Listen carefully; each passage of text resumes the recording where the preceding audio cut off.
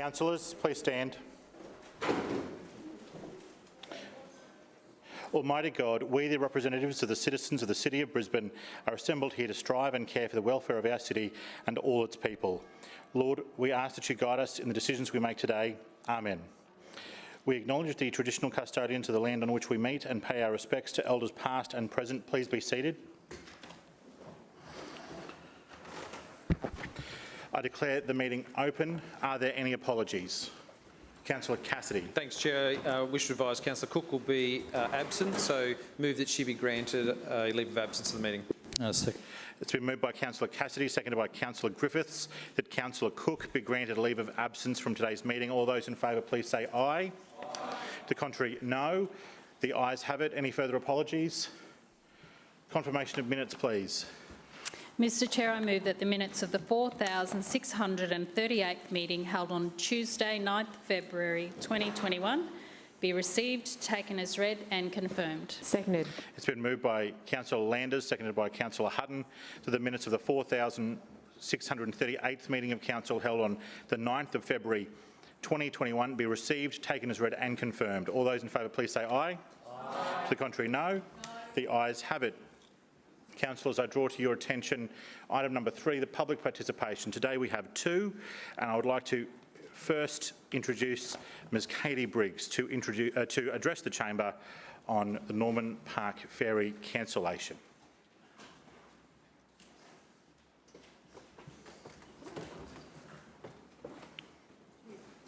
Welcome, Ms Briggs. You may stand or stand or sit, whichever you prefer. And you have 5 minutes, which begins when you begin. Thank you very much. Mr Chair, Lord Mayor and councillors. My name is Katie Briggs and I'm a member of the Friends of the Norman Park Ferry Group. Thank you for the opportunity to speak to you today. Norman Park residents have been provided with the following reasons for the abrupt closure of the Norman Park Ferry. First, safety concerns concerning the monohull wooden ferries. Second, inaccessibility of the terminal by kitty cats. Third, wheelchair inaccessibility of the current terminal. 4, low patronage. As the Council has not shared some critical data which informed the decision to cancel the ferry service, we have written to both the Lord Mayor and to Councillor Murphy requesting the following: a copy of the feasibility report, including all findings, and a copy of the BCC impact report to be made available for public scrutiny on the BCC website, with a period for scrutiny and community response as per our right. As yet, we have not received anything from that request. The Translink alternative to the Norman Park Ferry offered by Council adds 40 minutes to the new farm trip. According to the Council's own transport plan, the factors that influence whether to take a car or use public transport are: how fast is my door-to-door trip, how accessible is transport, how long a wait, how far to walk. Additionally, the plan notes that 40% of all public transport trips are for social, recreation, shopping and personal use. Bearing in mind these facts, it's likely that some of those 45,000 plus trips will now be made by car. This outcome will not meet Council's own goal to decrease car traffic, congestion and pollution, a particular problem, as you all know, for Wynnum Road. In the absence of prior community consultation, we request the answers to the following 11 questions to provide transparency to the whole process of cutting a valued public transport link. 1. What steps over the past years have been taken to upgrade the Norman Park Ferry Terminal as well as meet critical disability requirements? We pay rates each year in the reasonable expectation that what services we do have will be maintained. 2. What were the specifications that formed the basis of the quote for the $7 million upgrade to the Norman Park Terminal? The cost seems prohibitive, especially as the extensive new farm terminal upgrade was a fraction of this cost in 2019. 3. Was a less expensive structure considered to allow access by kitty cats?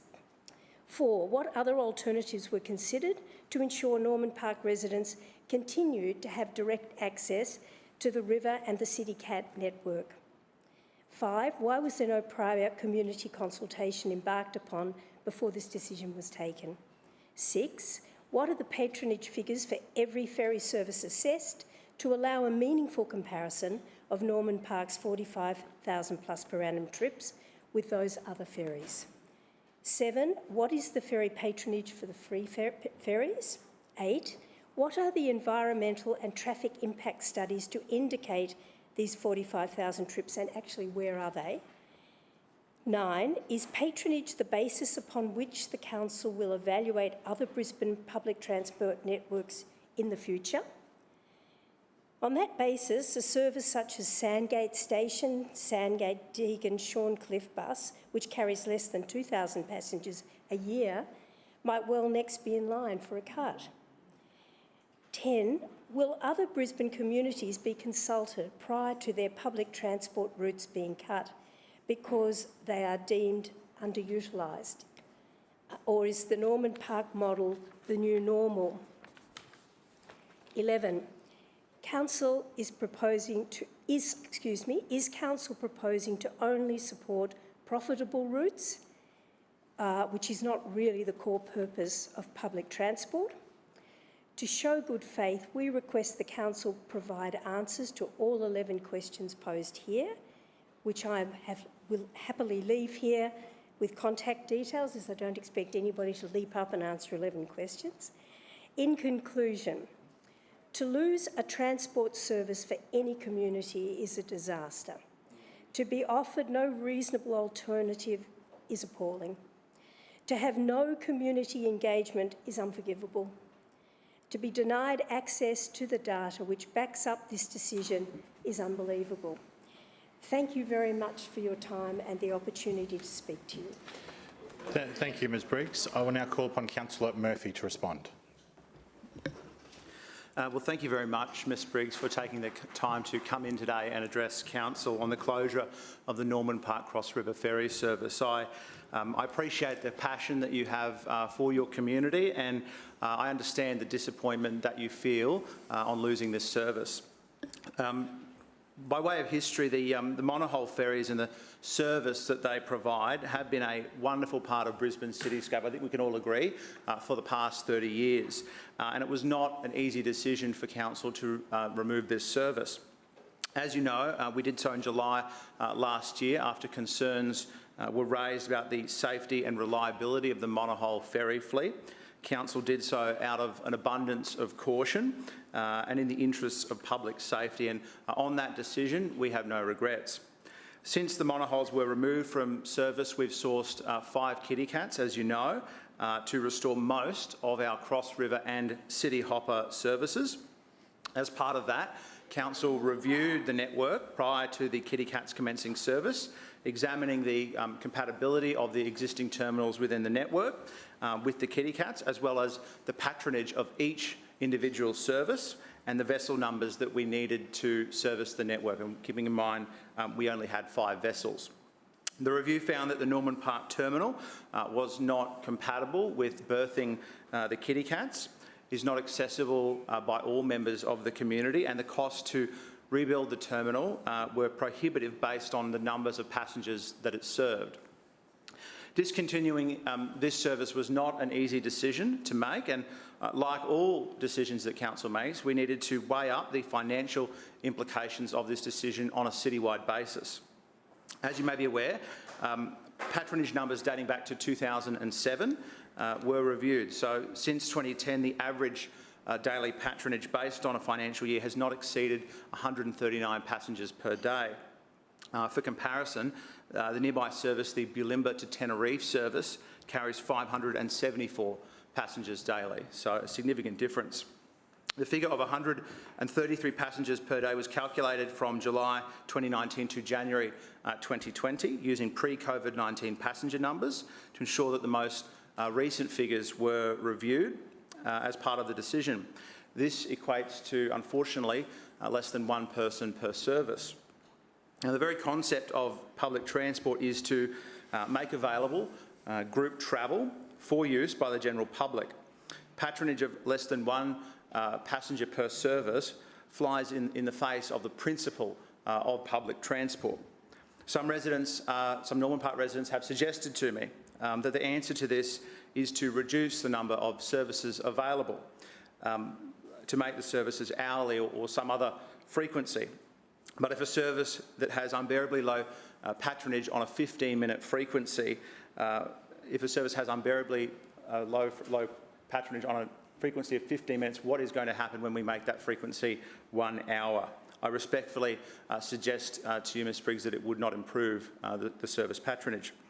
Nor would it lower council's costs, which are relatively fixed at running a vessel back and forth between New Farm Park and Norman Park, or the onshore and marine infrastructure which you mentioned, which is fixed at a high cost of approximately $7 million. Now, it's important to note that Norman Park as a suburb is well serviced by public transport.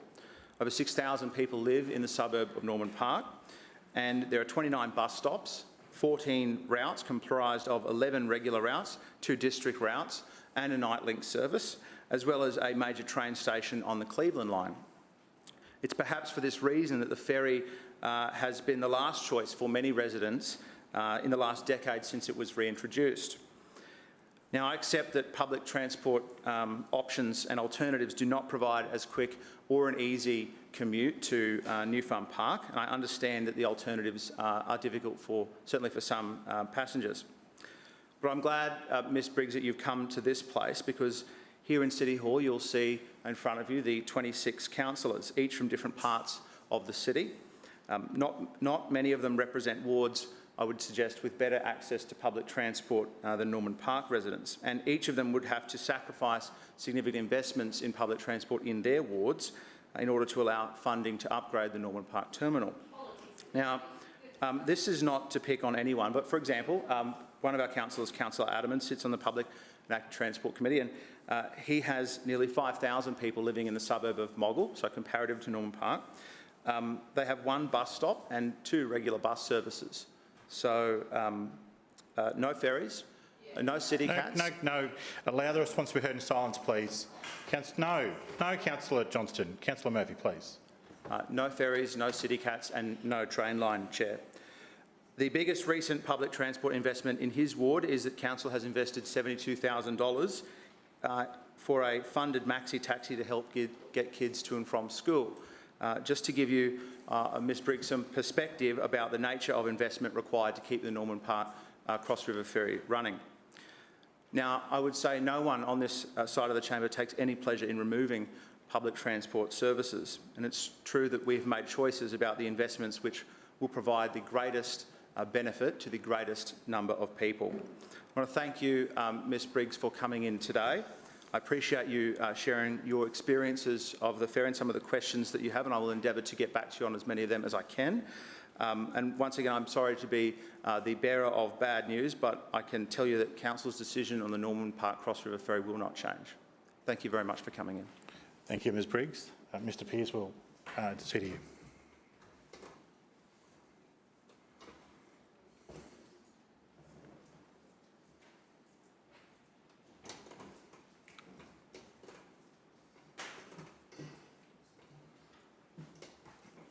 Councillors, as I said a moment ago, there were 2 public participants today. The second is Mr Mark Stanton, who will be addressing us about the closure of the Norman Park ferry service.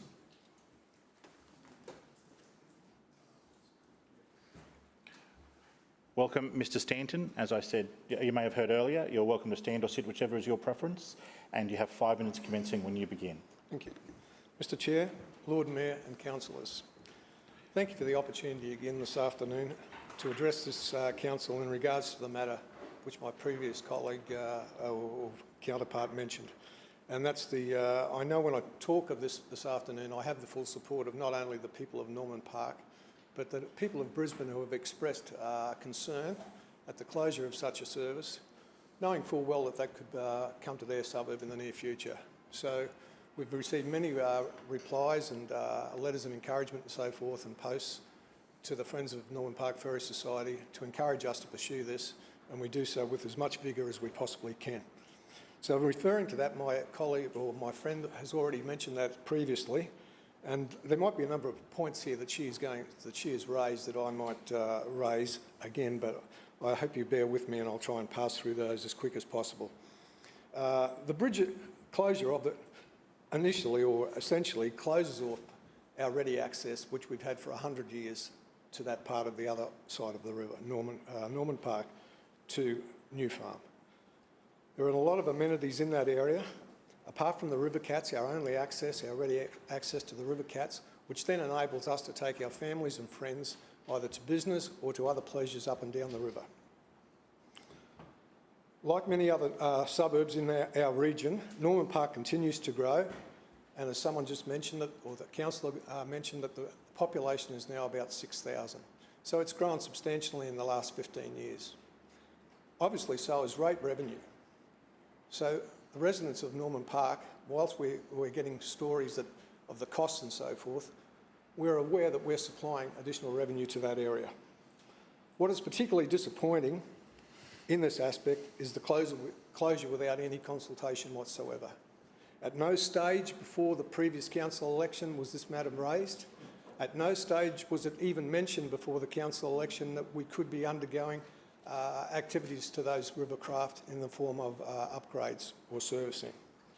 So it is particularly annoying then that no consultation process happened with the residents.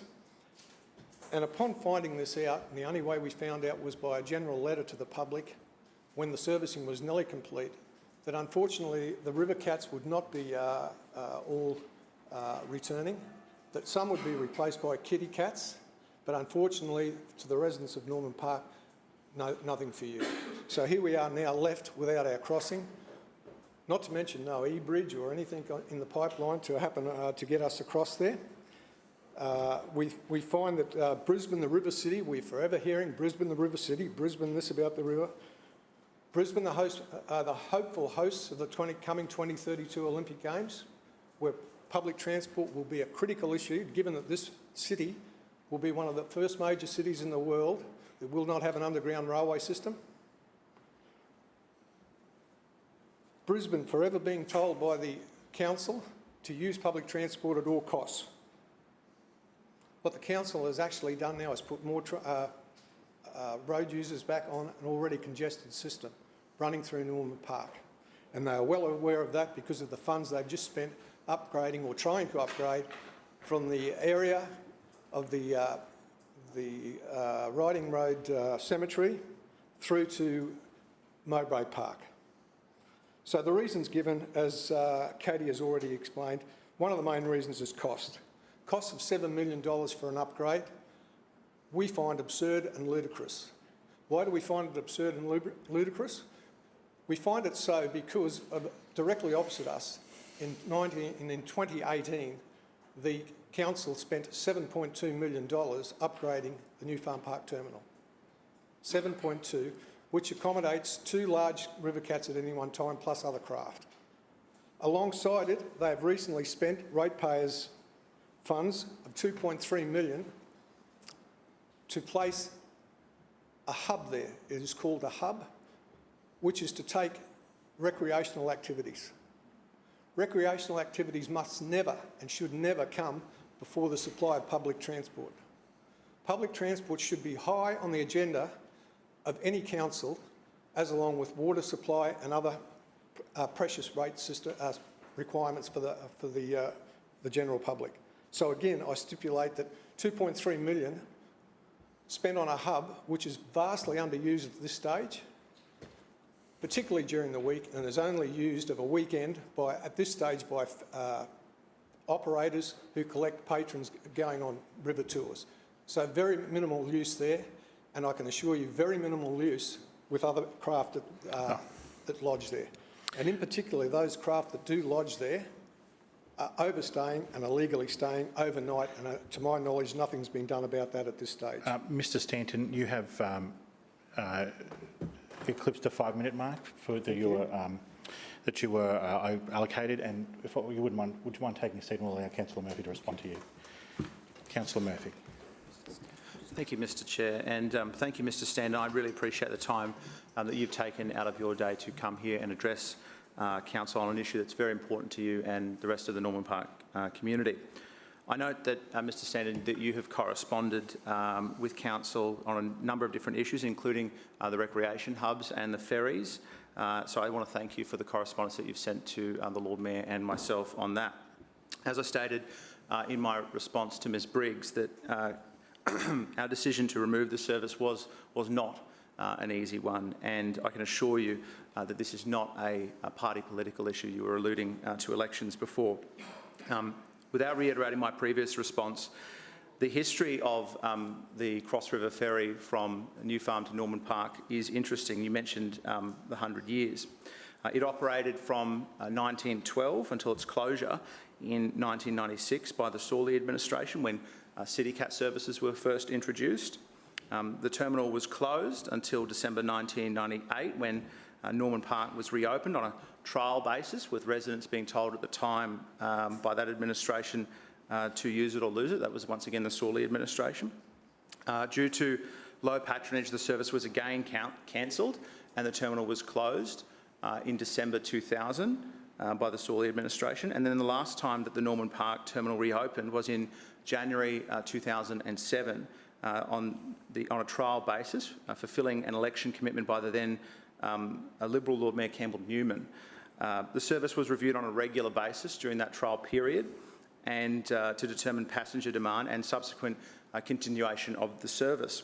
For more than a decade since that time, patronage has remained consistently low. And as I mentioned previously, the Norman Park to New Farm Park is the lowest, or was the lowest, patronised ferry of all Council's Cross River Ferry services.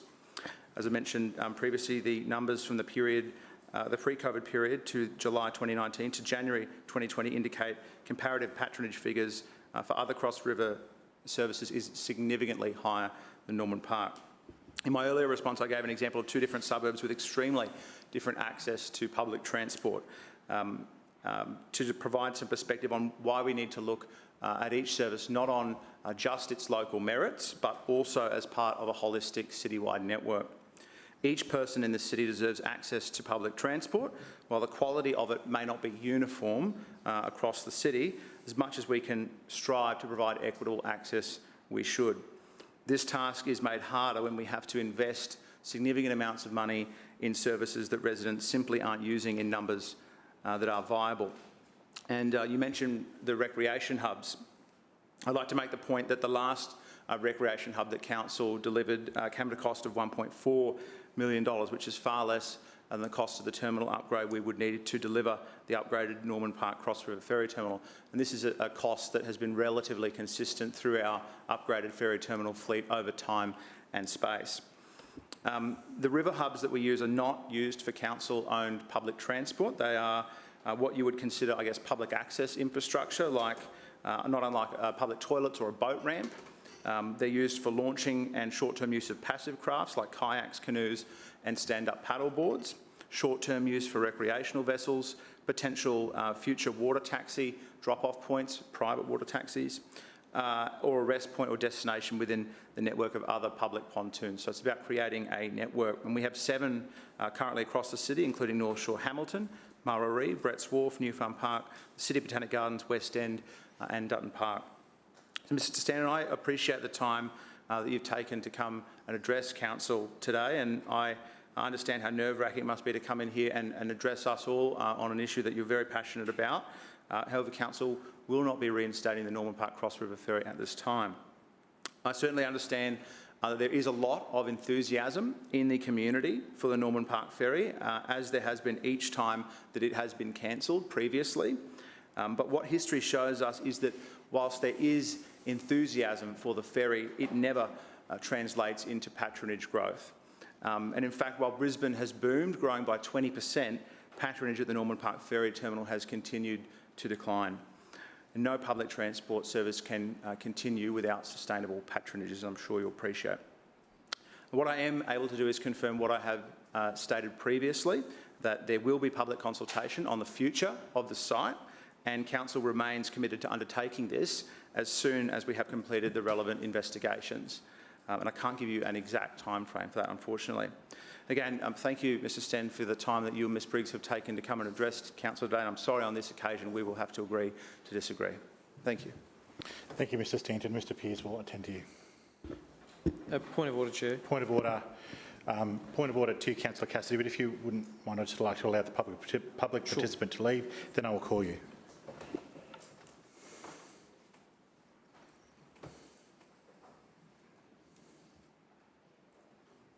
Councillor Cassidy, your point of order. Thank you, Chair. I move the suspension of standing orders to allow me to move the following urgency motion that Brisbane City Council immediately reinstates all public transport services it has permanently cut or paused in the last 12 months. Seconded.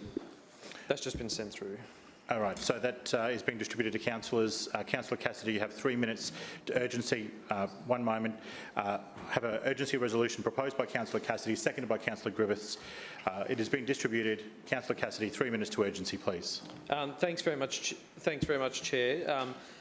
This is particularly urgent now because we have just heard from the Chair of the Public and Active Transport Committee, and we assume that is also the Lord Mayor's decision that these cuts to public transport are permanent at their decision, at a civic cabinet level decision. Now, this isn't a decision that this council chamber has made, so we know that the Lord Mayor and Councillor Murphy are ignoring residents, but this council need not ignore residents.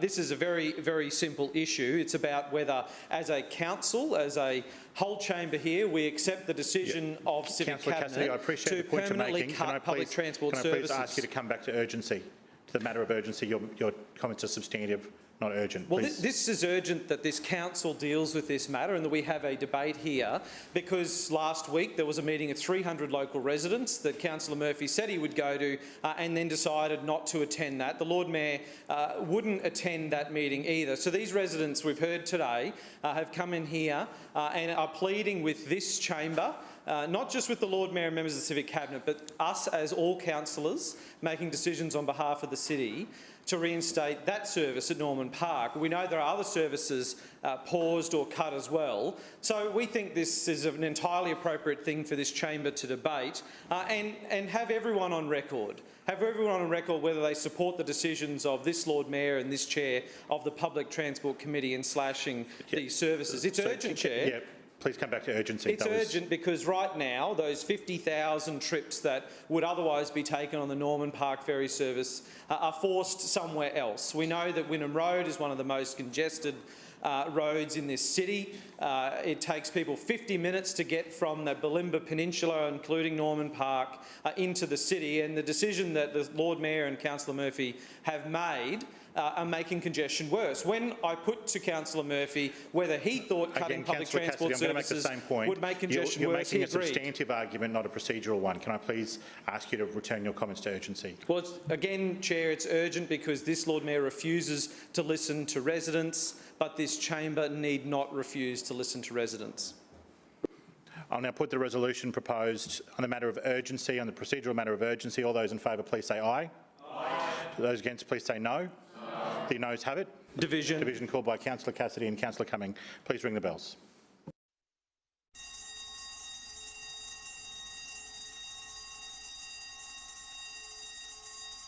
All councillors are present. I'll remind councillors that we are still using some COVID-safe procedural mechanisms, so please vote by show of hand from your seat.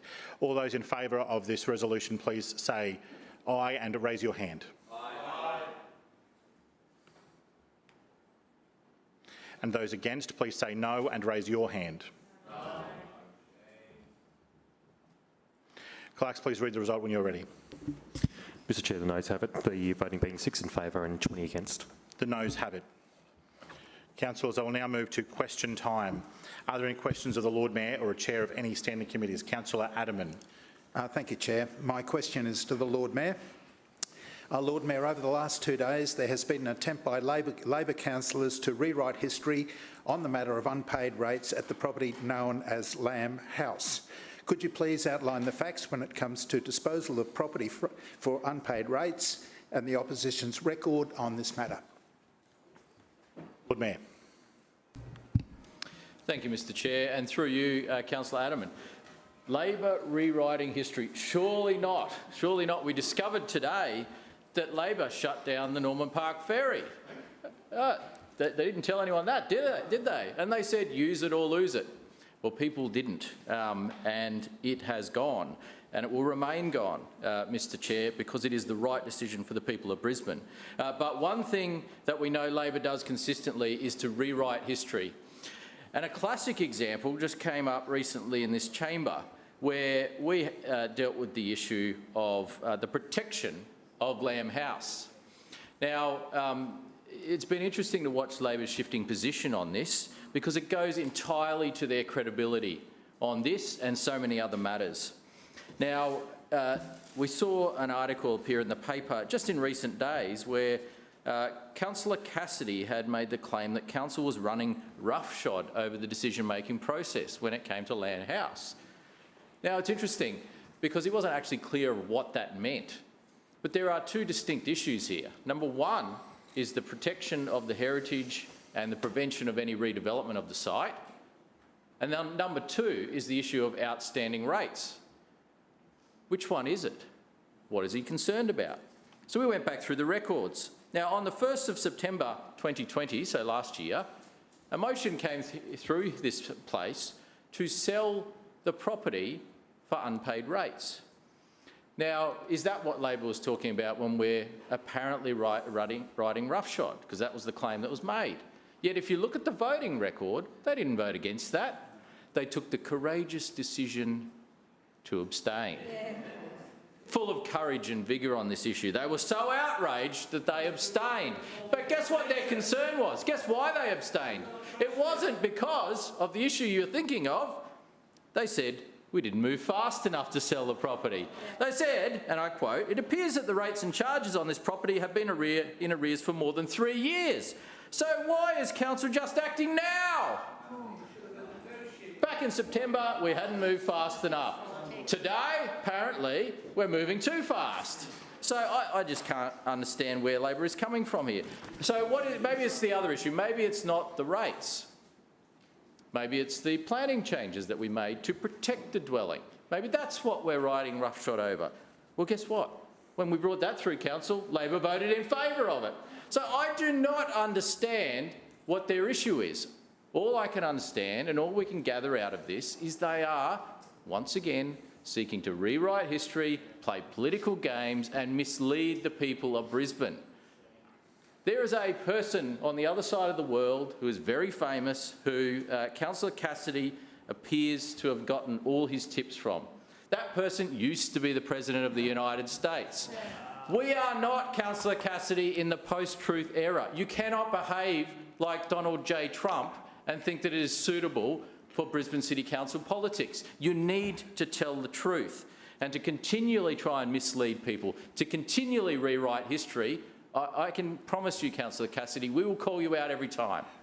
We are happy to be judged on the decisions we make and our record. Lord Mayor, in future, could you please direct all comments 2 and 3 Thank you, Mr Chair. We are happy to be judged on our record. We would expect none the less. But we will not be judged on the rubbish that Labor continues to peddle. Now, here's another example of rewriting history. Labor would like people to believe that they are the champions of the annual curbside collection. That's right. Well, guess what? There was no annual curbside collection under Labor. This is an LNP initiative, and it has been paused momentarily, but we will bring it back. The LNP will bring it back. Guess what? Under Labor, there was no annual curbside collection. That's their policy on curbside collection. That's their record on curbside collection. Councillors, please, Lord Mayor, please return to the topic. And so we will continue to fight fire with fire. When Labor comes out with lies, we will challenge them on it. We will call them out. Because in the end, the people of Brisbane deserve the facts and not lies. They deserve the facts and not rewriting history, not mistruths.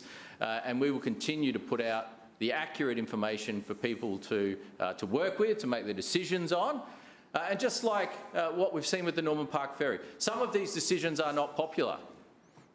I get that. Some of these decisions that we make, people will be angry at, they will be upset at. That is the nature of leadership. It's often said if you want everyone to be happy with you, go and sell ice cream. But even then, some people will complain about the Lord cost. Mayor, your time has expired. Your time has expired. Further questions? Councillor Cassidy. Thanks very much, Chair. I think the Lord Mayor might need to replace his pacifier sometime soon. And my question is to him. Last Tuesday, I asked the Lord Mayor if he would be attending a community meeting at Norman Park to listen to local residents about the impacts his decision to cut their ferry service is having on their community. And as predicted, he dodged and weaved the question. In the end, he refused to attend the meeting on Wednesday night, and his Public and Active Transport Chair, Councillor Murphy, also chose to avoid those residents at all costs. Can the Lord Mayor, Chair, please explain why he didn't have the backbone to meet with people who pay his wage, and explain why he thinks cutting their public transport service is acceptable? The Lord Mayor. Well, it's an interesting question, Mr Chair, because as far as I can recall, we've just spent a lot of time discussing this matter in the chamber. Our position is very clear. The reasons for it are very clear. Nothing has changed. There is no new information whatsoever. Well, now, we understand, as I said... Councillors, please allow the Lord Mayor's answer to be heard in silence. The Lord Mayor. We understand, as I said, that there are some people upset with this decision. At any given time, there are always people upset with any leader in any office from any party. That is the nature of making the decisions that need to be made. But this is the right decision for the City of Brisbane. This is the right decision. Now, there are a number of questions raised by the public speakers. I can recall very clearly that pretty much all of those questions have already been answered and are on the public record. Now, whether Labor councillors choose to share that information with them is a matter for themselves. But we have always answered the questions that have been asked to us. Please, Lord Mayor, Councillor Cassidy, you've asked the question. Please allow the Lord Mayor an opportunity to answer that question. The Lord Mayor. One of the interesting things that keeps coming up is this question, for example, of the $7 million to upgrade the Norman Park Ferry Terminal. And look, it is a good question because $7 million is a lot of money. Well, I can tell you that is the bottom end of the ferry terminal upgrade program in terms of cost. And in fact, we've got terminals now that can cost up to $13 million to deliver, depending on their site-specific conditions, depending on the velocity of water at a particular time, depending on the constraints of the site. And so $7 million would be the absolute cheapest to provide a disability-compliant terminal according to the standards that Council expects and the standards that are required under federal disability legislation. And so, yes, it is an extraordinary amount of money, and that is exactly why we are going to make sure that that money is invested in the areas where there are growing patronages, not in areas where there's been multiple trials and no growth in patronage. And so these are, unfortunately, the decisions that we must make in a big, growing city. And we've already heard that the suburb of Morningside, like many parts of Brisbane, has grown significantly, yet the patronage on this ferry has not grown. And I can say that providing a $7 million terminal, I have no doubt, will not suddenly and magically grow the patronage. The reality is there is limited demand for this cross-river service. There are some local destinations on the other side of the river that people want to go to, such as New Farm Park, but it is not a major generator of trips, and we've seen that. That's not my opinion, that's what the figures show. And so we need to continue investing in our ferry network in the areas where there's more required. Now, another thing, Councillor Cassidy, through you, Mr Chair, your urgency motion, I believe, was entirely incompetent because you asked us to reinstate all of the services that had been stopped. Well, at the moment, we're down from 9 cross-river vessels down to 6. So I don't know how we could possibly reinstate these services. We've got Councillors, 6 vessels. Councillors, please allow the answer to be heard in silence. All councillors. No. There's interjections from all sides. Please allow the Lord Mayor's answer to be heard. The Lord Mayor. He doesn't like being called out, Mr Chair. He squawks very loudly. The reality is we have 6 vessels, which we secured through a great arrangement on the new contractor Cyclocross behalf. So they own the vessels. We do not own the vessels. To you, Councillor Cassidy. This answer's been going for a long time, but the question was, why didn't the Lord Mayor attend the meeting at Norman Park last week? He's going all around the world, No, calling me all I the understand names that. There was under the sun, but that was a very thank simple you. question. I understand the point of order you're making. That was a component of your question, but there were many components of your question, and I also believe the Lord Mayor has. I believe the Lord Mayor has answered the point that you are asking for, Lord Mayor. Thank you, Mr Chair. And as has been said repeatedly, the decision and the facts around the decision, the reasoning behind the decision, people may not agree with it, but those facts have not changed. No, there is no new information here, and I can tell you, Councillor Cassidy, we knew that there would be some people upset about this decision. That is not new either. We understood that because we know that sometimes decisions that are tough need to be made, and there will be some people upset with us. But as I said, that is the nature Lord of Mayor, your leadership. time has expired. Are there any further questions? Councillor Landers. My question is to the Chair of the Community, Arts and Nighttime Economy Committee, Councillor Howard. Councillor Howard, Council is committed to maintaining outstanding community facilities, and our next plan will see the Karendale Library expanded for residents in the eastern suburbs. Can you outline for the Chamber what this upgrade entails? Councillor Howard. Well, thank you, Mr Chair, and through you, thank you to Councillor Landers for the question. Karendale Library has served the community well for more than 21 years, with the first Karendale Library opening on the 13th of April 1999. The original library was at ground level in the same Westfield shopping centre. Westfield demolished the Karendale Road side of the shopping centre for a major extension of the centre in 2010. The library was moved to a temporary location at the Karendale Homemaker Centre for 18 months during construction and then moved into its current location in 2012.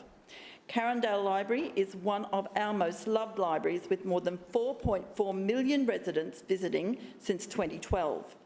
This vibrant library is well known for its children's literacy programs and attracts large audiences for high-profile author talks and sustainability events. There are more than 51,000 items in the diverse library collection, including collections in Chinese, Greek and Afrikaans language. As the smallest of the regional libraries, the upgrade realises an opportunity to deliver improved amenity and provide more spaces for people to meet, learn, create and enjoy our wonderful library programs.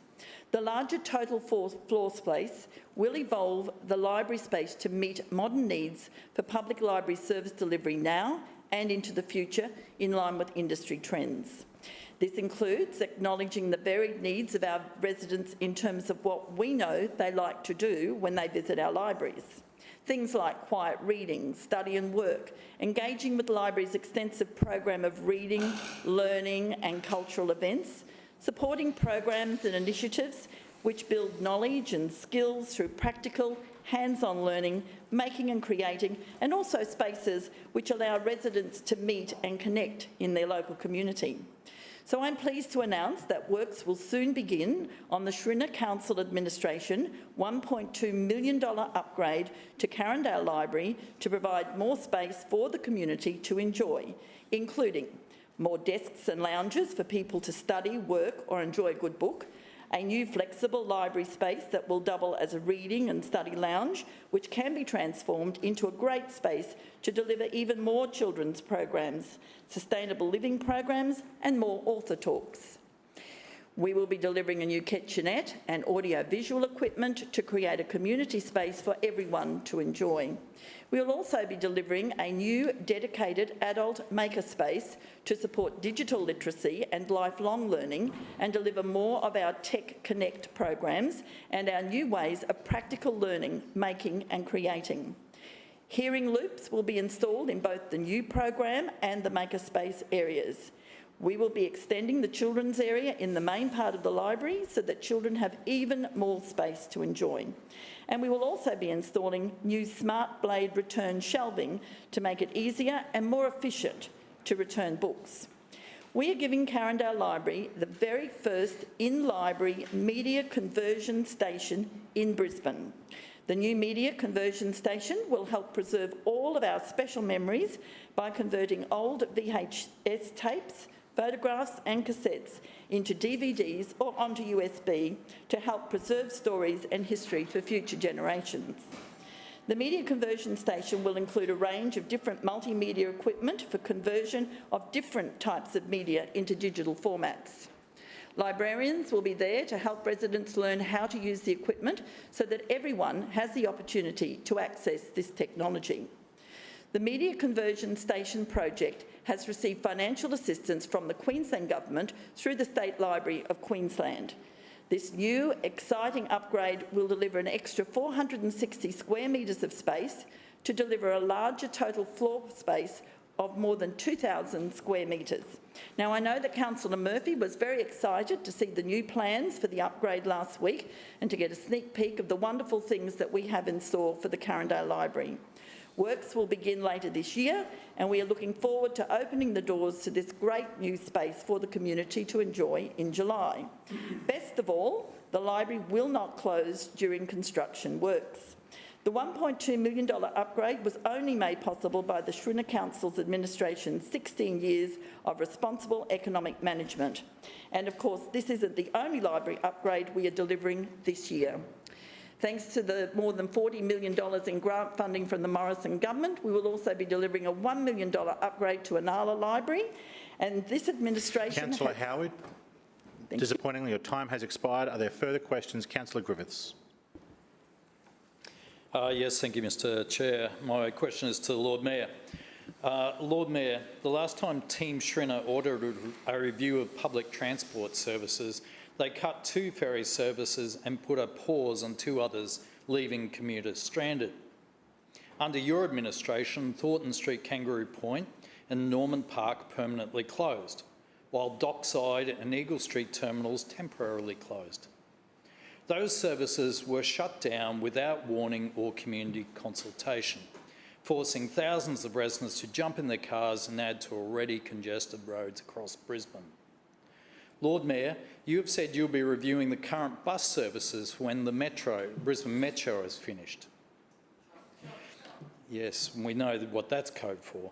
Lord Mayor, through the Chair, what other public transport services are the LNP planning to cut without telling residents? The Lord Mayor. That's an easy answer to that question. None. Because we invest in public transport. We spend more and more each year, and that's one thing that you can count on. That's one thing that you can see in the figures year after year after year. We invest more on public transport. We upgrade facilities, we upgrade fleet, we upgrade bus stops and bus stations, we upgrade ferries, we build new ferries, we bring on new services. And this is the thing, once again, Labor seeks to rewrite history, because when Labor was in office, we had 8 city cats. 8, just 8 city cats. How many do we have now, Councillor Murphy? In fact, I'm losing count. There's so many of them. There's 23. All right. Okay, councillors, please. Councillor Griffiths, excuse me, no, sorry, not Councillor Griffiths, Councillor Cassidy, Councillor Cumming, please excuse me, Councillor Griffiths. Please allow the Lord Mayor's answer to be heard. And right now at Murarrie, there's 2 more under construction of the double-decker City Cats, which are fantastic vessels and which Labor wants to bag out. Why? They're local jobs. It's a local company building them. They are fantastic. The community loves them. The new City Cats. Labor are so out of touch here because the reality is all they rely on is hoping that people won't remember what they did when they're in office. They whinge and whine and carry on. They throw out blatant mistruths. And it was interesting because one of the speakers before used an example about a service that might be cut in the future from the Deagon ward. I wonder where that came from. A conspiracy theory about services that might be cut in the Deagon ward. We have no intention of doing anything. All right, councillors, there's a lot of chatter around the whole room. Please allow the Lord Mayor to answer the question. Thank you, Mr Chair. We have no intention of doing anything but investing more in public transport, in delivering better services and an upgraded fleet and upgraded facilities, because we want to see more people on public transport. And the reality is any serious transport planner anywhere in the world would know that if a service is not being used, is not growing as the population grows, then you need to reassess where that funding can be reinvested to generate more return, and when I say return, I'm not talking about profit, because public transport does not make a profit. There are only 2 or 3 cities in the world where that can happen, and the profits are largely based on property development. In fact, places like Hong Kong, where the money comes from property development above stations, not from actually people paying for fares. So we don't have an expectation that public transport services will generate a profit, but we have an expectation that they'll be used, and that's a reasonable expectation.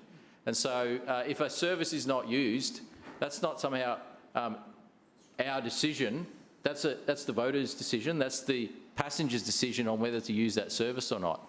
And so we have a responsibility to make sure that the public funds that go into public transport are directed towards where the highest priorities are, where there's growing demand, where there's overcrowding on services that we can add additional services to.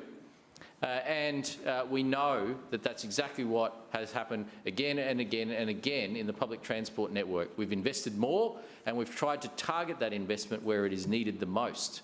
And we've seen, until COVID as well, which has obviously impacted on public transport patronage, we've seen good growth across the network in recent times, and we know that that growth will only continue in the future. And as I said recently in this place, even if you don't use public transport, there is a good reason for all Brisbane residents to be supportive of investment in public transport, because we all benefit from it. Whether you're a motorist, whether you're a public transport user, you benefit from public transport use, and that's why we continue to invest more and more each year. We are proud of our record on public transport. We are proud of the new vessels that are in place. We are proud of our investment in the bus fleet and in the Brisbane Metro project and a whole range of other public transport improvements, and we will continue to invest more and more. Now, Labor would suggest that this is somehow a cost-saving exercise. That's the narrative that they're trying to feed in here. We're not saving any money. We're reinvesting into areas where it is needed, and that's what we'll continue to do. Lord Mayor, your time has expired. Further questions? Councillor Huang. Thank you, Mr. Chair. My question is to the Chair of the Finance, Administration and Small Business Committee, Councillor Allen. Councillor Allen, last week we heard Councillor Cumming prompt the Chamber about the City of Brisbane Investment Corporation's annual report, a great report to say the least. Can you please give an update on CBIC's 2020 annual report? Councillor Allen. Thank you, Mr. Chair, and thank you, Councillor Huang, for your question. I was pleased to hear from you that Councillor Cumming's keenness to raise CBIC's 2020 annual report during his general business contribution last week. Certainly, as you're suggesting, it was a very informative document, very fulsome, and it provided a lot of information about CBIC's performance. Councillor Huang, I know that you in particular are very keen to support the financial future of this city in your capacity as the Deputy Allen, Chair. could I ask you to direct your comments to and through me, please? Certainly, Chair. And certainly Councillor Huang's commitment to the financial administration of this city and has a keen interest in CBIC. So CBIC is Brisbane's urban wealth fund and is charged with delivering value for Brisbane City Council and the residents of Brisbane, a duty it continues to fulfil. Since 2008, CBIC has delivered $151 million in dividends to Council. Annualised, this return is approximately 11.4% for the 12 years to June 2020. In a currently volatile marketplace, not witnessed in many of our lifetimes, CBIC's ability to continue a stable return is highly favourable. Through the delivery of superior, risk-adjusted long-term returns, CBIC maintains a commitment to responsible investment principles. From little things, big things grow. This adage can be attributed to CBIC's funds under management pool of some $308 million, all from a seed funding of $135 million. In fact, the 1920 financial year was CBIC's most profitable since the fund's inception in 2008, with a 12% return, some 4.5% above target. CBIC's dividend assists council to continue our investment in the city's parks, sporting fields and public recreation spaces. The state government has QIC, or the Queensland Investment Corporation, and we have CBIC.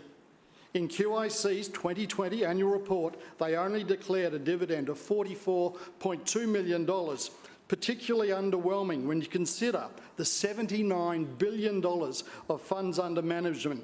They have many, many times more than CBIC.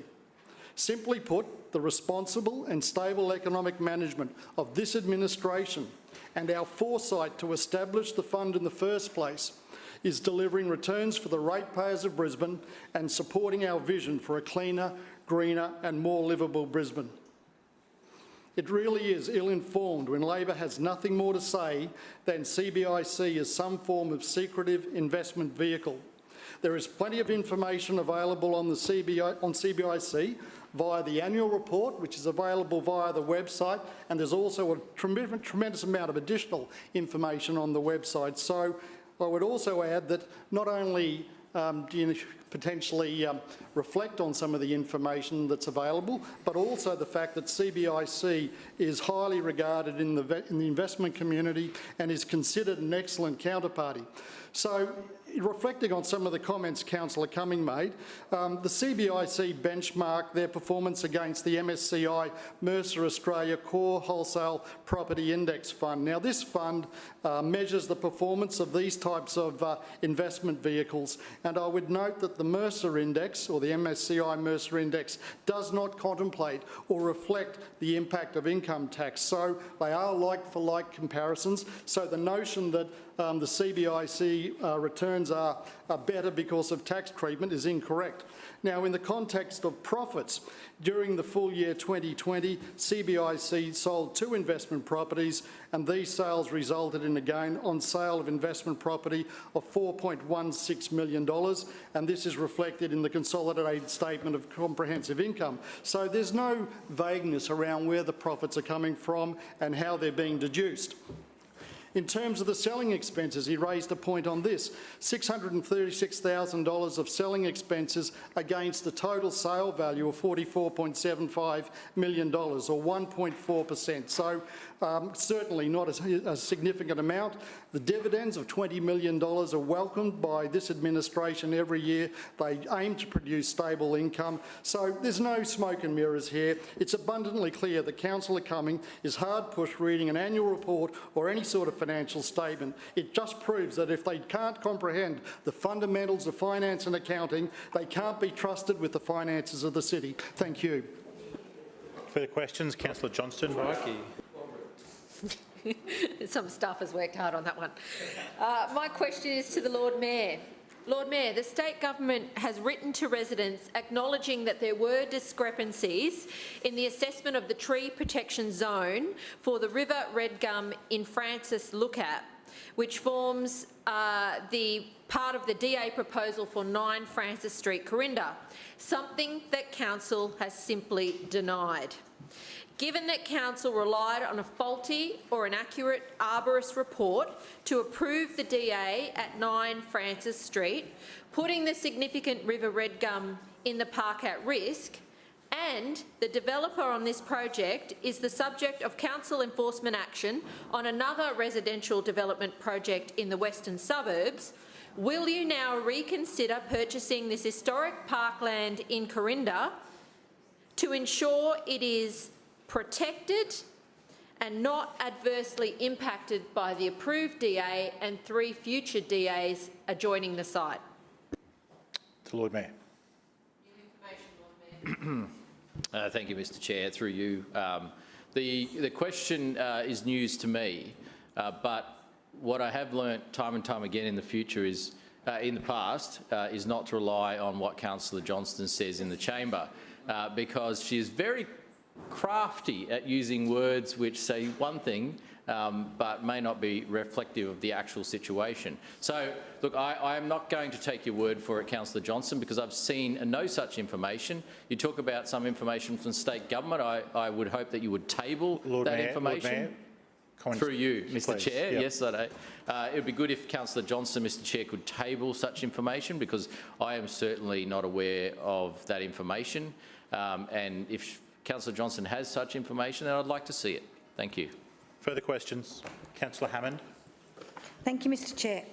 My question is to the Chair of City Planning and Economic Development Committee, Councillor Adams. Deputy Mayor, it was recently announced that Brisbane City Council, a recipient of the 2021 Readiness Challenge from the Smart Cities Council. Can you outline what this award means to Brisbane? Councillor Adams. Thank you, Mr. Chair, and thank you, Councillor Hammond, for the question, because we are very, very excited to add another notch to the awards belt for the Schrinner Council administration.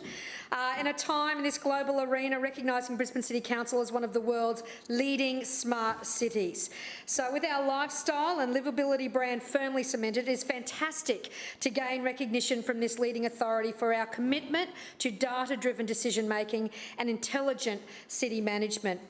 I've updated the chamber here numerous times over the past year on the work that we've been doing to monitor and report on the impacts of the coronavirus and track our economic recovery.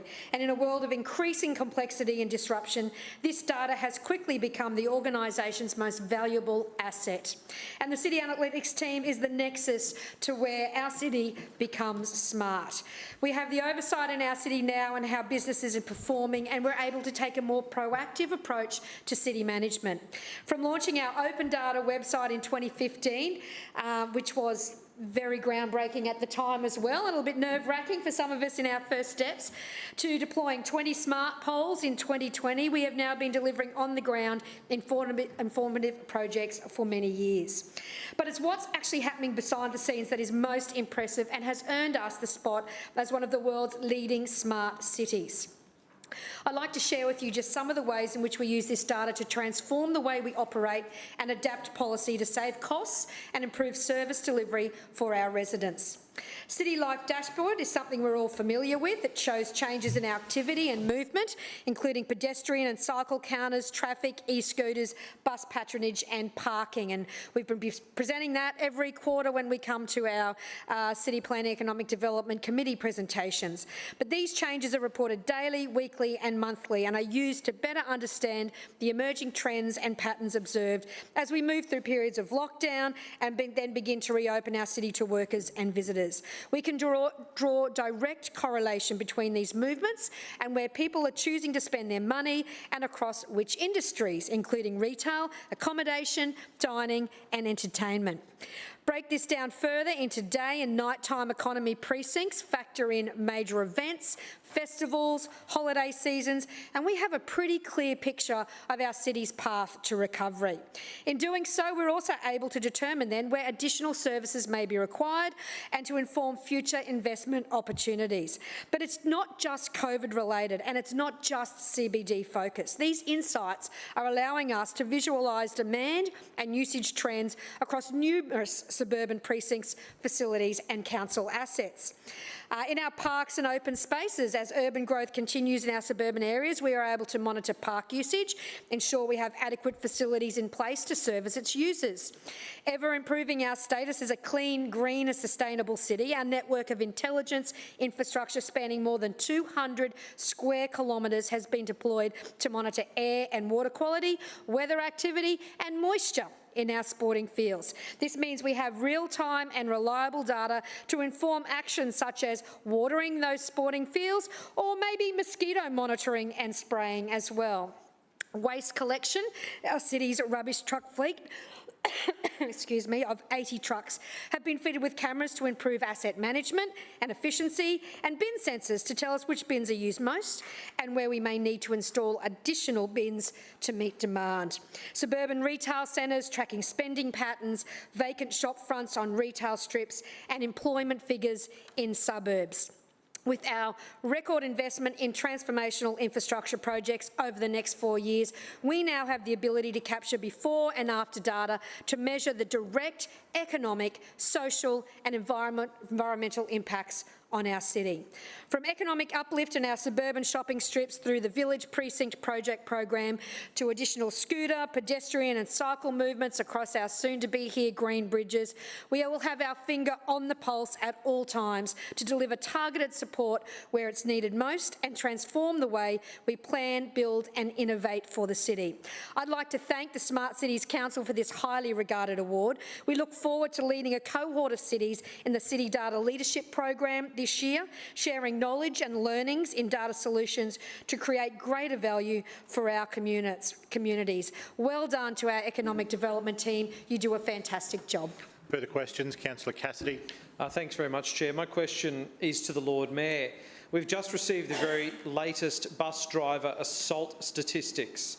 And despite the Labor team and Council raising concerns around driver safety repeatedly over previous years, the number of assaults have climbed dramatically. Despite patronage being down by around 30% in December, bus drivers were either verbally or physically abused 81 times during that month. That is a doubling of assaults from the previous month. These are council workers, and this LNP administration has a responsibility to make sure it does everything within its power to protect them and make sure they have a safe working environment. But all this Lord Mayor has done is point fingers at the state government and parade around the idea of drivers getting a COVID vaccine first. A COVID vaccine, Chair, won't stop drivers from being punched, kicked and spat at. So why does this Lord Mayor not care about the safety of Brisbane's bus drivers? Lord Mayor.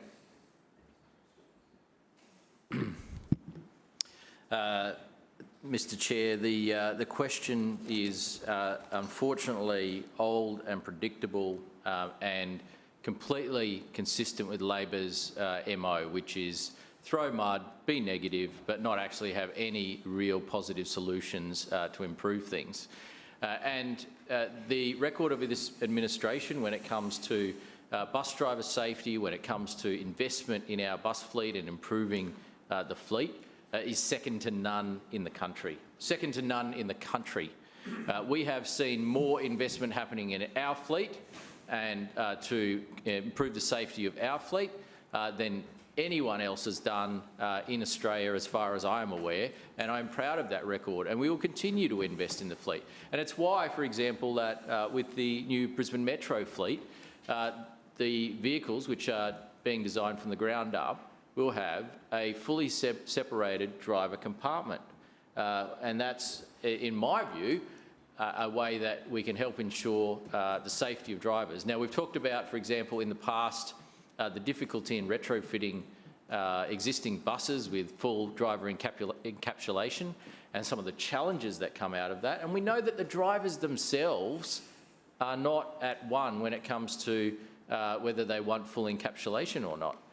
So what we have done is we have trialled a number of different driver protection initiatives, whether these are different types of barriers. We've based our decision on the feedback of drivers, and we have rolled out those barriers across the fleet.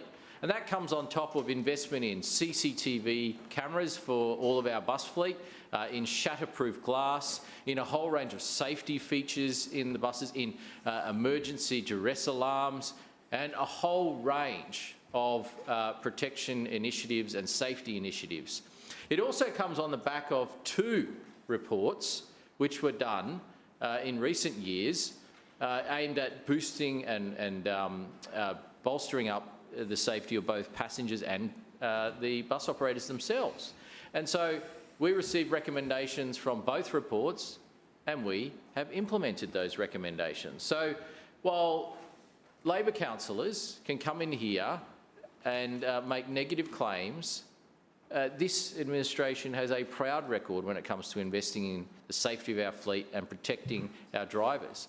Now, I can tell you that one of the challenging things that we have had during COVID is there's been, in the second part of last year in particular, but all the way from March through to the end of the year, a significant and concerning uptick in crime across the community. And I do believe, this is my assumption, or I guess my observation, is that, and we know one of the basic principles of public safety is called casual surveillance. And that is effectively that if there are a lot of people around, people who are, I guess, prone to do the wrong thing, will be less likely to do the wrong thing if there are lots of people around in a public place. And so public spaces and facilities are designed with that casual surveillance in mind. And what we had during COVID is a lot of people away from the city, a lot of people away from public transport, and we had an increase in crime. And that was a factor in the Queen Street Mall. That was a factor for businesses throughout the inner city. There was a whole range of crimes that were up during that period.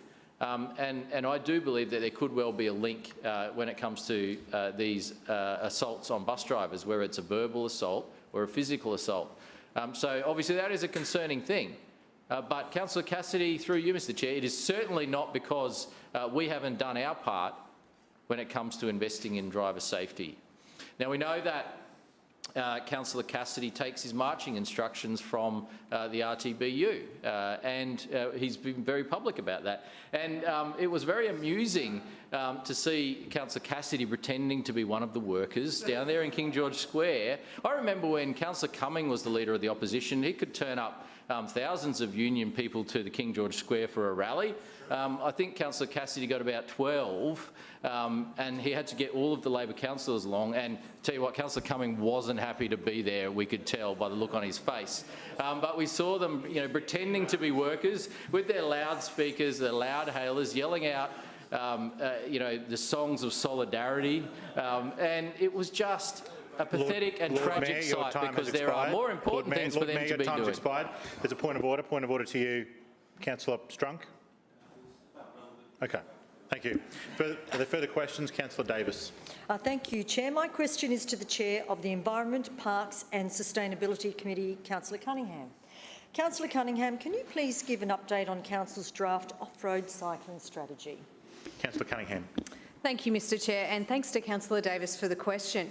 I'm so proud that Brisbane is Australia's most biodiverse capital city, with 38.9% natural habitat cover. Our climate and lifestyle means there's demand and enjoyment for use of our natural areas. Within Council's vast bushland reserves, we aim to meet the demands of a diverse range of outdoor activities, but at all times it must be done while managing and protecting the values of these natural areas. Particularly during COVID times, there's been a growing demand for off-road cycling, which includes mountain bike riding, gravel riding, cyclocross, riding on trails, pump tracks, skills tracks and dirt jumps. Bike sales are growing and more people are turning to two wheels, not just for transport but for recreation. Nearly 20 years ago, back in 2003, Mount Cootha Reserve became the first and only designated location for single-track mountain biking in Brisbane. Today, the tracks and trails at Mount Cootha are visited more than 700,000 times each year. A high level of use at peak times means that this facility is at capacity. Being at capacity, we know that it has led to illegal construction of unauthorised tracks, and strong demand for additional facilities remains. This is why Council has released the draft Brisbane off-road cycling strategy. The draft strategy aims to guide future long-term off-road cycling opportunities in a select number of reserves and parks. It aims to offer facilities for children, adults and families with a range of skills and abilities from beginners through to advanced. There needs to be a range of rides available, from leisurely to technically challenging. At the same time, we're trying to strike a balance where we can minimise the risk of degrading our most important habitat areas. Critical to this will be the compliance, monitoring and management of outdoor recreation in natural areas. While mountain bike single trails are addressed in the draft strategy, there are also other opportunities being considered.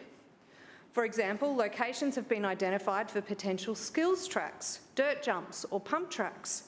These will be in non-vegetated areas in urban and natural settings and include facilities which cater for off-road cycling skill development for children and adults. Another form of off-road cycling is cyclocross. Cyclocross is a competitive form of off-road cycling held in non-vegetated and grassy areas. Mr Chair, more people are looking to their local parks and natural areas for recreation, and we want to bring cycling groups, environmental groups and the wider community together to find the right balance.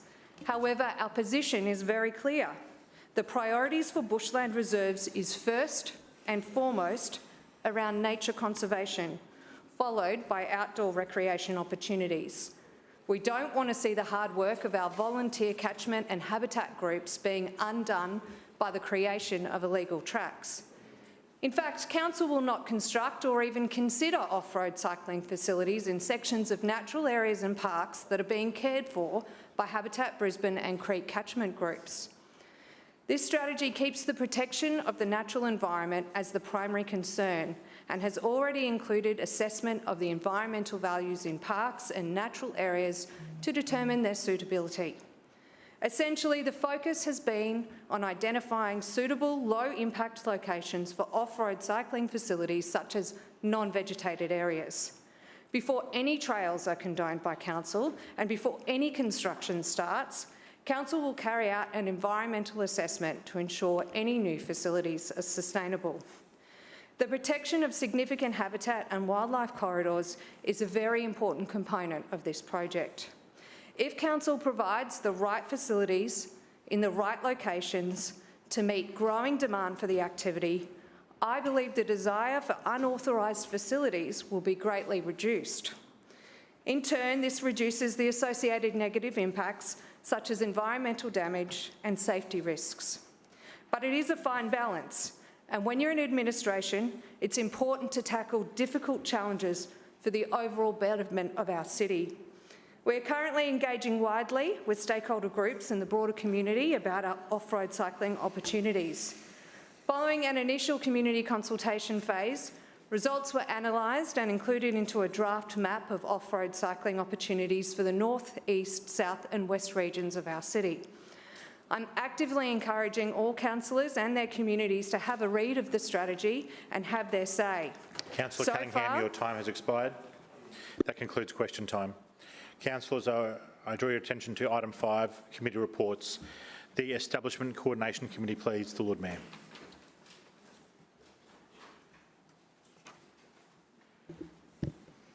Mr Chair, I move that the report of the Establishment and Coordination Committee meeting held on Monday, 8th of February 2021 be adopted. Seconded. It's been moved by the Lord Mayor, seconded by the Deputy Mayor, the report of the Establishment and Coordination Committee meeting dated Monday, the 8th of February 2021 be adopted. Is there any debate, the Lord Mayor? Yes, Mr Chair. The first thing I wanted to touch on today was to thank one of our very long-serving employees who is going into retirement. That person, Mr Chair, is Mark Rigby. Now, some of you would know Mark Rigby very well because he is the curator of the Sir Thomas Brisbane Planetarium out at Mount Cootha. And Mark has served the council for 36 years and 1 month, which is just an incredible thing.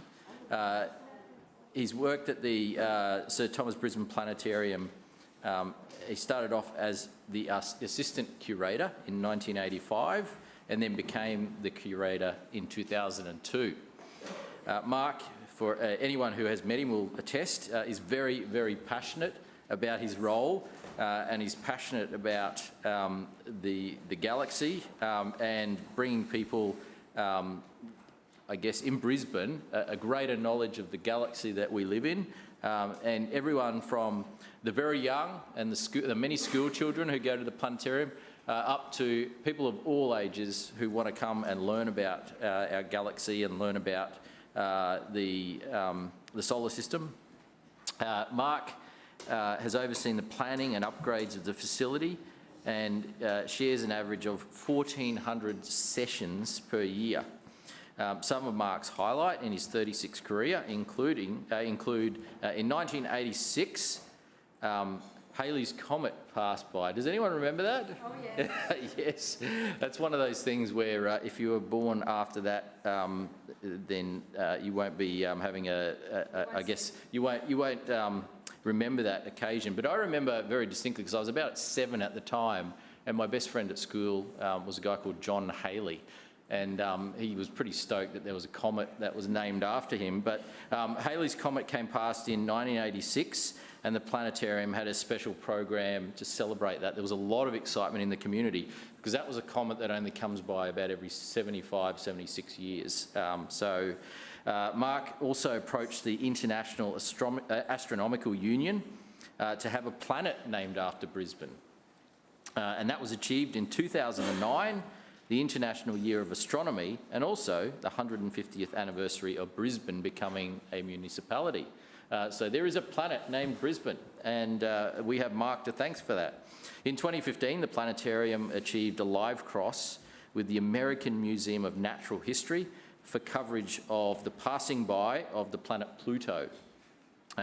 We recognise Mark has helped create the Sir Thomas Brisbane Planetarium into a unique destination of science, education and entertainment, and it is such a wonderful asset to our city.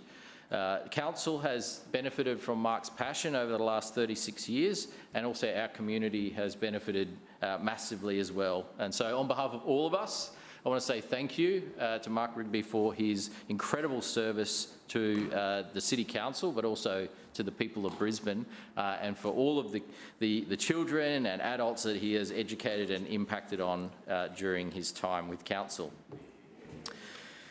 Also wanted to talk, as I usually do, about the lighting up of council assets for the coming week.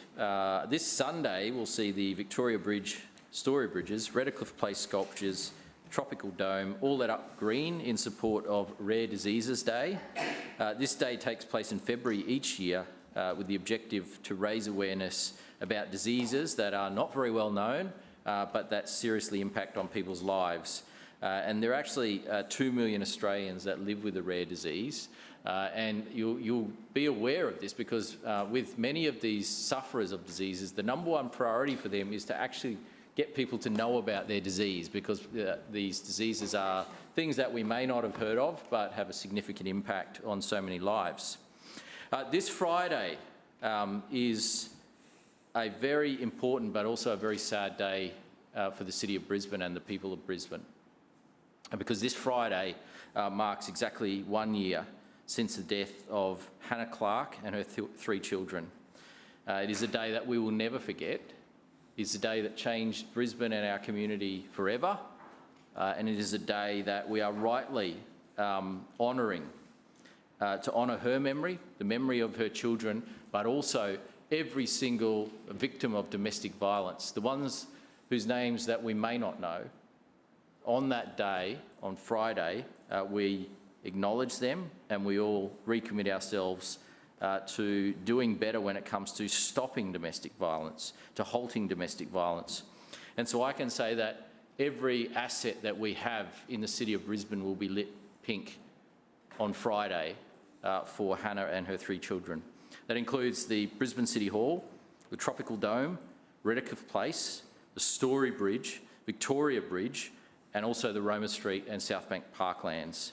And so when you see those colours, remember Hannah and her beautiful children, and remember that we must stop domestic violence, that we must recommit ourselves to the work of people like Small Steps for Hannah, the foundation that was set up and led by her parents, and so many other supporters in the community to achieve things that will change our city for the better. It's great to already see that there's being steps taken when it comes to legislation around coercive control, and that is a positive thing, and I know that is one of the main aims of Small Steps for Hannah, and I know that all councillors will continue to support Small Steps for Hannah and also the many domestic violence charities that are doing incredible work in our community.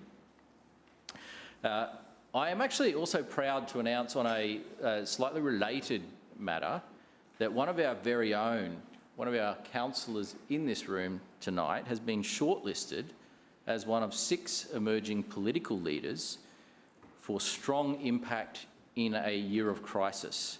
And this nomination has been made as part of the Mckinnon Prize for Political Leadership.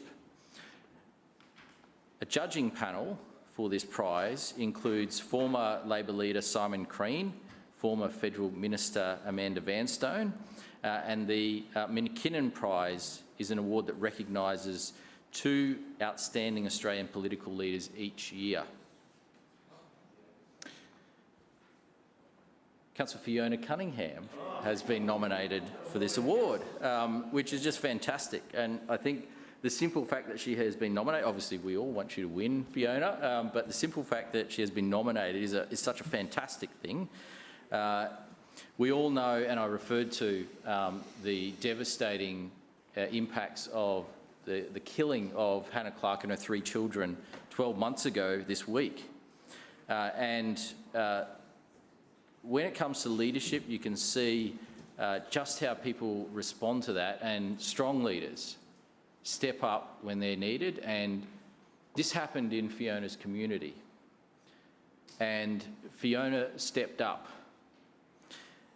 And so following these horrific events, Fiona provided ongoing support to Hannah's family and friends, as well as the wider community, to raise awareness and advocate for change to coercive control laws and prevent domestic violence. She also coordinated the community response and continues to work alongside the Clark family and voluntarily serves on the board of Small Steps for Hannah. On what would have been Hannah's 32nd birthday, Fiona drove the establishment of Hannah's Place at the Bill Hewitt Reserve in Camp Hill, which provides her local community a place to reflect, to gather courage and to have difficult conversations in order to support each other in family violence situations. And I can say personally as well, it was this time of year last year. Now we all know what was happening on a certain date in March last year, and this was shortly before that. But I can tell you, despite the fact that Fiona Cunningham was in one of the most hotly contested seats in the election, she dropped everything to support her community, and it was through many events, through much planning, through hours and hours of commitment to support both the Clarks and her community in a time of unprecedented challenge. As far as I'm concerned, you've won the award, but obviously others will make that decision, and I just want to commend Councillor Cunningham for being shortlisted for that important award. Item A before us is the Brisbane Metro Depot rejection of claim for compensation at 81 School Road, Rochdale. I can confirm that Stores Board yesterday selected a preferred tenderer for the construction of the Brisbane Metro Depot. Expired. Move for an extension. Seconded. An extension of time has been moved by the Deputy Mayor, seconded by Councillor Landers. All those in favour, please say aye. Aye. Those against, please say no. The ayes have it. Lord Mayor, 10 minutes.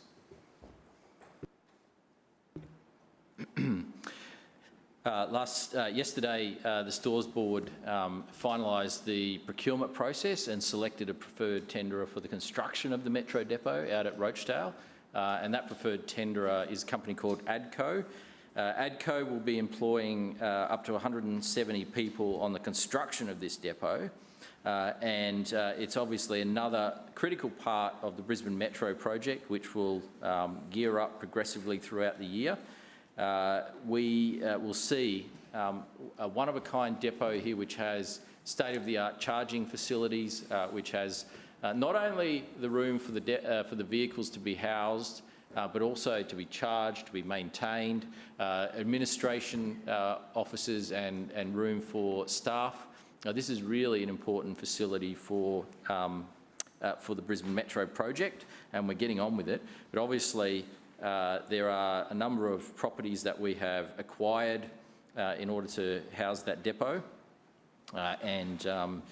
this particular process sees us moving forward with the process. There have been claims made on the compensation for this property, which I won't go into the numbers. I understand they may be commercial in confidence, but we will pay fair value, as we always do, for the properties here, and that process will continue on, but in the meantime we can get on with building the depot. This process regarding the compensation for the land does not stop the depot being built, so we will continue to work with the property owners in terms of resolving their claim, but we can progress with the project. So we have taken possession of the land and we can continue to operate, to build the project going forward. Item B is the contracts and tendering report for December, and once again includes a number of really important projects right across the city, upgrades that we're doing in things like parks, in infrastructure facilities, sports clubs, whole range of improvements across the city. And I suspect there'll be a number of councillors wanting to talk about the positive projects that are coming through as part of this contracting item. Thank you, Mr Chair. Further speakers? Councillor Cassidy. Thanks very much, Chair. Just at the outset, could I ask that each clause be taken seriatim for voting? Each will be taken seriatim for voting. A and B separately, yes, thanks. Just on clause A, Chair, the Brisbane Metro rejection of claim for compensation. Again, another example of how poorly the LNP and this Lord Mayor has handled this project, not just overseeing it as Lord Mayor, but of course in his previous role as Deputy Mayor. So the dispute here is adding already to huge cost blowouts for this Metro project. We know the Lord Mayor announced a $300 million cost blowout, is the latest iteration of the Brisbane Metro. About $20 or $25 million of that was for the undergrounding of the tunnel boring rather than cut and cover at Adelaide Street. That's the only aspect of that cost blowout that the Lord Mayor or Councillor Murphy was willing to talk about at any point when this has been aired publicly. So we know that other delays and other issues that this project has faced along the way, because it was so poorly planned and being poorly delivered, adding to that cost blowout, and this is clearly another one of those. So for the last 5 years since this was announced, all we've seen is land arguments, glossy brochures, and so far about 100 jobs created on the Brisbane Metro. Not very much in the time of need for our city. By the time this Bendy Bus project is done, Chair, residents I'm sure will be severely underwhelmed and severely out of pocket. They were promised, of course, an underground rail system. The glossy brochures all showed that, those red brick stations with a subway train running through them. That's what people were promised. But what they are going to get, of course, is a very short busway extension, a tunnel of a couple of 100 metres, and the Victoria Bridge, which has already been closed to traffic now. And of course, along the way, they're getting a big bill for the advertising of this project and legal disputes.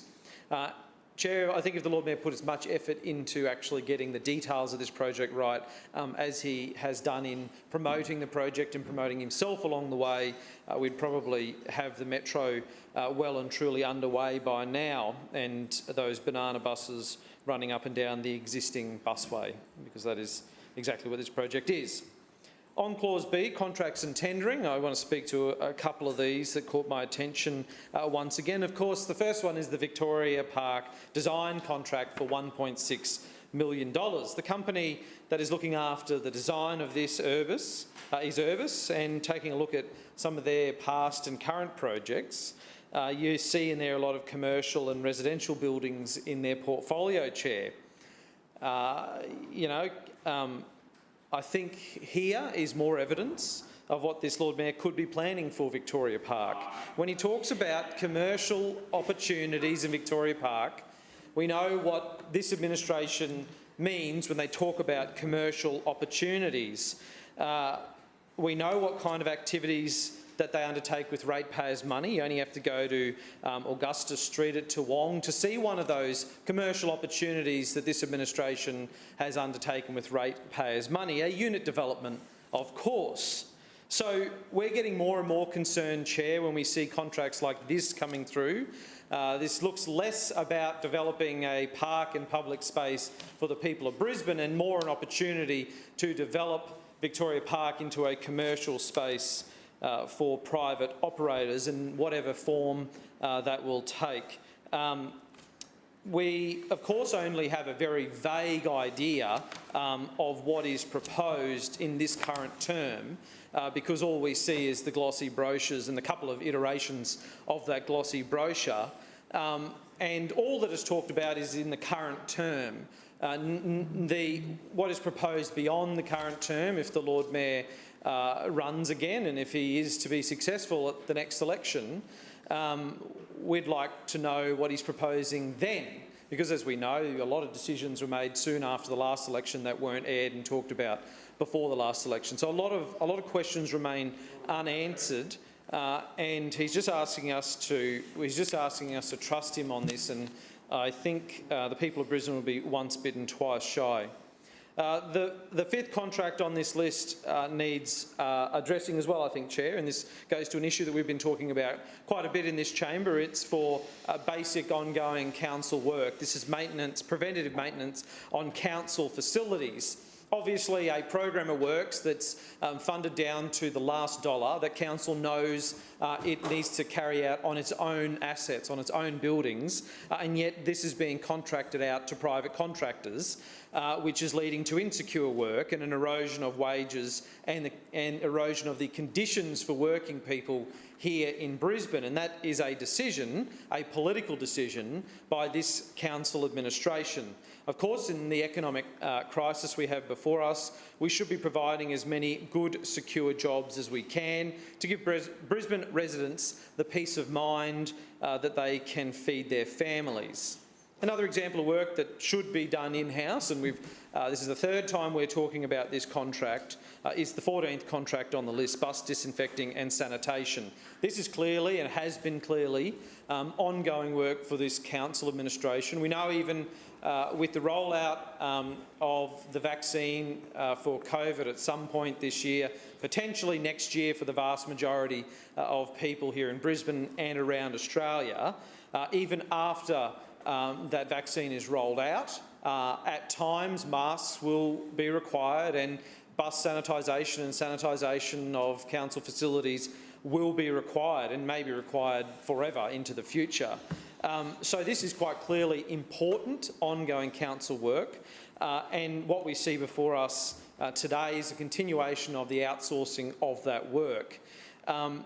If that contracting out continues and work is continually being given to these people through an external contractor, surely the argument is there to make these jobs permanent and bring these people into council.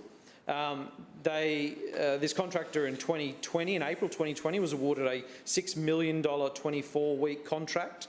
In September, they were awarded a $4 million 4-month contract.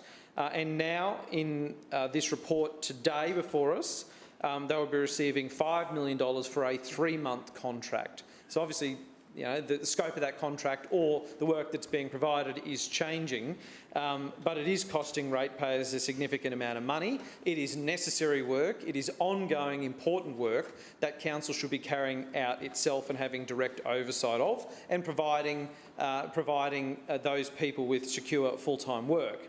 The social enterprise that is receiving this contract does amazing work for the Indigenous community, and we recognise that. But again, this is ongoing permanent work, and the people that are delivering it for this external contractor, I'm sure, would appreciate a full-time job with council. And that's what we should be aiming to do, investing in people in long-term, good, secure jobs where it is ongoing work. I'll leave it at that. Thanks, Chair. Further speakers? Any further speakers? Councillor Murphy. Thanks very much, Chair. I rise to speak on item A, the rejection of claim for compensation at 81 School Road. And this is, of course, land that we need to build the new Metro depot, part of a number of sites that Council has now acquired to build the depot. We know, Chair, that the Metro vehicles will be substantially longer than the existing bus fleet and will require specialist charging infrastructure. And as a result, Metro vehicles are not able to be accommodated at any of the existing bus depots without significant modification and displacement of the existing fleet capacity. Metro operations will also benefit from the location at School Road, Rochdale, due to the close proximity to the South East Busway.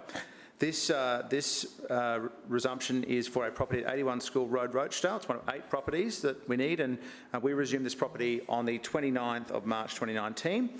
It's an area of 1.287 hectares, and at that time it was improved with a dwelling that has since been removed as part of Council's ongoing demolition works out there. On the 21st of December 2020, the former owners of 81 School Road submitted a claim for compensation in an amount which is commercial in confidence, plus further costs to be advised. In accordance with the Acquisition of Land Act 1967, a former property owner is also entitled to seek an advance against their compensation prior to finalising the compensation. The advance payment is an amount up to Council's estimate of compensation payable, and independent assessors and council officers have assessed the compensation as slightly below what the property owner has come in at. So while we're on the topic of the Brisbane Metro, the Lord Mayor mentioned the tender for the contract for the design and delivery of the Metro Depot was chosen through Stores Board process yesterday, which is fantastic. And the Lord Mayor announced on radio that the winner is ADCO Constructions. As you mentioned, Chair, we are very confident that ADCO, who have over 50 years in design and construction of Australian projects, have completed 3,500 of them, will be a fantastic partner with Council to deliver this very significant project. We know that the 10-hectare Metro site will eventually house a fleet of 60 electric vehicles and will be complete by 2023. This will be a one-of-a-kind site, as it will include a large photovoltaic system, which will offset some of the operational demands for Brisbane Metro to charge that infrastructure. We actually have 2.2 megawatts of installed capacity across 37 council sites in terms of our solar power, and the Metro Depot solar system alone will account for 1.1 megawatts. So this will be the single biggest council solar site once it is up and running, which means our green Metro rolling stock will be powered by clean green energy straight from the depot into the vehicles. And it's just another way that the Schrinner Council is making the Brisbane of tomorrow even better than the Brisbane of today. Now, I want to just address quickly Councillor Cassidy's repeated comments around Malthana Property Services, the company that is doing the disinfection of our buses. And I just posed a question to Councillor Cassidy, because he's been on to us recently about engagement with the Indigenous community, whether he asked anyone in that Indigenous social enterprise whether they wanted a full-time council job, whether he had conducted any culturally appropriate consultation with elders about that proposal that he has just unilaterally decided that all of them would probably like a council job. They want a nice full-time job in council. Well, Councillor Cassidy, the floor is yours, either now or in general business, to get up and just let us all know what kind of consultation you undertook with that social enterprise company, a great and valued organisation that's doing great work for council, about your concept to collapse the business and have them all in-house in council. Please, your attention. Please address your comments to and through me. Of course, through you, Chair, and maybe one of Councillor Cassidy's colleagues wants to get up in this debate because they have that opportunity, and just clarify what indeed consultation Councillor Cassidy has done with that social enterprise business owner, indeed with any of the representatives in the company, as to whether that is a proposal that is supported by the leadership of the company, any of the employees, any records, any emails, any conversations he may have had with them. It would be really good to just see that, so we know just what the Leader of the Opposition is doing when he says, look, this would probably be a really good idea. I'm sure they'd all love it. No doubt, I have no doubt, Chair, that he will have done consultation with them. That is, of course, something that he's really big about, and he's spoken many times on in this place. Further speakers? Councillor Strunk. Thank you, Chair. Listen, just a couple of contract items that I'd like to, I suppose there's a question on one of them, and just some background on the other. I was good to see that the CJ Greenfield Community Hall upgrade is happening. This hall is probably the last one in my ward that's had any sort of attention. This particular hall has had not much attention over the years, and it's nice to see that Council's gotten around to doing a refit. Up until about a year or so ago, it wasn't even air conditioned, and sadly, it didn't get used to its potential simply because the lack of attention on, not so much on the maintenance, but just bringing it up to a standard that people are happy to use it. I mean, the kitchen was pretty awful. As I say, it wasn't air conditioned. The floor was not good. I remember going to a couple of functions there a few years ago with the Vietnamese community, but they probably, you know, if you go back 10 or 15 years ago, I suppose the standard wasn't so bad, but now I'm glad to see that it's being refit to a standard that people can actually use, and now it will be able to be used to its full potential, hopefully. The second item was contract number 9. It's the Drew Vale rehabilitation. I was quite interested in, I didn't know, first of all, there was a dam at Drew Vale, so I went looking to find out, you know, where it is, what's the location, all the rest of it, because it really doesn't tell us all that much on the papers today. Sorry, Councillor Strunk, I'm sorry to do this to you. Councillors, there's been a lot of secondary chat all day. Can I please ask, if you have a private conversation, please take it outside. Councillor Strunk. Thank you, Chair. No, please don't make assertions and interjections. Just please, it's been happening all around the room. Please allow, please allow people to have private conversations in the antechamber so that the Speaker can carry on properly. Councillor Strunk. Yep. Thank you, Chair. I don't want to go on too much about this, but it would be nice if we could maybe, I don't know, have a location or something when we're spending $636,000 to restore a dam, which doesn't appear to be on NEAR maps or Google Maps or any maps like that. And we've even looked at the Brisbane City Council website, and I know it can be not an easy thing to search at times, but I couldn't even find an iteration of that on the website. At least I can't find it anyways.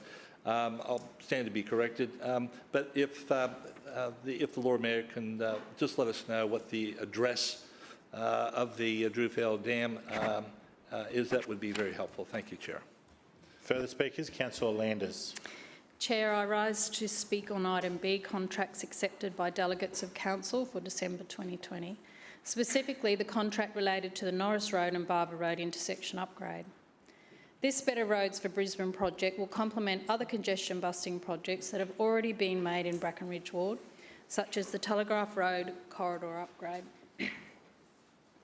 The intersection of Norris Road and Barber Road has increasingly come under pressure during peak hours, with 19,000 vehicles per day on Norris Road alone.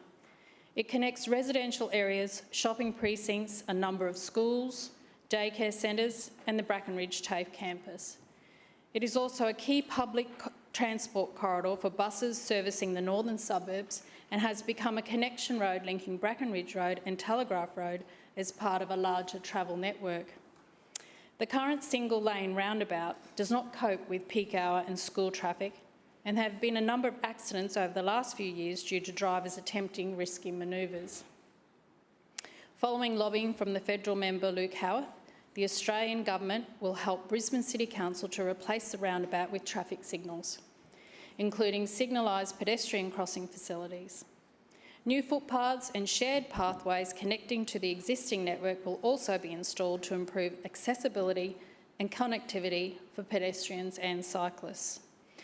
Work has already begun on this project, with Telstra currently relocating some of their infrastructure on Norris Road to make way for the signalised intersection.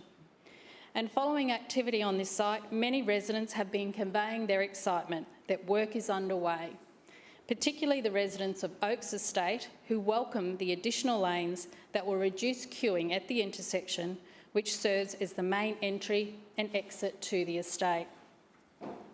This administration certainly hasn't wasted any time in getting on with this project.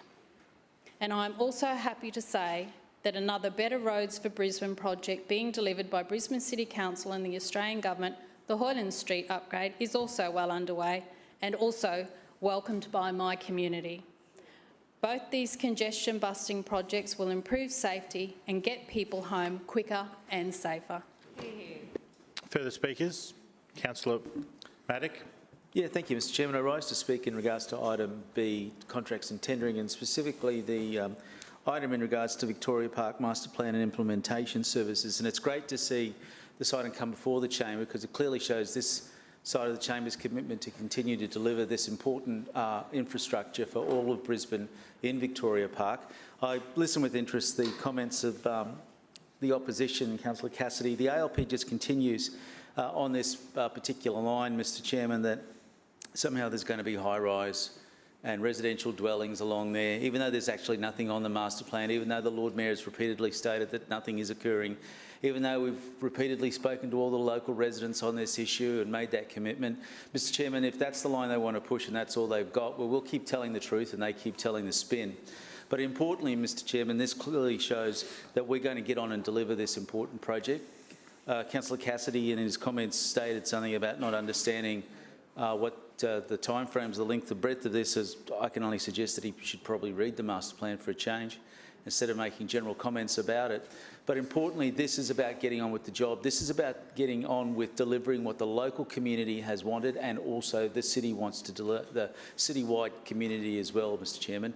This is this implementation strategy and this master planning process clearly shows that we are getting on with it, delivering something that is a citywide project, a signature park for the city, making sure that we're delivering for future growth, making sure that we're delivering on the Lord Mayor's priorities of open space, sustainability and a cleaner, greener Brisbane for everyone. And I, for one, am encouraged and looking forward to working with the staff and the residents on continuing to deliver this signature project for the local community and the city. Further speakers? Councillor Hammond. Thank you, Mr Chair. I rise on item B also to talk about Bradbury Park. I want to give people a bit of a history about Bradbury Park and what is there at the moment, what traditionally was there. On the Chermside side of Bradbury Park, of course, we've got the wonderful Chermside Bowls Club and the Netball Club there. Right in the middle of the park is a home to our Chermside guides. On the other side of the park, the southern side, is our Kedron side. Now, recently, we've had some upgrades, but before I get onto that, as it was before any upgrades happened to this park, it was pretty shaly. Used to be a creek that went through this park, and it was filled many, many, many years ago. Some old-timers say it was big as the Kedron Brook, for those Northsiders who would know the Kedron Brook. We have cricket nets there, dog off-leash area, and that's basically all we had in a small playground. That's basically all we had in this park, which was pretty much underutilised. Now, stage one of the park was the Magic Forest, designed and consultated with our lovely Kedron Heights kindy kids who told me the magic of what this area could be, and it is amazing. We also put in exercise equipment into this park, and of course the ever popular scooter park that is there down the southern end. With my park enhancements funds, we are putting in a half basketball court and also putting in a small dog off leash area to enhance the already massive dog off leash area that is already there. But wait, we know that Labor are obsessed with high rise, and I can tell you very excitedly there is going to be a high rise playground. It is coming to Bradbury Park. Calm down, everyone. Calm down, councillors. Councillor Hammond, please continue. It is going to be 9 metres high, and we said, the community said in the consultation, they wanted a challenge, and I can tell you there is a challenge in this park. As you look from the outside of this new structure that's coming in, it's going to look very natural with bark-like features, so it doesn't overpower the centre of this beautiful park. But inside is going to be colours, clever use of lighting, where kids could say, I'm going to meet you in the blue area, but it depends an hour later, that blue area could be a red area, because it's going to be a vibrant colour inside this place. Challenge, did I say challenge? 9 metres high, right, up into the treetops. I'm going to do this, but I hope the Lord Mayor will be there for the opening and see which one goes across the plank. The plank is going to be 8 metres high. And as you walk across this plank, you look down to the trees and very, very far down the earth and other structures in this park. So I'm petrified of heights. Lord Mayor, hopefully you'll take me up on the challenge. There is also aspects of this park where, because it's for 10 plus, because we want those kids to come out and enjoy our beautiful spaces and get off these devices that have become so important in their lives. There's going to be ledges, they're going to be about 6 metres high, that teenagers will struggle to get up, but on that is a platform where they can chatter, catch up on what's important in their lives and spend times with their friends. There's also going to be aspects of this park, and this is what I love so much, because we're all-inclusive Brisbane City Council. We're going to have little kind of cave-like areas in this structure. So if you are on the spectrum, or you're a parent of someone on the spectrum, you'll know exactly what these are for. These are quiet areas where kids can desensitise if they've been overstimulated. There has been nothing spared on the imagination of this new structure.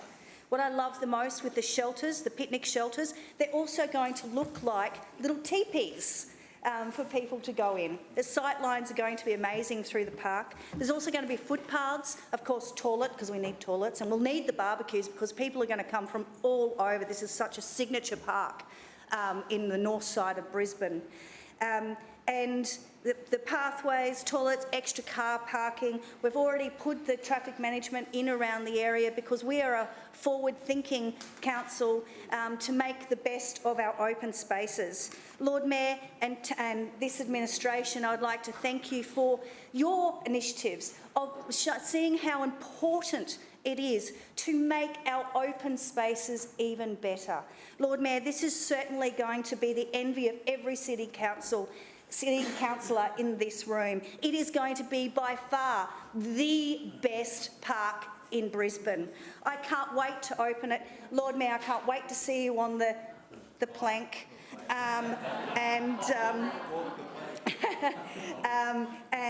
Can't wait till my residents see when we have a small family fun day to actually show them what their thoughts in the consultation has actually amounted to. It is pure wow factor.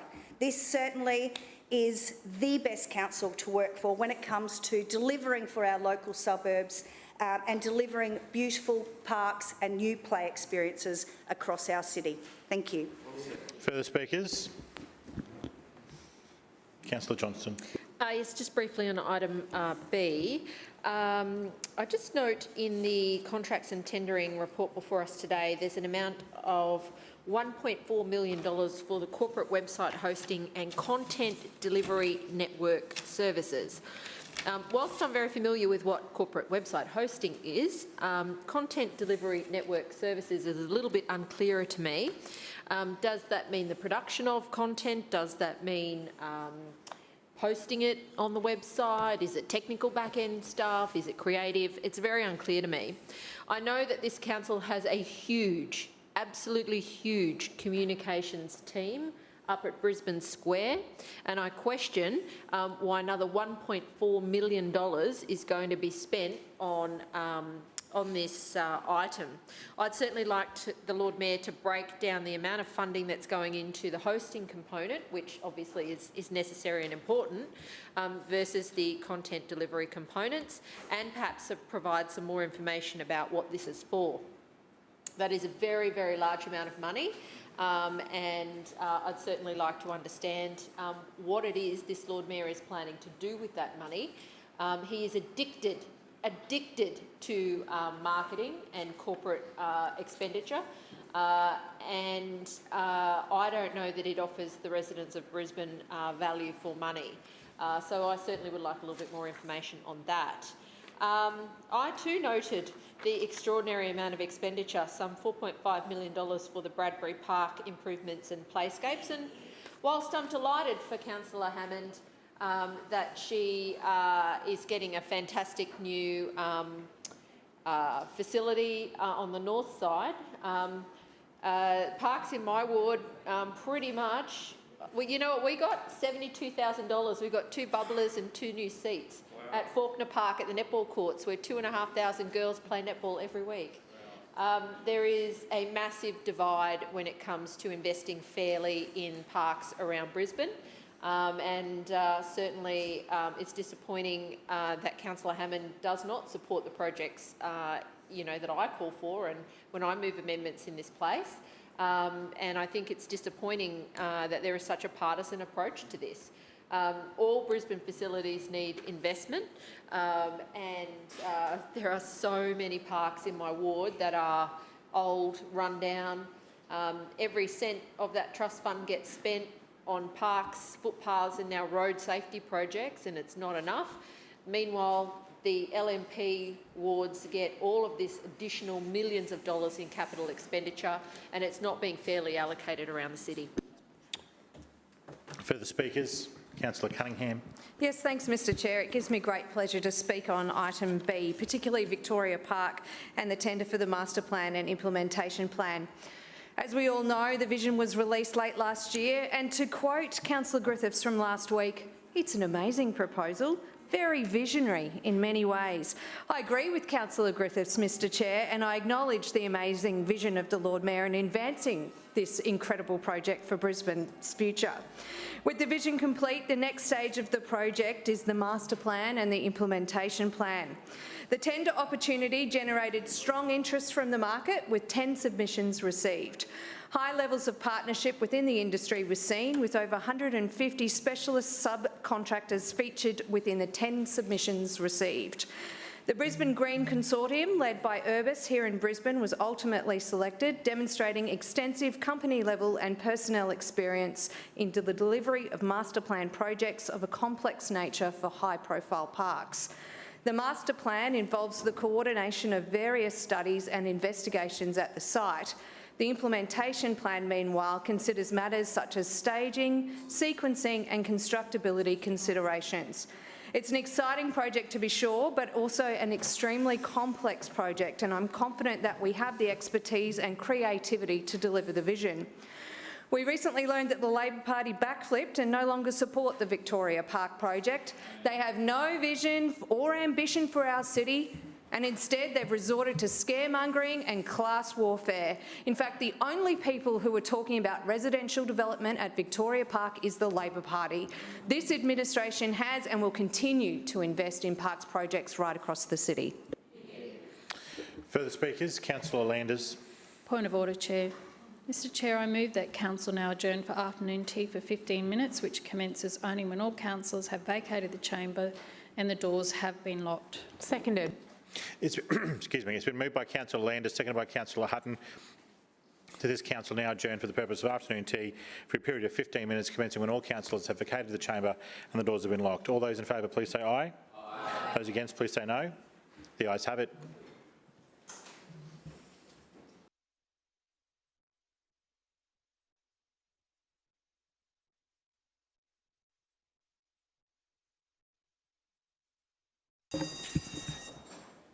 Councillors, we have quorum. We will return to the item before us. Are there any further speakers to the ENC report? Any further speakers? Councillor Allen. Thank you, Mr Chair. I just rise to speak briefly on a couple of items on item B.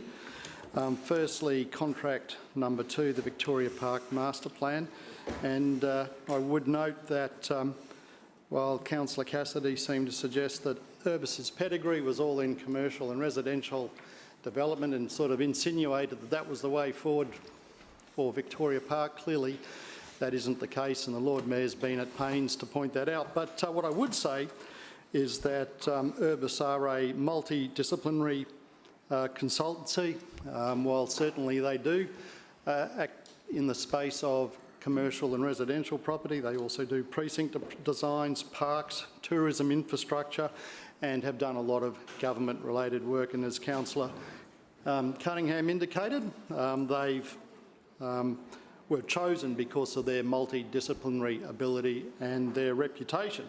And I would point out that they have an office just up the road here in George Street and are very active in the local design and construction sector. Now, this is unlike the state government when they commissioned a new park in their PDA at Hamilton North Shore, who decided to go overseas for park design. And the first thing that happened with that, of course, was once the park was completed, there were complaints from users about getting burnt on swings and slippery slides and what have you. So at this point in time, I'm feeling pretty comfortable that we've chosen a local firm with the right pedigree to help us advance our ambitions at Victoria Park. Now, turning to, I think it was contract 16, point was made by Councillor Johnston around where these funds were to be spent.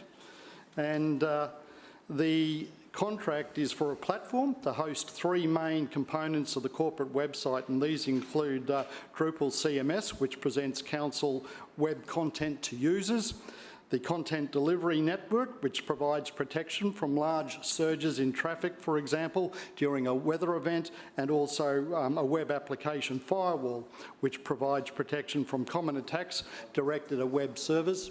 And I'll leave it at that. Thank you. Further speakers? Any further speakers? The Lord Mayor. Thank you, Mr Chair, and thank you to those who spoke on these items. I would say that it appears that there's actually 2 entirely different councils here.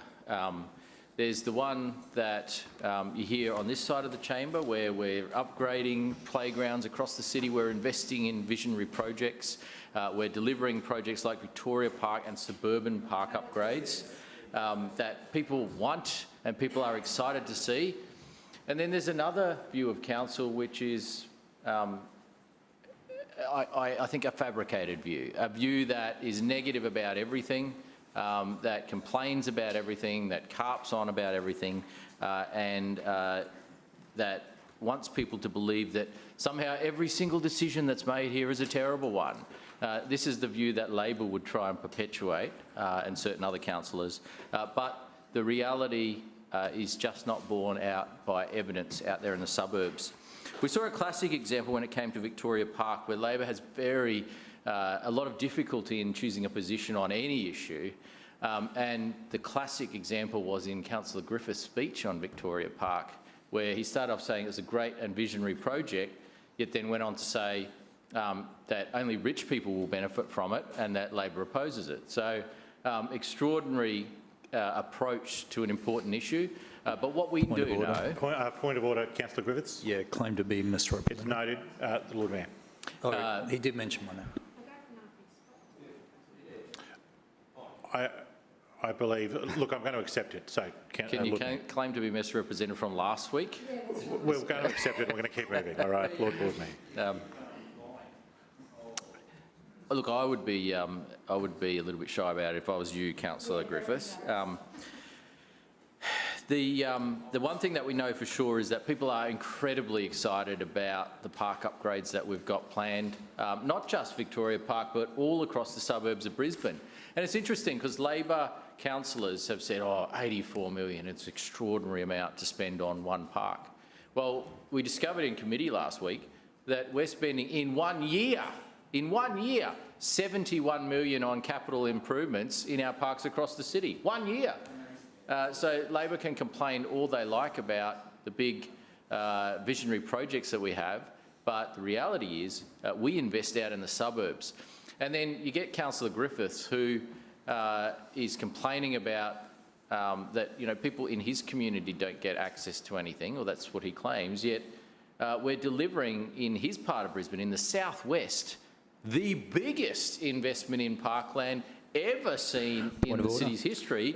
Point of order, Councillor Griffiths. Once again, claimed to be misrepresented. We'll add it to the other one. Lord Mayor. With the incredible Oxley Creek vision and the work that's being done to transform Oxley Creek and a whole range of parkland and build a whole range of community facilities all the way along that creek corridor. And I don't seem to see Councillor Griffiths complaining that we're spending money in the southwest of suburbs of Brisbane. In fact, he chooses to ignore that fact. We invest right across the city. We invest in projects, both short-term or yearly projects and long-term projects that take many years to deliver, like Victoria Park. and we are embarking on projects that have the same kind of vision that it took to deliver the Mount Cootha Botanic Gardens. And if we took a Labor approach, that kind of investment would never happen because it's too much in one place.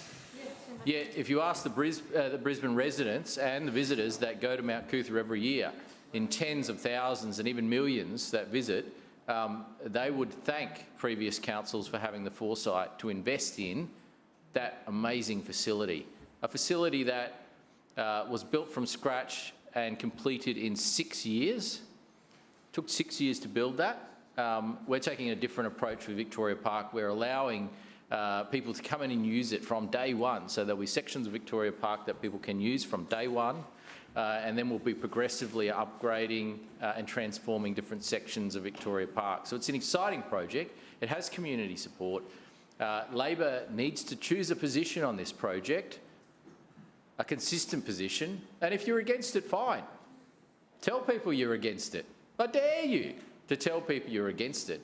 But let's not sit on the fence and take the courageous decisions of abstaining on projects or not expressing a real opinion or expressing two opposing opinions on the same project.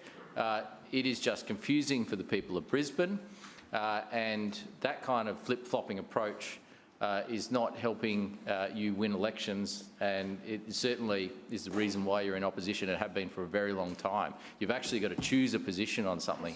And you know what? When you choose a position, there might be some people that disagree with that position. That's life. But you get on and you make those decisions.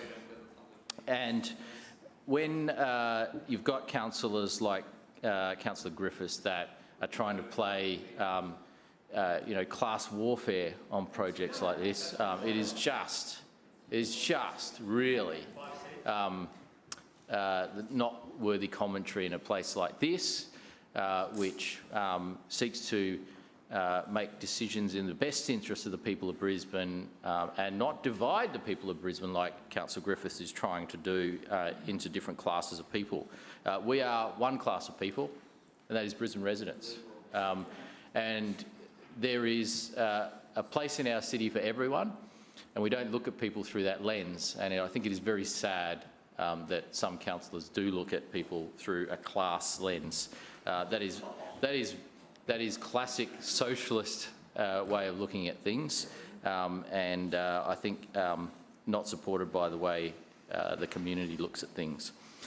When it comes to the issue of Brisbane Metro, we saw Councillor Cassidy's standard speech rolled out on Brisbane Metro, where he just can't resist any opportunity to criticise the project.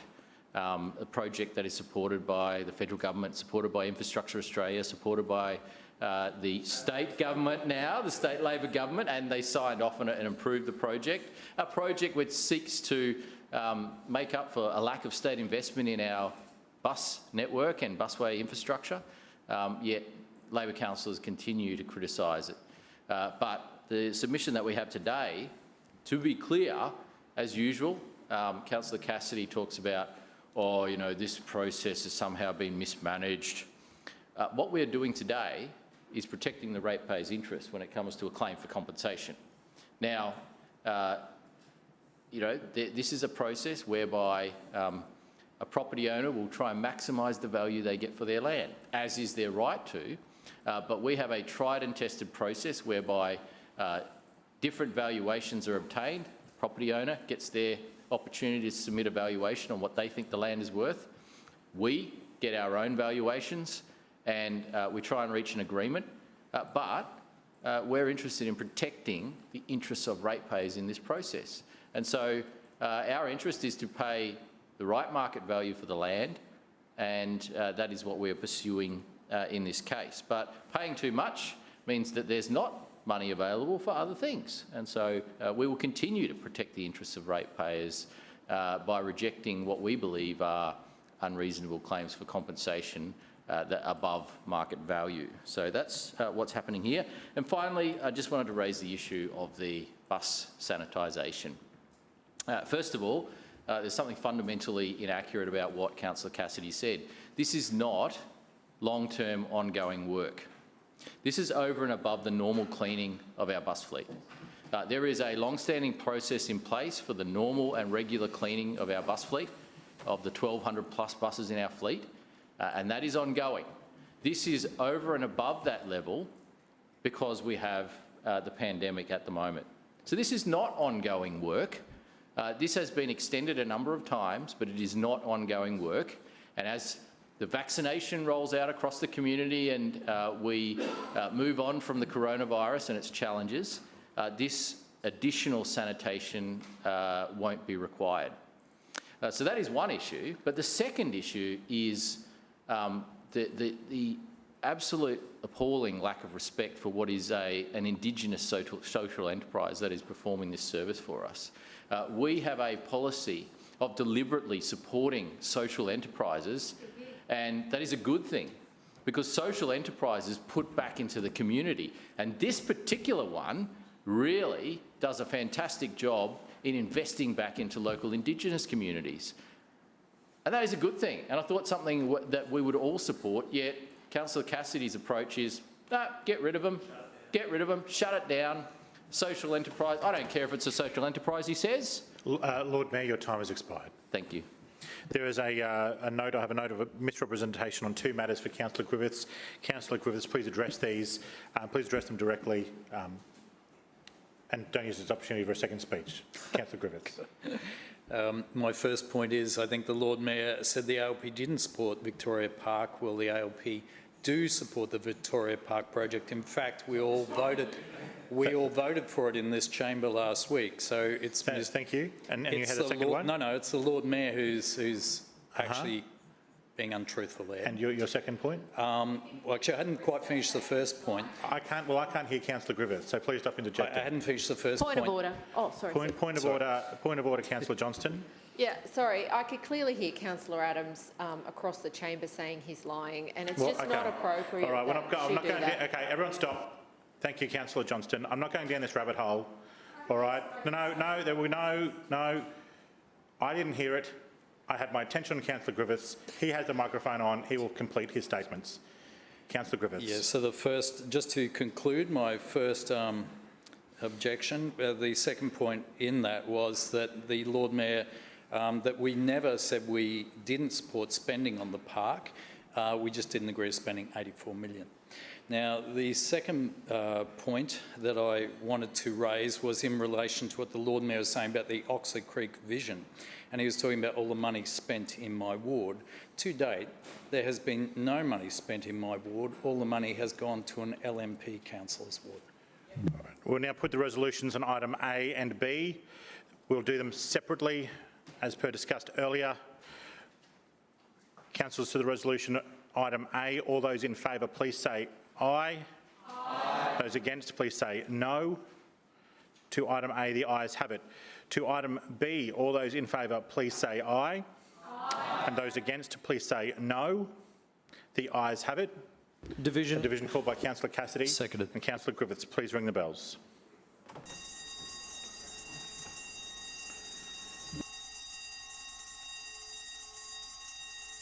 All councillors are present. We will proceed to a vote. All those in favour of item B, please raise your hand and say aye.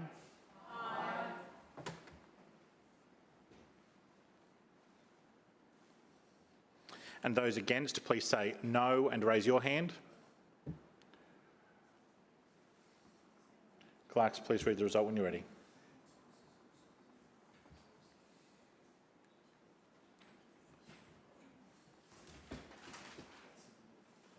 Mr Chair, the ayes have it, the voting being 21 in favour, 1 against and 4 abstentions. The ayes have it. That concludes the E&C report. Councillors, the City Planning and Economic Development. Point of order, Councillor Cumming. Mr Chairman, I move that standing orders be suspended so as to allow me to move an urgency resolution, namely the Brisbane City Council take steps to allow the Cooperoo Cricket Club to resume their occupancy of the cricket facilities at Bottomley Park, Norman Park. Second. Have you provided that email that has been distributed. That will be distributed to all councillors electronically. Councillor Cumming, I have a resolution proposed for urgency proposed by Councillor Cumming, seconded by Councillor Strunk. Councillor Cumming, you have 3 minutes to urgency on this matter, please. Councillor. Thank you, Mr Chair. This matter is urgent. The Coorparoo Cricket Club have been given funds from the Gambling Community Benefit Fund, Queensland Cricket and the Commonwealth Government to improve their facilities. The money needs to be sent now so the club will be able to resume their use of Bottomley Park for cricket for the 2021-22 cricket season. If it is not, the funds will be lost. The treatment of this club is not unique. It's part of a broader pattern of behaviour where the LNP do not value our local community clubs and treat them like tenants in a bad landlord-tenant relationship. Council should be supporting grassroots sporting clubs, not destroying them and refusing to help at the first sign of dispute. Council should have a genuine community partnership with council. Clubs, should have a genuine community partnership with council where value is placed on their critical role in the social fabric of our local areas. There's no better example of the appalling treatment of our local community. Councillor Cumming, the comments you're making are substantive rather than procedural. Can I ask you to please return to why the matter is urgent? Yes. The other reason that it's extremely urgent is that one of the reasons why this club has been treated like it has by the council and indeed by East Rugby Union is the allegation that they haven't been paying their water bills, and I have got now evidence that they have paid their water bills. I have invoices for 3 cricket seasons, 2016-17, 2017-18, 2018-19, and I've also got bank statements from the Coorparoo Cricket Club showing that all accounts have been paid in full.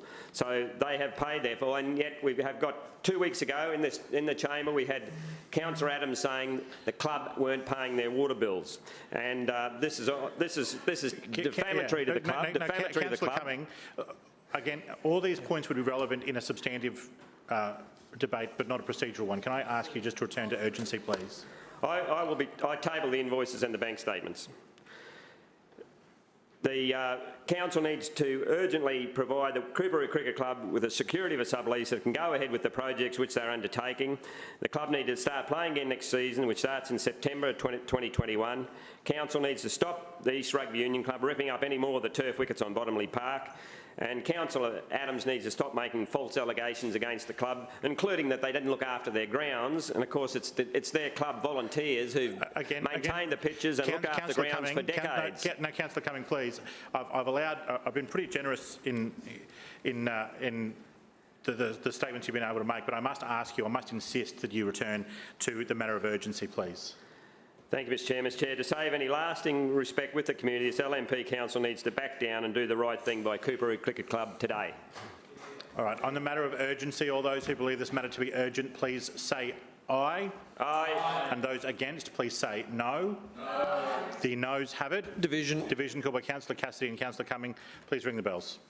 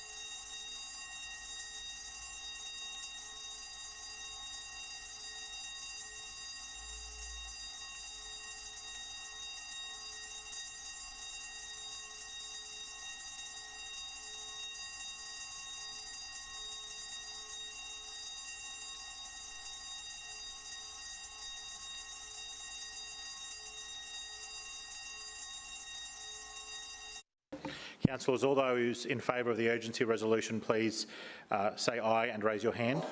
Aye.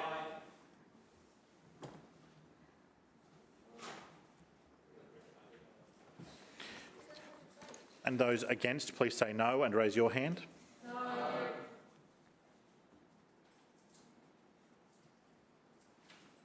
Clerks, please read the result when you're ready.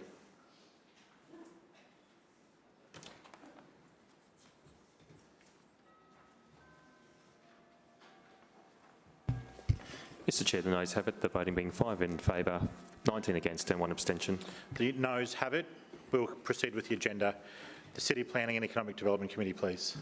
Mr Chair, I move that the report of the City Planning and Economic Development Committee meeting held on Tuesday, the 9th of February 2021 be adopted. Second that. It's been moved by the Deputy Mayor, seconded by Councillor Hammond, that the report of the City Planning and Economic Development Committee meeting dated Tuesday, the 9th of February 2021 be adopted. Is there any debate? Councillor Adams. Thank you, Mr Chair. Just before I go to the substantive report, I'd just like to put onto the record that I did not call Councillor Griffiths a liar. What I was saying was that obviously he was pulled into line after last week's debacle of a speech on Victoria Park. Very, very different. I would first like to respond to Councillor Johnston's question to the Lord Mayor earlier today regarding 9 Francis Street in Karendale as well. Apparently late on Sunday night, the Lord Mayor was CC'd in on an email from Francis Lookout Action Group. Councillor Griffiths, Councillor Shree, Councillor Johnston, State Member for Mount Omni Jess Pugh, as well as a local journalist, were also CC'd on this email. But prior to addressing this issue here now, I asked the council officers whether we had received any letters, emails, notifications, even a smoke signal from the state government regarding this site and their conditions, and as of right now we have not received anything. So if Councillor Johnston has a copy of the letter from the Deputy Premier, I would ask her to table it. Until such time, it does just remain an allegation from the Francis Lookout Action Group, and we cannot take any action on that whatsoever. But I do want to quote from the email because, as the Lord Mayor says, 9 times out of 10, Councillor Johnston asks a question, it's just chamber, and you know there's always more to it. So the quote from the email says, finally, the error in the measurement of the DBH of the first red gum by Tree Science Arborist is confirmed. This, of course, means that the tree protection zone is grossly inadequate, but unfortunately, SARA deems that its original conditions for construction remain sufficient. I repeat, what was in that email. Unfortunately, SARA deems that its original conditions for construction remain sufficient. The email goes on to say, unfortunately, in Dr Miles' response, there is no mention of SARA investigating the errors in the visual impact study. Why SARA did not check the reports initially is beyond my understanding. This is quoting from the email. I guess the incorrect DBH is subjective, and thus this discrepancy could not be forever ignored. The errors in the visual impact study remain unchecked. And I repeat again, we have received no letter from the Deputy Premier or from anyone else regarding any of this to the Development Services Office or officers or to my office. If Councillor Johnston believes the report to be faulty and inaccurate, my question is, how is she going to prosecute this issue with SARA? SARA is the one who has made the mistake here, if there is a mistake, and as many in this chamber would be aware, the state government has responsibility for all state heritage listed buildings and parks in the city. We rely on this advice and actually in most cases have to comply with the advice when making decisions on major projects or applications or infrastructure projects. No. Please allow the Speaker to be heard in silence. And the state government has the say on the decisions around state heritage parks like this one. And again, as I've said before in this place, I appreciate Councillor Johnston's interest in city planning portfolio. She had the opportunity to be on the committee, but obviously my recollection is she declined that opportunity. As I mentioned in the last... No. Councillor Johnston, please cease interjecting. Councillor Adams. As I mentioned last week, I am going to have the pleasure of mentioning what some of the workshops and the mentoring programs that are coming up in the Business Hub in the following week. If you like to get your community, your business community engaged, tomorrow morning it's a sellout. It was a sellout very, very early. It'll be on the couch with Phil DeBella in the Coffee Commune, and so he'll be talking about his successes and how he got to where he is today. At 8 o'clock on Thursday morning, we have the Future Food Boot Camp. This is something we have each year to hear industry experts' predictions and advice, hear from success stories in the food industry like Merlot and Nocky Nocky Brothers, to the food industry and how we can support them coming out of COVID. On the 23rd at 9 a.m, there's the Funding Readiness Series. It's around invoice finance and cash flow management. So that is being provided by Scott Pack.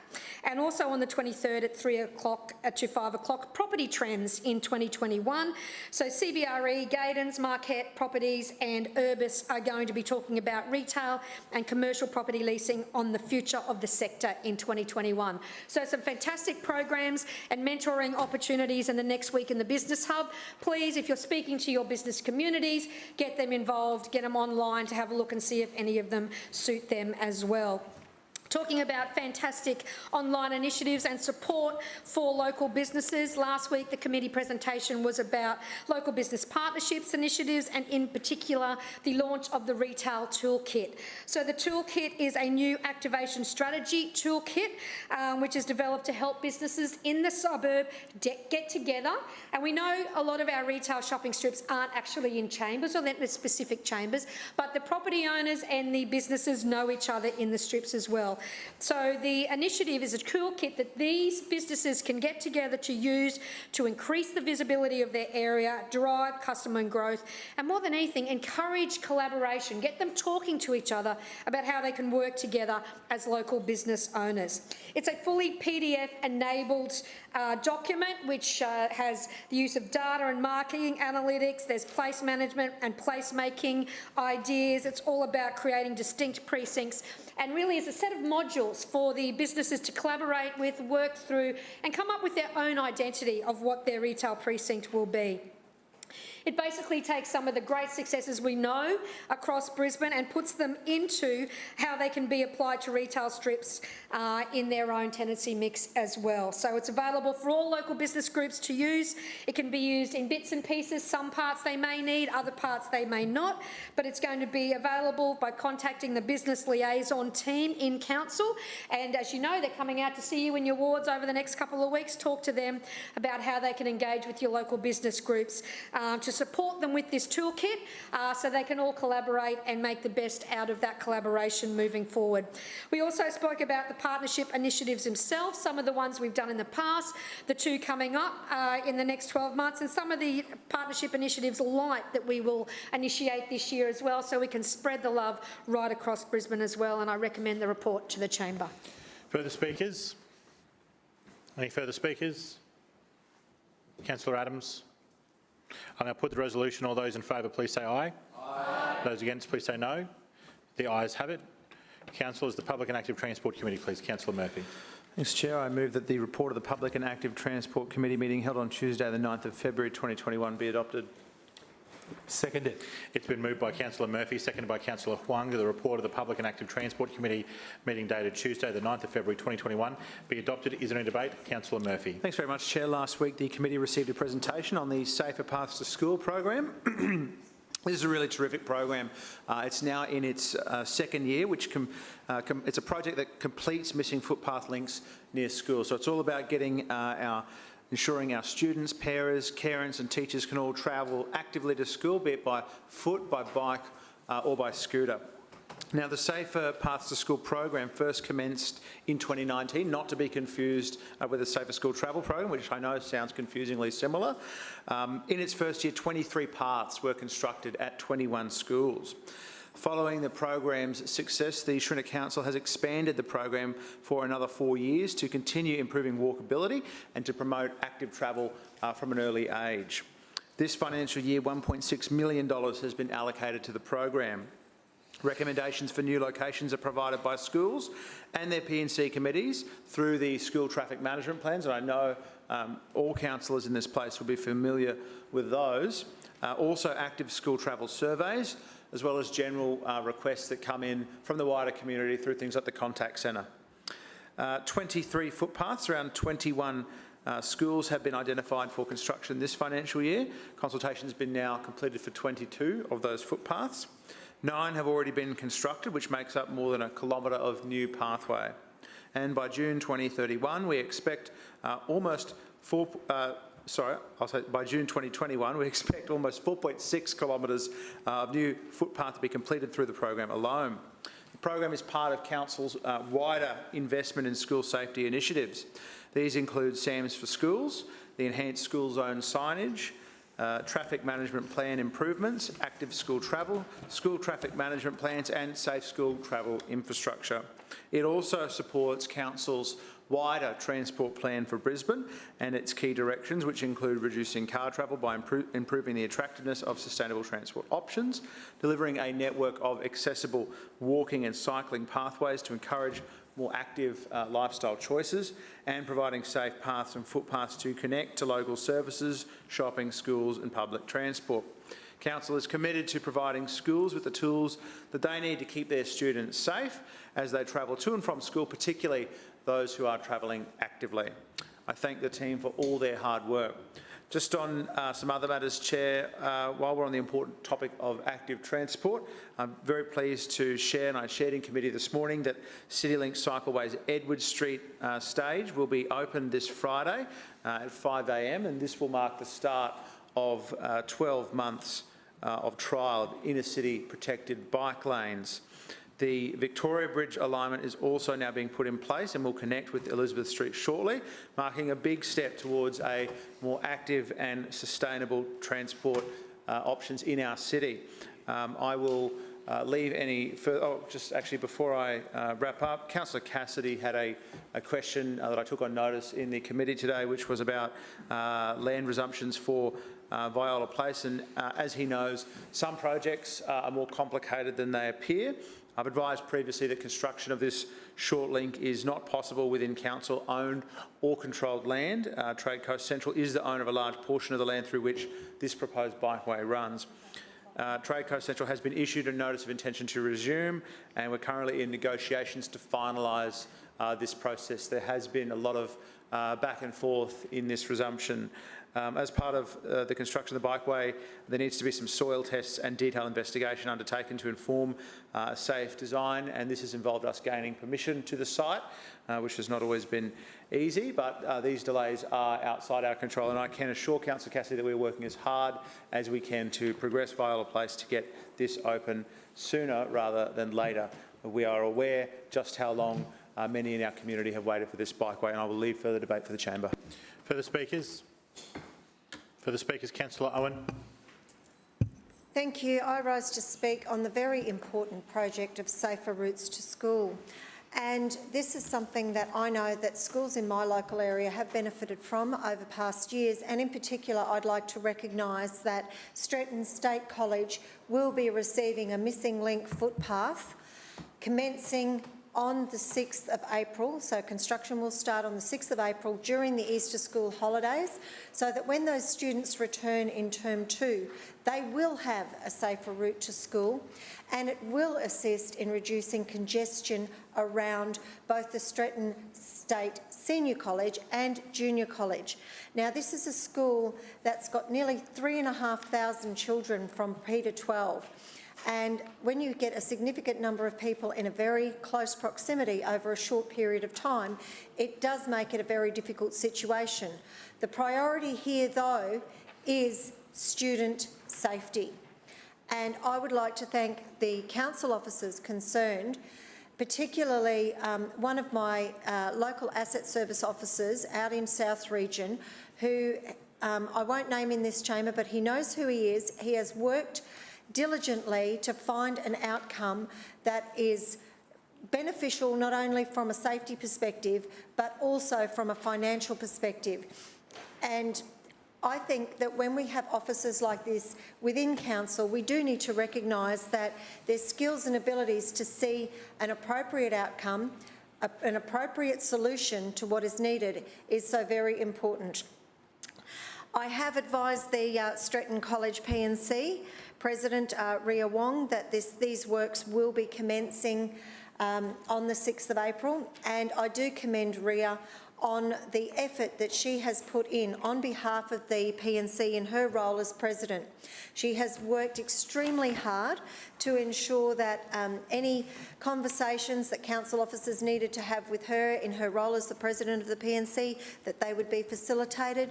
And certainly the feedback that I've had from her in working with the parent body has been substantial and very professional. So I think it's really important that we are delivering on these types of projects, because they make a difference day in, day out on making sure students can get to school safely, and that is exactly what this project is all about, safer routes to school. Thank you. Further speakers? Any further speakers? Councillor Murphy. I'll now put the resolution. All those in favour, please say aye. Aye. Those against, please say no. The ayes have it. Councillors, the Infrastructure Committee, please. Thank you, Mr Chair. I move that the report of the Infrastructure Committee meeting held on Tuesday, the 9th of February 2021 be adopted. Seconded. It's been moved by Councillor McLaughlin, seconded by Councillor Landers, that the report of the Infrastructure Committee meeting dated Tuesday the 9th of February 2021 be adopted. Is there any debate? Councillor McLaughlin. Thank you, Mr Chair. Item A before us today is a report of the committee presentation that we had last week on the major city projects construction impact coordination, which is an important undertaking of council officers to ensure that with all the construction work happening in and around the CBD at the moment, that those works can be coordinated. Currently underway is the Queen's Wharf Brisbane project, construction of the Albert Street and Roma Street Cross River rail stations, new inner city schools, the new performing arts venue in South Bank, the new Neville Bonner Bridge, and of course the Brisbane Metro, the CityLink cycle trail, the upgrade of the South Bank Ferry terminal and the closing of Victoria Bridge. So in addition to these, there's a number of other utility service works and private developments that are under construction. Quite a number of these projects are due to finish by the end of 2021, but later this year works on the Kangaroo Point Green Bridge and Waterfront Brisbane will commence. So we're expecting that during the third quarter of 2021, this is when most of the construction work will be happening concurrently. This activity is good for the city, both in terms of the economy and job generation, but also the longer-term transport and lifestyle outcomes for Brisbane. But of course, with every construction project, there are impacts that need to be managed to minimise the disruption to residents and businesses. And that's why, Mr Chair, this financial year, Council undertook or took the lead on establishing the coordination of major inner-city construction projects, which involves 3 cross-project coordination groups that includes representatives from authorities such as TMR, the Department of Natural Resources, Mines and Energy, the Queensland Police Service, the Cross River Rail Delivery Authority and the City's Transformation Task Force. These groups, they meet regularly and communicate regularly to make sure that we're managing the multiple impacts to traffic, public transport, the environment and amenities as best we can. Now, Mr Chair, I did see Councillor Griffiths, who wasn't at the meeting last week, tweeted with apparent glee a newspaper report on this committee presentation that said it was these meetings were a crisis meeting. Nothing could be further from the truth. These are regular meetings, project control group meetings that are structured in order to make sure that the various authorities understand what each other is doing. So they're not, Councillor Griffiths, through you, Mr Chair, crisis meetings. I know you adopted that headline and retweeted it. That's certainly not the case, and I don't know in what context that headline appeared. I think it was only there briefly because the ongoing story there attached to that article is that perfect storm of construction projects to trigger CBD delays. Well, that's a valid point. That's why these groups meet regularly, to make sure that whatever delays can be anticipated are dealt with. Mr Chair, it's all about keeping the city running as safely and efficiently as possible. We do look forward to the residents of Brisbane enjoying the many benefits that these projects will provide for our city, but we also need to make sure that the amount of disruption that will be caused during construction is minimised. Naturally, a big part of managing the numerous construction sites is monitoring traffic in the inner city. Preliminary traffic modelling indicates that travel times through the CBD could increase as these projects move through the delivery phase. So it's something that we're always looking at, and why, of course, we're encouraging people to return to public transport, which is very important for people to recognise and accept that public transport is the best way to move around our city. Most people, while they're opting to drive a car, and public transport usage is lower than pre-COVID levels, we're certainly encouraging everyone to get back on the bus, get back on the train, and to go about their business through use of public and active transport. Mr Chair, there were 4 other items on the agenda. Our petitions, I'll leave those to any debate in the chamber. Further speakers? Councillor Johnston. Yes, just briefly on item A. I note that the infrastructure report last week appears to try and downplay the impact of council's projects on traffic in the inner city area. And this is something that they've been doing for such a long time when it comes to particularly the metro. And I have been very critical of the metro to date and will continue to be. It is a botched project by this administration. It has had so many different versions, and the latest version doesn't even deal with the significant bus safety bottlenecks on the south side of the river. However, I'm rising today to speak particularly because of paragraph 5 in the infrastructure report item A. And that states traffic modelling has been undertaken to assess the cumulative impact of traffic impacts on multiple construction activities in the city. Travel times through the CBD are going to increase. Extended queues on Riverside Expressway, including the Captain Cook Bridge to Coronation Drive. Potential delays to bus services within the CBD and where buses run on road. Now, it's only a couple of years ago that Adrian Schrinner stood up publicly stating that all of the cars, pretty much, I think it was about 8,000 of the 9,000 vehicles a day would be going by the William Jolly Bridge. And there would be very little, if no, impact on the expressway. Now, we've seen the RACQ come out with concerns about the increased traffic diversions from the metro decisions that this LNP administration has taken, and now we see them formalising it. So let me be clear. 2 years ago, the Lord Mayor publicly stated that I think he called it the majority, but there's about 9,000 and a bit vehicle movements a day on the Victoria Bridge. He stated publicly that 8,000 of those would divert to the William Jolly Bridge. He assured people there'd be no problems with traffic impacts from the closure of the Victoria Bridge. Clearly he was delusional then. He misled the people of Brisbane, and now our community is dealing with these changes which are having a massive impact, up to 25 minutes in some cases, according to the peak travel groups. And we can see in here Council now acknowledging, and I quote, that there are extended queues on the Riverside Expressway, including on the Captain Cook Bridge and as far back as Coronation Drive. Southsiders are getting dudded by this metro project, which changes on an almost weekly basis, and it is causing chaos. Chaos. Now, Councillor Sri, I'm sure will have a completely different view to me on this. But my concern here is the Lord Mayor reassured the people of Brisbane publicly just 2 years ago that what Council is acknowledging today would not happen. Would not happen. Let me quote. Councillor Schrinner said the Council would spend $5 million to improve intersections on the 4-lane William Jolly Bridge to cater for the 8,000 vehicles which would be forced off the Victoria Bridge when the work was finalised in 2023. Quote from Councillor Schrinner, "We will see most of the traffic on the Victoria Bridge divert to the William Jolly Bridge." Well, guess what?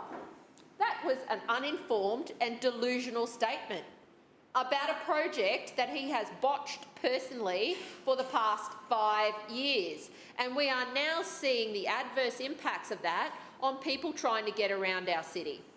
And it is appalling that Councillor McLaughlin hops up and thinks this is a good news story. The only reason this is happening is because you were not upfront with people about the impacts of the metro, in the same way that you are not being upfront with the people about the impacts to bus services in this city. And these consequential impacts of your decision are having adverse impacts on Brisbane residents. And you've tried to hide them, you've misled people. Councillor Johnston, could you please direct all comments to and through me? Yeah, well, I haven't referred to anybody. I was of the opinion that you were saying those comments to Councillor McLaughlin directly. No, I haven't. So could you please just... Well, clearly the record will show that's not the case. Well, I think there'll be conjecture at the very least. Please proceed. You, as in the LNP, and you are part of that, Mr Chairman, have misled people about the impacts of the metro. And it is appalling that today we can see that you knew full well and good either not having done traffic modelling in the first place and then just going out and saying whatever came into your head. I mean, did the Lord Mayor just make that up when he went public 2 years ago and said all those cars were going to go over the William Jolly Bridge? Did he just get his crystal ball out and go, yeah, I reckon they'll go that way?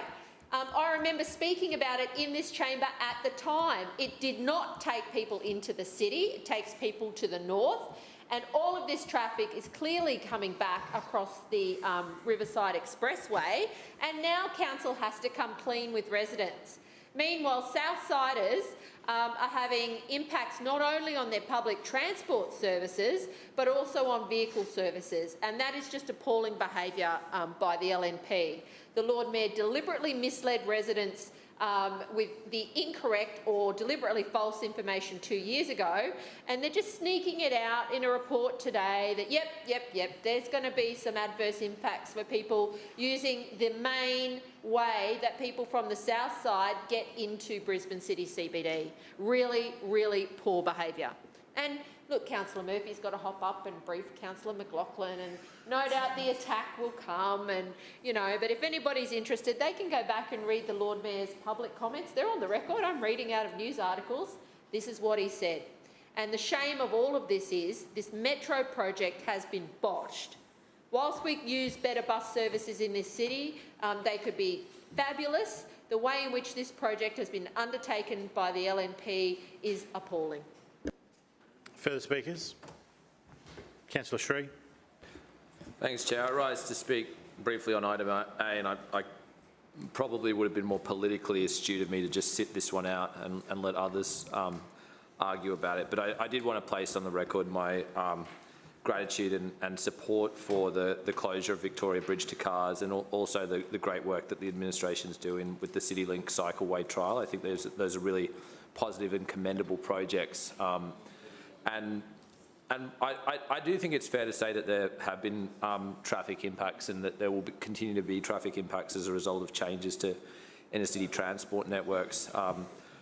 But I think we have to recognise that continuing with the status quo, where we continue to build wider roads and continue to rely on private vehicle transport as the main mode in and out of the city, is simply naive and unsustainable. And I've argued strongly that we actually need to be going even further in terms of prioritising public transport routes and cycling routes at the expense of private vehicle traffic.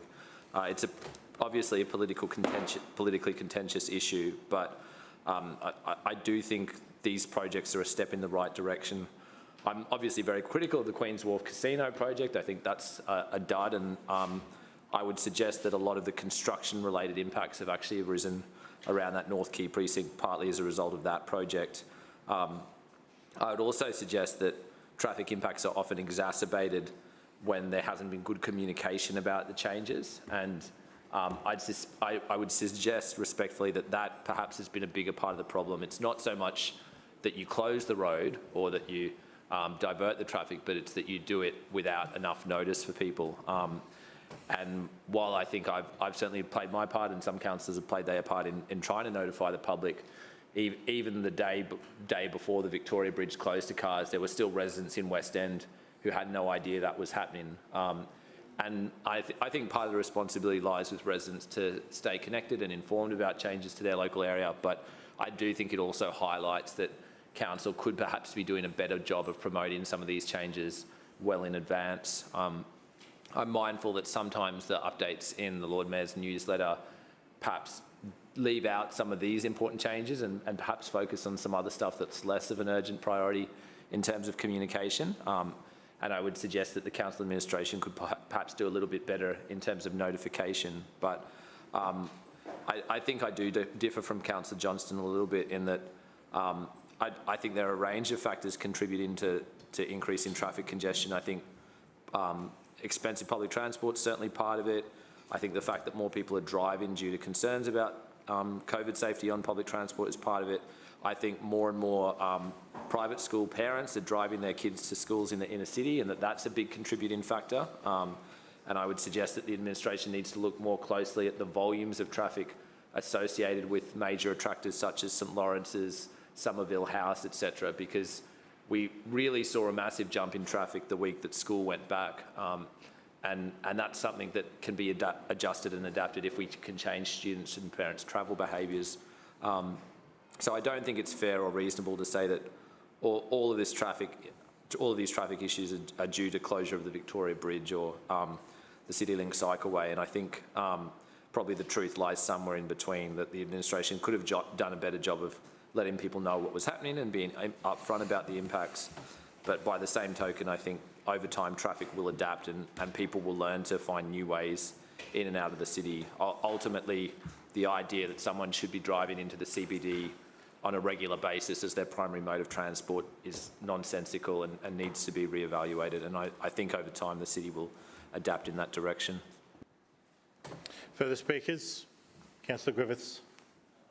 Yes, thank you, Mr Chairperson. I just would, in terms of item B and D, just request that they're taken seriatim for voting together. I'm just going to repeat that. Did you say B and D? Yes. Taken separately together? Together. For voting? Yep, thank you. Yep, we'll proceed that way. Thank you. I just was, in terms of speaking to these items, and I do want to speak to item B and D, just would like to respond to some of the comments that Councillor McLaughlin made. And I think it was interesting that he noted that I wasn't at the meeting last week. That was actually because I had a relative who was going through major surgery. So I think it was just a little bit unprofessional to be raising that as a point in speaking in the chamber. And I'm a bit disappointed with his behaviour. I expected better of him. But my second point was I was also bemused that he accused me of putting a tweet out there that claimed I said that there was an emergency response. I'm not aware of any tweet that I've put out there in regards to this presentation. So I look forward to seeing what Councillor McLaughlin's talking about. But I am one of the things that has struck me today with the whole administration, we had the Lord Mayor talking about his huge majority and how he keeps winning council all the time, is how much they keep talking about the five or seven of us. A lot of energy goes into talking about the opposition rather than talking about the administration. Now, in relation to items B and D, we didn't support these two petitions, which were both, one was for a road request for traffic at Northgate, and we think something more can be done for those residents there. And the other one was for a better footpath connecting up in the inner city. Now, both those are reasonable requests put forward by the residents. They just want better traffic management and safer footpaths. Now, what we'd say on this side of the chamber is we'd be listening to those residents. We'd be supporting those residents because what those residents are saying is reasonable. And we think we should deliver better results for those residents. And unfortunately, I think what we've seen today, be it the Norman Park Ferry or a number of things, is that this administration's arrogance in knowing best, tricking people, and in a way, deceiving the public around what is actually, that they're really interested in providing outcomes for residents. So we won't be supporting those two responses, B and D, and look forward to representing the residents of Brisbane rather than a tired administration that really isn't interested in the residents of Brisbane. Further speakers? Councillor Cumming. Yeah, thanks, Mr Chair. Mr Chair, I'd like to refer briefly to item C. It's a petition relating to my ward. Mr Chair, the Wynnum Central business area has a shortage of car parking spaces. That's the perception from the general public, and that's difficult to find a park. So as with politics, where perception is reality, the public believes this, which means they shop elsewhere rather than Wynnum Central. The original proposal for this project would have meant the loss of 6 car parking spaces out of about 20 spaces available in the immediate vicinity. And in my view, this would have been bad for the small businesses in the immediate vicinity. The amended proposal overcomes this problem and is a far more satisfactory response. I thank Council Officer Andrew McIntosh for his flexibility in being able to come up with an alternative solution. Thank you. Further speakers? Any further speakers? Councillor McLaughlin. Oh, thank you, Mr Chair. I rise to speak to some of those issues that arose during debate. Thank you, Councillor Sri, for your thoughtful contribution to this debate. That is appreciated. Of course, nothing that Councillor Johnson says in this place comes as any surprise to me when she chooses to make everything about council projects, completely ignoring what this was about, what the presentation was about, which was the coordination of significant construction projects across the city from different authorities and private entities. And of course, Councillor Johnson chose to make it only about one project, the Metro project, bagging a great public transport initiative, bagging a great active transport initiative to put a cycleway down Elizabeth Street, completely ignoring the impacts. Point of order, Mr Chairman. Point of order, Councillor Johnston. Claim to be misrepresented. Noted. Councillor McLaughlin. Completely ignoring not one word to say about the impacts of Cross River Rail projects, and one can only speculate about why those projects were chosen to be ignored by Councillor Johnson. But that they are the significant issues that are involved in why the city needs to have a coordinating authority for the works that are underway. And I repeat what they are: the Queen's Wharf Brisbane project, Cross River Rail, the new inner city schools, utility service upgrades, significant number of major project developments, the new performing arts venue, the Neville Bonner Bridge, Waterfront Brisbane. So yes, and Brisbane Metro, but they are all needing to be coordinated as these works are undertaken, and I thank the council officers who are leading the way in making sure that there is coordination across all the authorities that are involved and the private developers that are involved in delivering of these projects. Yes, there will be impacts on our road network. That's what the presentation said, and it is true in the inner city area, the CBD area. But Council will continue to work with authorities like the Cross River Rail, for example, opposing their proposal to close down, to have Sunday haulage routes through the city. One wonders why they need to do that, why their works aren't sufficient to house the materials that they're extracting from the tunnels, that it can wait till Monday. We'll continue to oppose those sorts of requests that they're making, and the numerous requests that they're making also in other locations for the construction of their tunnels, with an eye to making sure that people are safe as possible while those works by the Cross River Rail Authority are being undertaken, and to make sure that people are well aware of what their options are to return to public transport, which remains the best way for people to get through and into the CBD.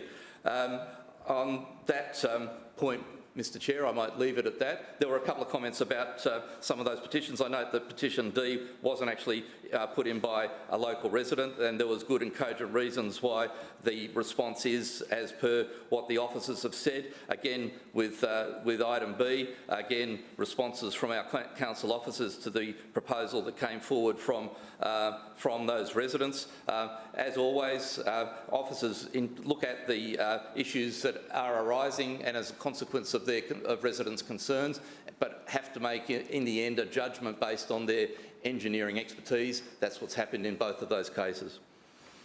Councillor Johnson, you had a misrepresentation. Please address your matter succinctly. Councillor Johnston. Yes, thank you. Councillor McLaughlin made the completely false and delusional statement that I had criticised the Elizabeth Street Bikeway project. All of my comments on this item were related to traffic impacts of the closure of the Victoria Bridge and the Metro. Thank you. I made no such remarks. Thank you. All right, we'll now have a resolution. We'll vote on the resolutions for item A, C, E and F. All those in support of A, C, E and F, please say aye. Aye. And those against, please say no. The ayes have it. On items B and D, item B and D, all those in favour, please say aye. Aye. Those against, please say no. No. The ayes have it. Division called by Councillor Griffiths and Councillor Strunk. Please ring the bells.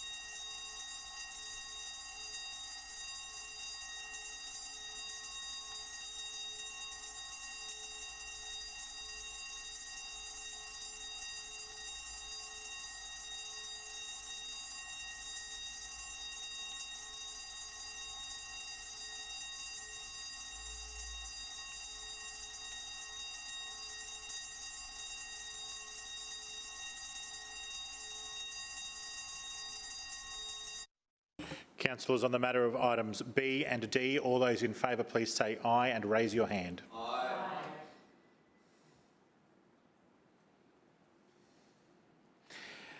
And those against please say no and raise your hand. No.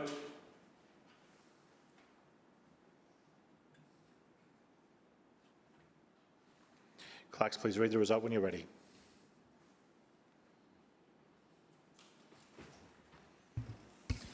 Mr Chair, the ayes have it, the voting being 17 in favour, 5 against and 1 abstention. The ayes have it. The ayes have it. We will now continue to the Environment, Parks and Sustainability Committee, please. Councillor Cunningham. Thanks, Mr Chair. I move that the report of the Environment, Parks and Sustainability Committee meeting held on Tuesday the 9th of February be adopted. Seconded. It's been moved by Councillor Cunningham, seconded by Councillor Davis, that the report of the Environment, Parks and Sustainability Committee meeting dated Tuesday the 9th of February 2021 be adopted. Is there any debate? Councillor Cunningham. Point of order. Excuse me? Yeah, point of order. Point of order, Councillor Griffiths. Yes, thank you. We just asked that items C and D are taken seriatim together for voting. Items C and D will be taken seriatim together for voting. Yep, that's it. For voting purposes. Councillor Cunningham, please proceed. Thank you, Mr Chair. In committee last week, we heard how this Lord Mayor is investing around $70 million this financial year on upgraded parks, playgrounds and recreational reserves right across our suburbs. At Karendale Park in Morningside, a concept plan is being finalised for works to be completed this year. It includes new fitness equipment, a new toilet block, new pathway, accessible car parking and additional shade tree planting. At Castamore Way Park in Richlands, we see a new junior playground, picnic tables with shelter, planting and landscaping and a new footpath connection. At Blackwood Street Park, Rochdale, works will include a playground, seating, shade trees, a walking circuit and a basketball shooting box. At Gustavus Park, Bald Hills, work will be underway in coming months on new play equipment, shade sails, bench seats, a shelter and picnic table and a new riding track around the play area. At Thrust Street Park in Inala, there's funding of $1 million for a signature playground featuring many elements including a flying fox. So, in summary, there are many great projects happening across our suburbs, Mr Chair, which will make our community parks even better. We had a number of petitions, and I'll leave that debate to the chamber, but finally, during committee, Councillor Cassidy asked today about the amount of feedback received to date on this stage of the draft off-road cycling strategy. So far, I'm pleased to report we've had 2,284 survey responses and 4,793 views of the project webpage. I'll leave the rest to the chamber. Further speakers? Councillor Strunk. Thank you, Chair. Just briefly, there are a couple of parks in my ward. One, of course, the Thrust Street Park, which is quite a sizable reinvestment in that park, and it's very much appreciated. It's probably one of the two closest parks to the shopping centre. So, and right next to the PCYC as well as the TAFE. So it's obviously a park that will continue to get used and increasingly so.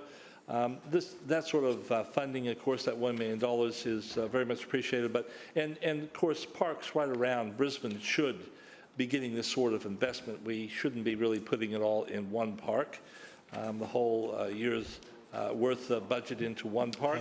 So, but thank you for that. And of course, the Castamore Street one, which was an interesting one. We have a lot of development between Progress Road and Government Road at Richlands, and there really wasn't any facilities for those people that are living in the units. And some of those units, of course, are sizable in nature, and they have three bedrooms. So there's kids involved, and of course, you know, these being complexes, as we all know, because there wouldn't be probably one councillor here that probably hasn't been impacted on some of those big builds, which have very little green space in them. So consequently, council has to do that work that in some cases the developers should do within their own precinct. But anyways, Castamore Street was one that was, I didn't even know it was actually Brisbane City Council land until I was out with my ward advisor, and we were looking around at parks and what we were going to do for that particular year. And I said to Pam, I said, I wonder who owns that space up there. I wonder if it's something that council could buy. because it was right in the middle of, or very close to where all that high-density builds were going on, and still is. And so we went back to the office, we checked it out, and yes, council owned it. So I said, great, let's put a park there. So we contacted the officers and said, well, let's have a look at what we can do at Cashmore Way, just inside the park at Cashmore Way. And they said, oh, now that we're going to look at a much larger project. And we thought, great. And so the consultation went very well. Officers were over the moon with the amount of people that actually came down to the consultation with some really good ideas, and that's what's really important. So again, we should be investing more and more like the Thrush Street Park and Cashmore Way right around Brisbane, and not concentrating it too close to the CBD, especially putting a lot of money into one park. Thank you, Chair. Further speakers? Councillor Griffiths. Yes, thanks, Mr Chair. I rise to speak on item C and D, which are both related to skateboarders. In item C, there were a number of young people from, I'm assuming they're young people from Kenmore, who are interested in having skate facilities out their way. Unfortunately, the LNP administration has said no. You can't have that and you won't have that, and you're actually not a priority for Kenmore, which was disappointing. And once again, this is an example of the LNP not listening to local residents. But then we have the next petition that came on for lighting of the skate park facility in Amazon's Place Park at Jindalee. That was once again signed by 550 residents. 550 people went out of their way to say that, yes, we'd use this facility more if it was lit. And in the feedback that council gives, it says, yes, the facility is really good. Yes, we would look at lighting it. Yes, actually, it's suitable for lighting. Dependent on consultation with locals, we actually think we should go ahead and light this facility. Let's do the consultation. Let's light this facility. We've got 550 people who are really keen to use it, and let's get them using it. Because they'll be using a council facility, making the most of it, and having a bit of fun. Excuse me, a bit of fun as well. So unfortunately, we won't be supporting the administration on the way they're treating the skaters in the western suburbs. Thank you. Further speakers, Councillor Hutton. Thank you, Chair. I rise to speak on item D, which is the request to install lighting at the skate park facility at Amazon's Park at Jindalee. Look, I know the ALP love waste, but I'm not so keen on it. The Centenary Bridge is due to be upgraded by the government in this term. The park immediately adjoins the Centenary Highway and Bridge, and the impacts of these works are not yet known on the skate park. So, sure, we could put it all in and then request that the state government move the conduits, move the cables, move the lighting, not our problem. But you know what? The same people end up paying for this, the people of Brisbane. So Labor might not care about doing things twice and making the taxpayer pay twice, but I do. The Schrinner administration certainly does, and our residents do. Further speakers? Councillor Johnston. Yes, thank you, Mr Chairman. I rise to speak on items C and D, and I have a different perspective on these items. And I note that there is some sort of protection racket being run for the Western Suburbs councillors. Both of these items before us today simply talk about these matters being capital works issues. Neither of them acknowledges in any way, shape or form that both of these councillors could support these projects using their funds, using their councillor funds. Now that is inappropriate in my view, and I will be taking it up with the CEO of council. Whenever park improvements come to committee for South Region and other regions of this city, there is always a statement in there saying that the councillors have the option to fund them from their own funds. Each councillor gets $500 and something thousand a year to fund projects of this nature. And in fact, some councillors have funded lights in their dog parks and other facilities Other councillors have funded major skate park upgrades in their areas. Yet in the western suburbs, Asset Services West clearly are running a different type of process and are not referring to the availability of funds for these councillors to undertake the projects. Now, the outcome of that is, in the petition response, there is no mention that the councillors could fund these projects, which they can. They can choose to do so. Now, I accept Councillor Hutton's view, let's wait and see. We want to make sure we don't waste money. I accept that completely. That does not abrogate the issue here that she could be telling her residents it is within her own discretionary power to fund a lighting upgrade in a park facility. And it is exactly the same for Councillor Adamant out in Kenmore. Now, the problem I have with all of this is there is one rule for the Western Suburbs Liberals and the Liberal Party generally, and another rule for the rest of us who don't get the choice of getting capital works for these projects that are told you fund it out of your trust funds. And why is that not the same here? So you can be sure that these examples will be sent to the CEO, to the manager of Asset Services, and there will be questions asked about why these councillors are being protected in this way and why they are not being told, their residents are not being told it is within their own discretionary power, within their own budget funding for parks projects, that they could choose to do these projects. Council is ignoring a statutory process that is available to these councillors, and that is fundamentally wrong. The decision to do these projects is not just one that is made about capital listing. It is one that each of these councillors can make a decision to do, and they are choosing to hide behind a partial answer to the residents of Brisbane, denying to those residents that they have the power, the ability and the funding to choose to fund these projects if they decide to do so.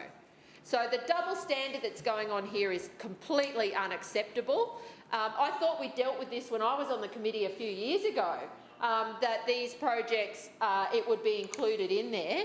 And Councillor Cunningham, I'm sure, is sitting back there thinking, well, that's something I'll take up to make sure there's fairness and equity in the way in which these council officers around each of the regions go about their work, because it's not happening here. And it is not reasonable that a discretionary fund that is available to these councillors that could be used to fund these projects is not mentioned at all. It's clearly a protection racket, and it is wrong. Further speakers? Councillor Cassidy. Thanks, Chair. Just on these two petitions that we're talking a bit about here, the interesting thing for me in picking up where Councillor Griffiths spoke just previously about these and the reasons that the administration has given for not agreeing to what these petitioners are seeking and not funding these projects, whether it's through capital or through the Suburban Enhancement Fund. The reason given for the Kenmore skate park not proceeding is because there's a skate park nearby which is talked about at Amazon's Place Park, Jindalee. So they're saying to the people in Kenmore, you do not deserve a skate park, you can go down the road to use that one. And then in the response to the petition at Amazon's Place Park, Jindalee, they say we are not going to invest in lighting at that skate park because it's probably going to go. So those people, well, I missed that interjection. What was that? No interjections. It's going to go under the state. It's going to go under Queensland. No interjections. Yeah, that's right. Yeah, great. Yeah, pretty sure the LNP committed to that project as well. So what we have here now is the councillor for, what's the award called? Jamboree, saying she doesn't want to duplicate that bridge anymore. That the Centenary Bridge should not be duplicated. There we go, that's what I'll take from that interjection, Chair. But the response to those people in Kenmore is, go down the road to Jindalee, and the response to the people at Jindalee is, well, your skate park's going, so you're not going to be able to use a skate park in Kenmore. You're not going to be able to use a skate park down in Jindalee as well. Oh, now Councillor Adams saying to his people, go to Darra. That's what he just said. Okay, all right, that's enough. Councillors, no more interjections, please. Right, yeah, okay, yeah. No more interjections. Please allow the Speaker to be heard in silence. Councillor Cassidy. Yeah. I certainly hope we're going, instead of just interjections from completely the other side of the chamber, I'm struggling to hear Councillor Adam, and through you, Chair, I'm sure he will get up and talk on this issue. But, you know, Councillor Hutton said that it's far too expensive to put lighting in, and as Councillor, and have it moved at some point, Councillor Johnston points out, councillors in wards right across Brisbane will have lighting installed, whether it's dog parks or along paths and at skate parks, and we've just had some solar lighting installed at places as well. So there's lots of different innovative ways that you can make this skate park more usable for your residents, for those hundreds and hundreds and hundreds of residents that are calling for it. But again, the 550 residents calling for it, but again, the LNP are more interested in themselves than they are their local residents. Further speakers? Further speakers? Councillor Cunningham. Yeah, thanks, Mr Chair. Through you, Mr Chair, to Councillor Johnston, I can provide you plenty of examples where LNP councillors have been told to use their CEF, and my office would be pleased to provide that with you. And that's it. I'll leave it. Thanks, Mr Chair. Councillor Johnston, please cease interjecting. All councillors, please calm down. This is the Environment, Parks and Sustainability Committee. Please. Councillor Cunningham, please resume. Have you concluded? All right.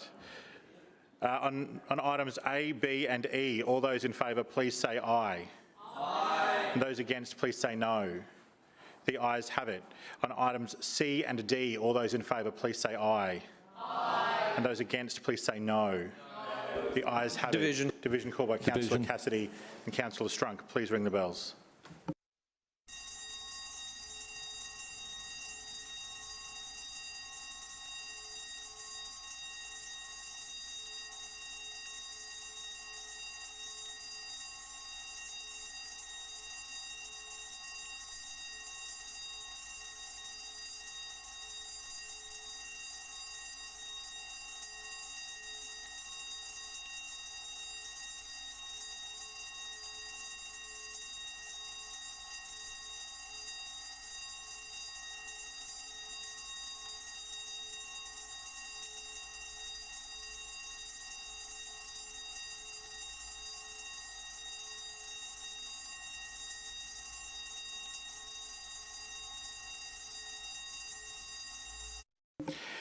Councillors, all those in favour of items C and D, please say aye and raise your hand. Aye. Thank you. And those against, please say no and raise your hand. No.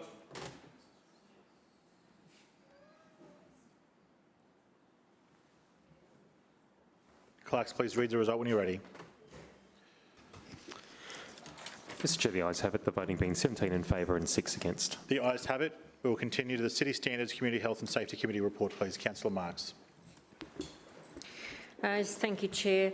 Mr Chair, I move that the report of the City Standards Community Health and Safety Committee meeting held on Tuesday the 9th of February 2021 be adopted. Seconded. It's been moved by Councillor Marx, seconded by Councillor Toomey, that the report of the City Standards Community Health and Safety Committee meeting dated Tuesday the 9th of February 2021 be adopted. Is there any debate? Councillor Marx. Thank you, Mr Chair. Look, we had an awesome presentation on the Brisbane City Council and Environment Centres. As I mentioned at the time of the presentation, it's a portfolio. It's a program that's split between two portfolios. Councillor Cunningham with Environment, Parks and Sustainability, and myself in the City Standards with my workers doing some of the work there in that space. So we all chop and change as to who gets to deliver the good news about the good work that's going on in the environment centres, and I'm happy to leave any further debate to the chambers. Further speakers? Any further speakers? Councillor Marx. I'll now put the resolution. All those in favour, please say aye. Aye. Those against, please say no. The ayes have it. Councillors, the Community Arts and Nighttime Economy Committee, please. Councillor Howard. Thank you, Mr Chair. I move that the report of the Community Arts and Nighttime Economy Committee meeting held on Tuesday the 9th of February 2021 be adopted. Seconded. It's been moved by Councillor Howard, seconded by Councillor Landers to the report of the Community Arts and Nighttime Economy Committee meeting dated Tuesday the 9th of February 2021 be adopted. Is there any debate? Councillor Howard. Well, thank you, Mr Chair. Before moving to the committee report, I know that through you, Mr Chair, everyone in this chamber is keen to know what DZ death rays are doing. However, tonight is not the night for that, because we have had some amazing community, arts and nighttime activities happening right across Brisbane in this past week, and I would like to talk to you just briefly about some of those. One of the most exciting was a contemporary dance troupe called the Australasian Dance Collective, performing at the contemporary arts venue, the Powerhouse, the work's called Aftermath. And it was absolutely amazing. It was sold out. It was a presentation that was supported by Brisbane City Council. And I just want to put on record my thanks to Amy Hollingsworth and her team at the Australasian Dance Collective for having the vision to make sure that our contemporary dancers are using our wonderful contemporary venues such as the Powerhouse. So as well as that, of course, we had Brisasia Festival happening right across Brisbane.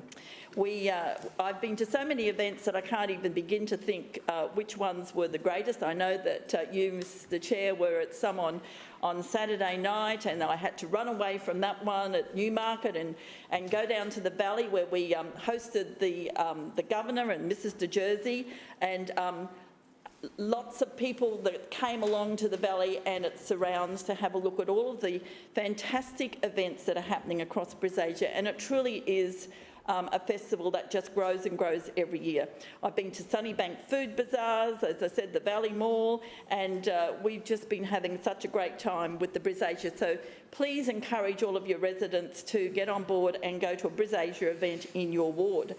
We're also, one of the other really wonderful things that happened this weekend was the 9th birthday of Brisbane Greeters. And we had a presentation today about Brisbane Greeters, so I'll talk some more about that next week. But I do want to put on record our huge thanks to the more than 100 greeters who came along to celebrate that 9th birthday. I have a whole list of ideas that they've given me, and I'm really looking forward to making sure that we can implement some of those ideas. So, Mr Chair, moving to last week's presentation, again, another wonderful event that has happened across Brisbane, and that was a presentation from Louise Bazina, the Artistic Director of Brisbane Festival, and Charlie Cush, the CEO of the Brisbane Festival. And Council is just so proud to be a major partner of that festival, and it was great to hear about the incredible impact that the Brisbane Festival made last year.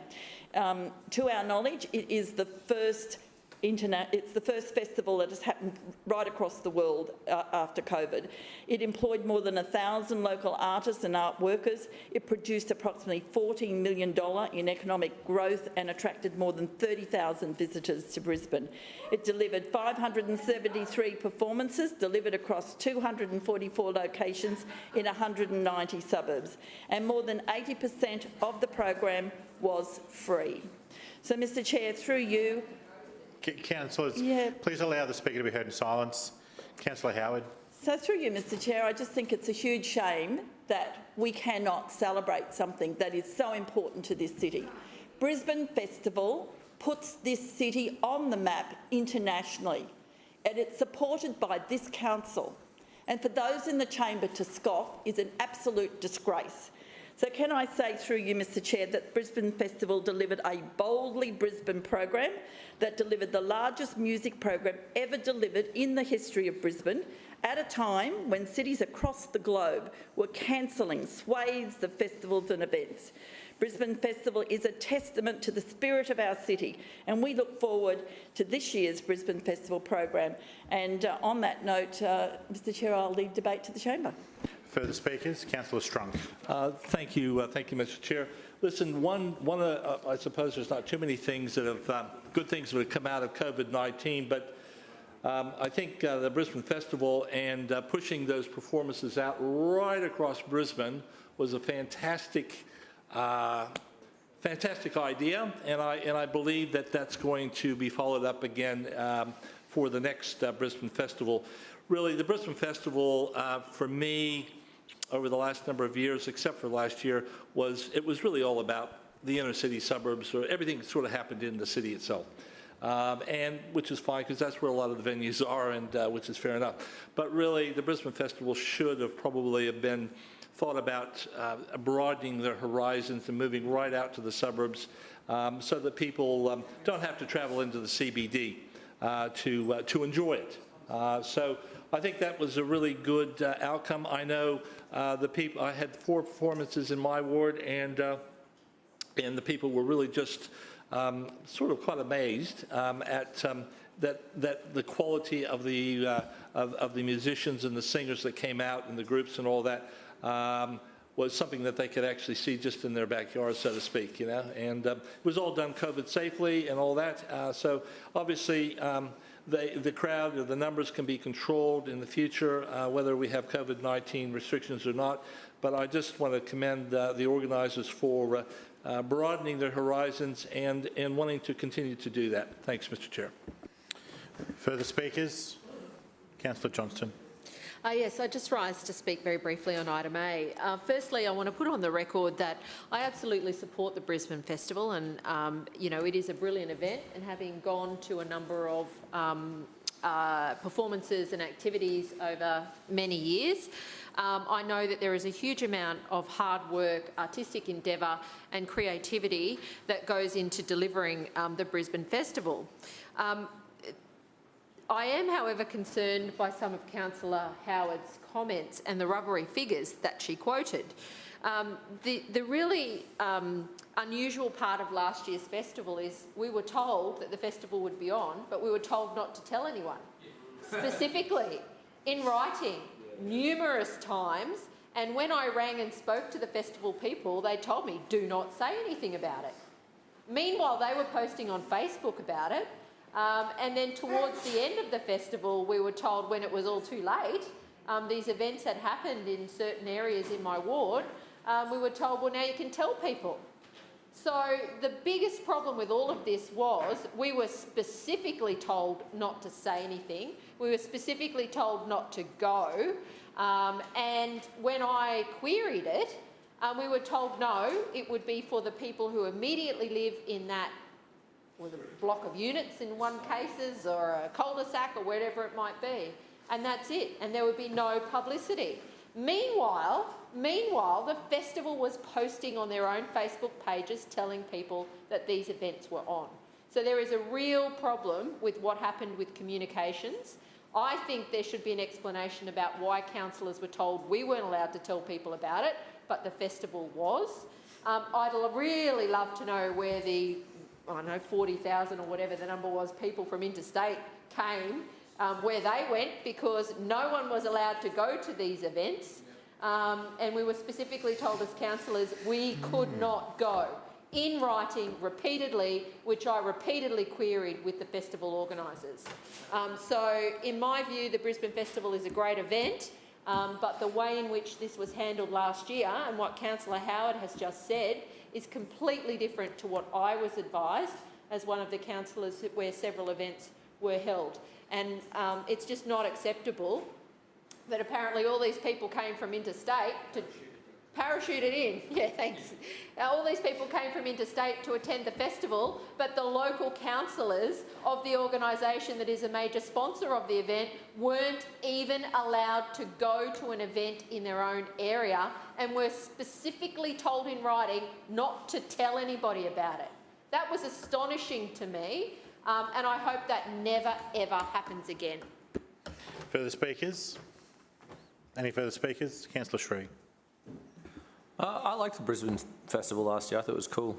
We had a rad little gig down along the river in Orley Park, and it was about 50 metres from the nearest apartments, and the cops were called.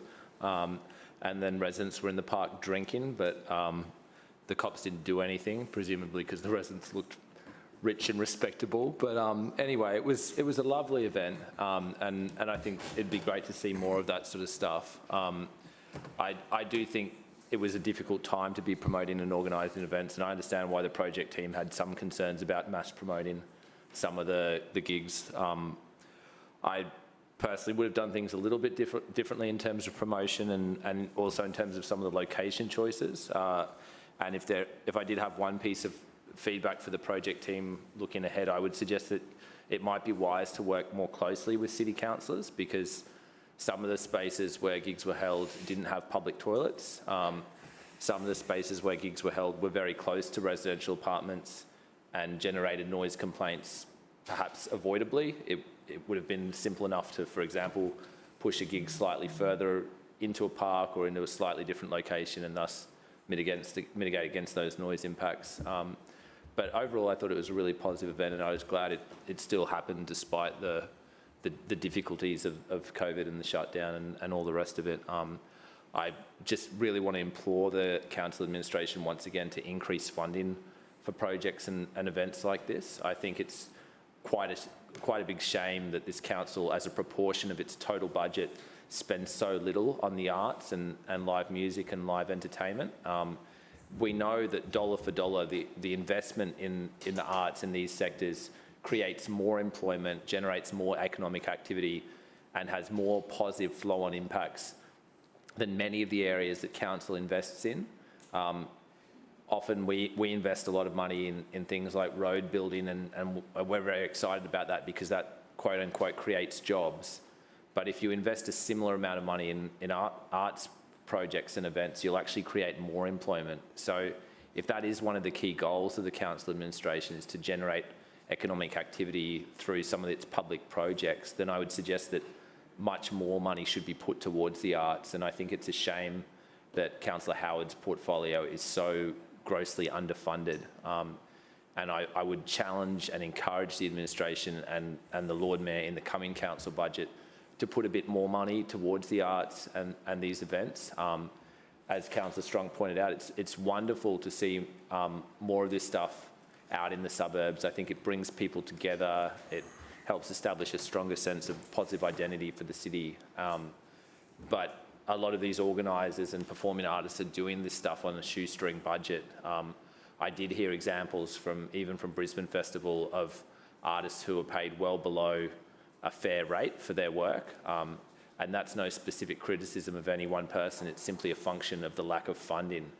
If you want artists to be paid fairly for their work, for free performances, then you need to fund it properly. And unfortunately, that doesn't always happen here in Brisbane. So I would strongly encourage the council administration to reflect deeply on whether it values the arts and why other cities like Melbourne, Sydney, even Adelaide are spending a much bigger proportion of their council budgets on the arts and community events than we are. When you compare even those small local councils or some of the central metropolitan councils, almost every other council is spending a larger proportion of its budget on the arts and performing events.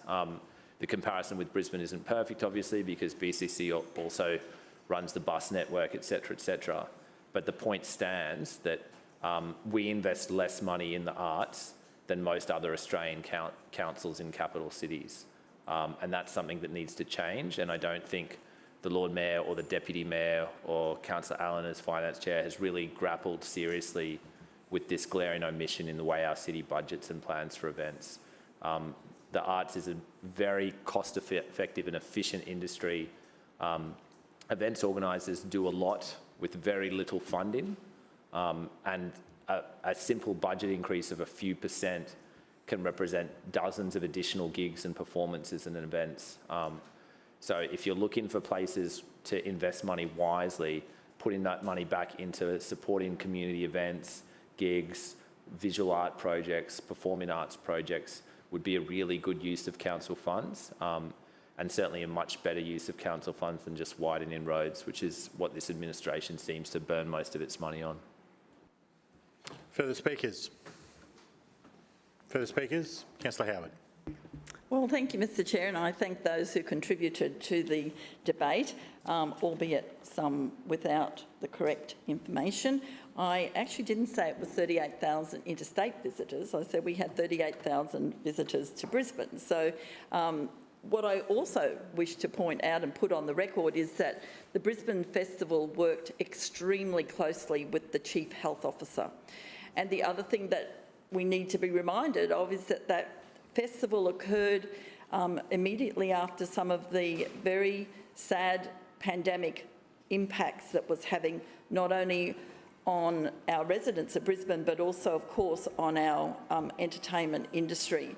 And so the work that the Brisbane Festival did is nothing short of amazing. And I think that the street serenades, which is what was being referred to by a number of the councillors, was a great success. It was something that councillors were asked not to promote because of the fear that we would have too many people there. So it was on the advice of the Chief Health Officer that was done, and I am very pleased to announce, and it was announced during the presentation, that Brisbane Festival is very much looking forward to reaching out to all councillors and is very happy to receive any ideas on where they think the street serenades can be held and any improvements on what happened last year. This is an evolving area. We understand that it went across 190 suburbs, which in itself is amazing. And each and every suburb of Brisbane was put on the map for the Brisbane Festival. So can I just encourage all of the councillors in the chamber to reach out. They can reach out via my office to let me know any ideas that they might have, and we'll certainly pass that on to Brisbane Festival. But it is their intent to make sure that that we're talking to each and every councillor to make sure that what's happening, particularly with the street serenades, is happening within the area. Could I also say through you, Mr Chair, that this LNP Council has delivered a budget that provides a record investment in Brisbane's culture and creative sector, with almost $11 million allocated to our outcome 5.1, Thriving Arts and Culture.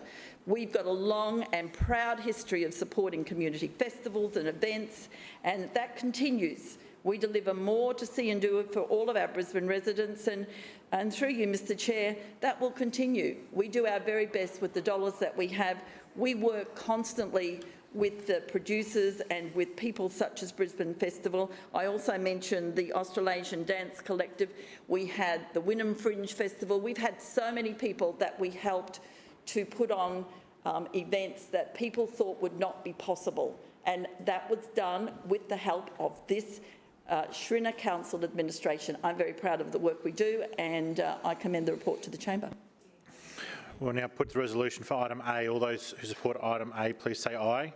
Aye. Those against, please say no. The ayes have it.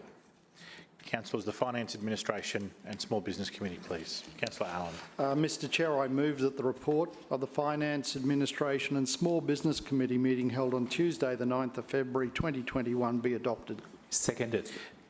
It's been moved by Councillor Allen, seconded by Councillor Huang, that the report of the Finance Administration and Small Business Committee meeting dated Tuesday, the 9th of February 2021 be adopted. Is there any debate? Councillor Allen. Thank you, Mr Chair. As most people in the chamber would be aware, we recently passed the 10-year mark of the 2011 floods, and last week's committee presentation was on council-wide improvements since the 2011 flood. In particular, the early part of the presentation outlined some of the key facts around the flood, and I will touch upon them because they are fairly interesting. 322 millimetres of rain over 5 days. The peak day was Thursday, the 13th of January, with a height of 4.46 metres. 94 suburbs were inundated. 200,000 people and 24,696 properties were impacted, and the recovery costs were circa $440 million. So a massive event for this city.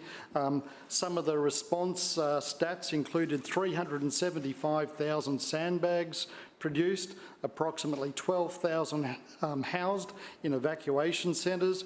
An estimated 60,000 people joined the Mud Army, and many of us in this room will reflect on those times. Council coordinated 23,000 registered volunteers. Council removed over 400,000 tonnes of waste, and we received 81,000 calls from the public during the period the 9th to the 22nd of January. Since that time, we've obviously looked to enhance our disaster management capabilities, and to this end, we've moved, the SES has moved into the main disaster management branch. We've enhanced our disaster management governance and responses. We've refined some of our processes, and we've also enhanced our engagement with stakeholders, and that's the state government, the emergency services and surrounding councils, to ensure that our disaster responses are as refined as they can be. In the context of the State Emergency Service, we've had very significant increases there. In 2011, we had 330 members. Now we've got 780. We've increased our resources in terms of boats, vehicles and plant, and so certainly our SES capability has been significantly enhanced in the last decade. The Council and through the disaster management team have sought to enhance our community education, and so we've launched Be Prepared campaigns, My Resilient Schools programs. We've provided flood tools for residents. We have a flood hub, and we've got internal training for our disaster response teams. Now, there was a significant asset repair and replacement project that took place after the floods. I won't touch upon everything, but we had something like 12,000 potholes repaired, 56 bridges, culverts and boardwalks needed some sort of repair, 21 public toilets were repaired, 28.8 kilometres of footpath, the list goes on. So it was a very, very significant infrastructure repaired bill, and clearly that would have impacted council resources at the time. We've made a number of infrastructure improvements since that time. We've got 17 flood resilient ferry terminals now. We have a river walk that's been rebuilt, and many of you will recall the imagery on TV as that Riverwalk floated down the river, but it has now been rebuilt to an extremely high standard to stand a 1 in 2,000 year flood event. We've enhanced our drainage and flood infrastructure and telemetry gauges in particular to better help us monitor water levels in these instances. We also have enhanced all of our strategies and plans around this, and in particular the Brisbane City Council Flood Action Plan, Flood Smart Future Strategy and the Brisbane River Strategic Floodplain Management Plan. So a lot of work has happened in the last 10 years, and I'll leave further debate to the chamber. Thank you. Further speakers? Councillor Johnston. Yes, I rise to speak on item A, council-wide improvements since the 2011 floods. This was a defining event of my time in Brisbane City Council, and I wrote a fairly extensive newsletter to my residents a few weeks ago outlining my reflections and thanks to all those involved in the activities in my ward. And I was heartened by the feedback that I received from residents, from former members, and from a lot of different people on those reflections. It's on my website if anybody is interested in reading it. I wrote it in the spirit of being thankful and uplifting, because I know this is a very traumatising anniversary for a lot of residents in my ward.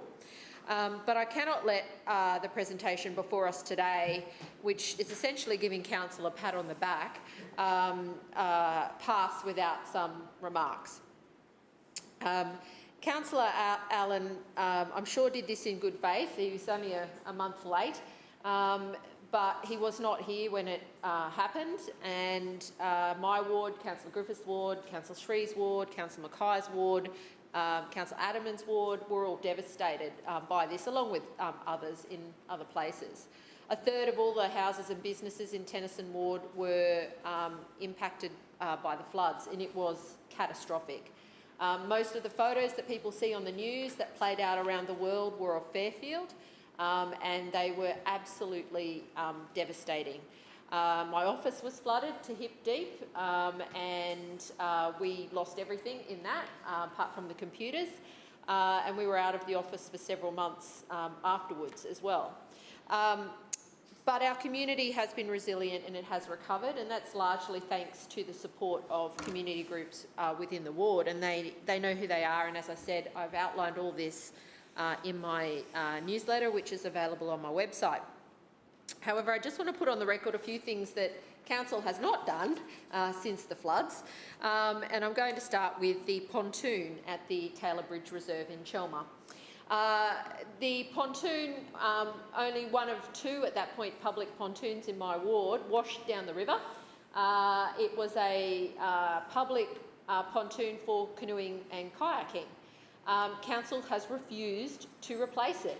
11 years on, petitions, requests, Council keeps saying no. It is disgraceful and disgusting that Council refused to replace Council assets lost in the flood that are vitally important for river suburbs to improve access to the river. So that is the pontoon at Chelmer that was not replaced. In the year of the floods, there was a budgeted road safety improvement project for Kadumba Street and Kingsley Parade, which is an intersection upgrade. And the council officers came to me in March, so less than 2 months after this, and said, you know, we're going to do this project. And I said, look, it's not the right time to do it. You know, the focus, this money needs to go into flood recovery. So I'm putting on the record, I said it needs to go into flood recovery. And they said, yes, councillor, we'll fund it again next year. 11 years later, or 10 years later, every year it's been in my budget submission to have it done, and yet this council has not done this road safety improvement project.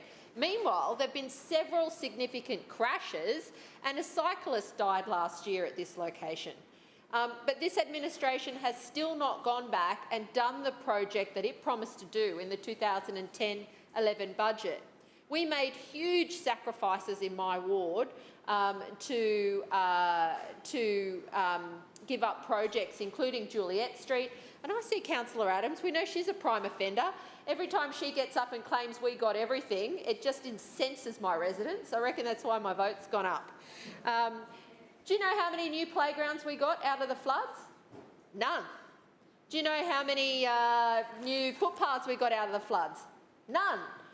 We basically got the mulch dug up out of the bottom of all our old playgrounds. They got gurneyed off and the mulch replaced.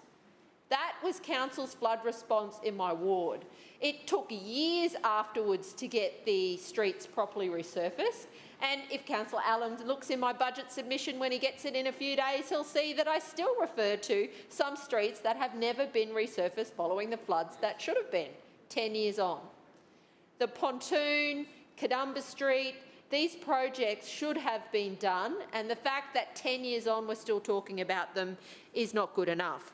Here's some other things that Council has done. They've not completed the backflow valves.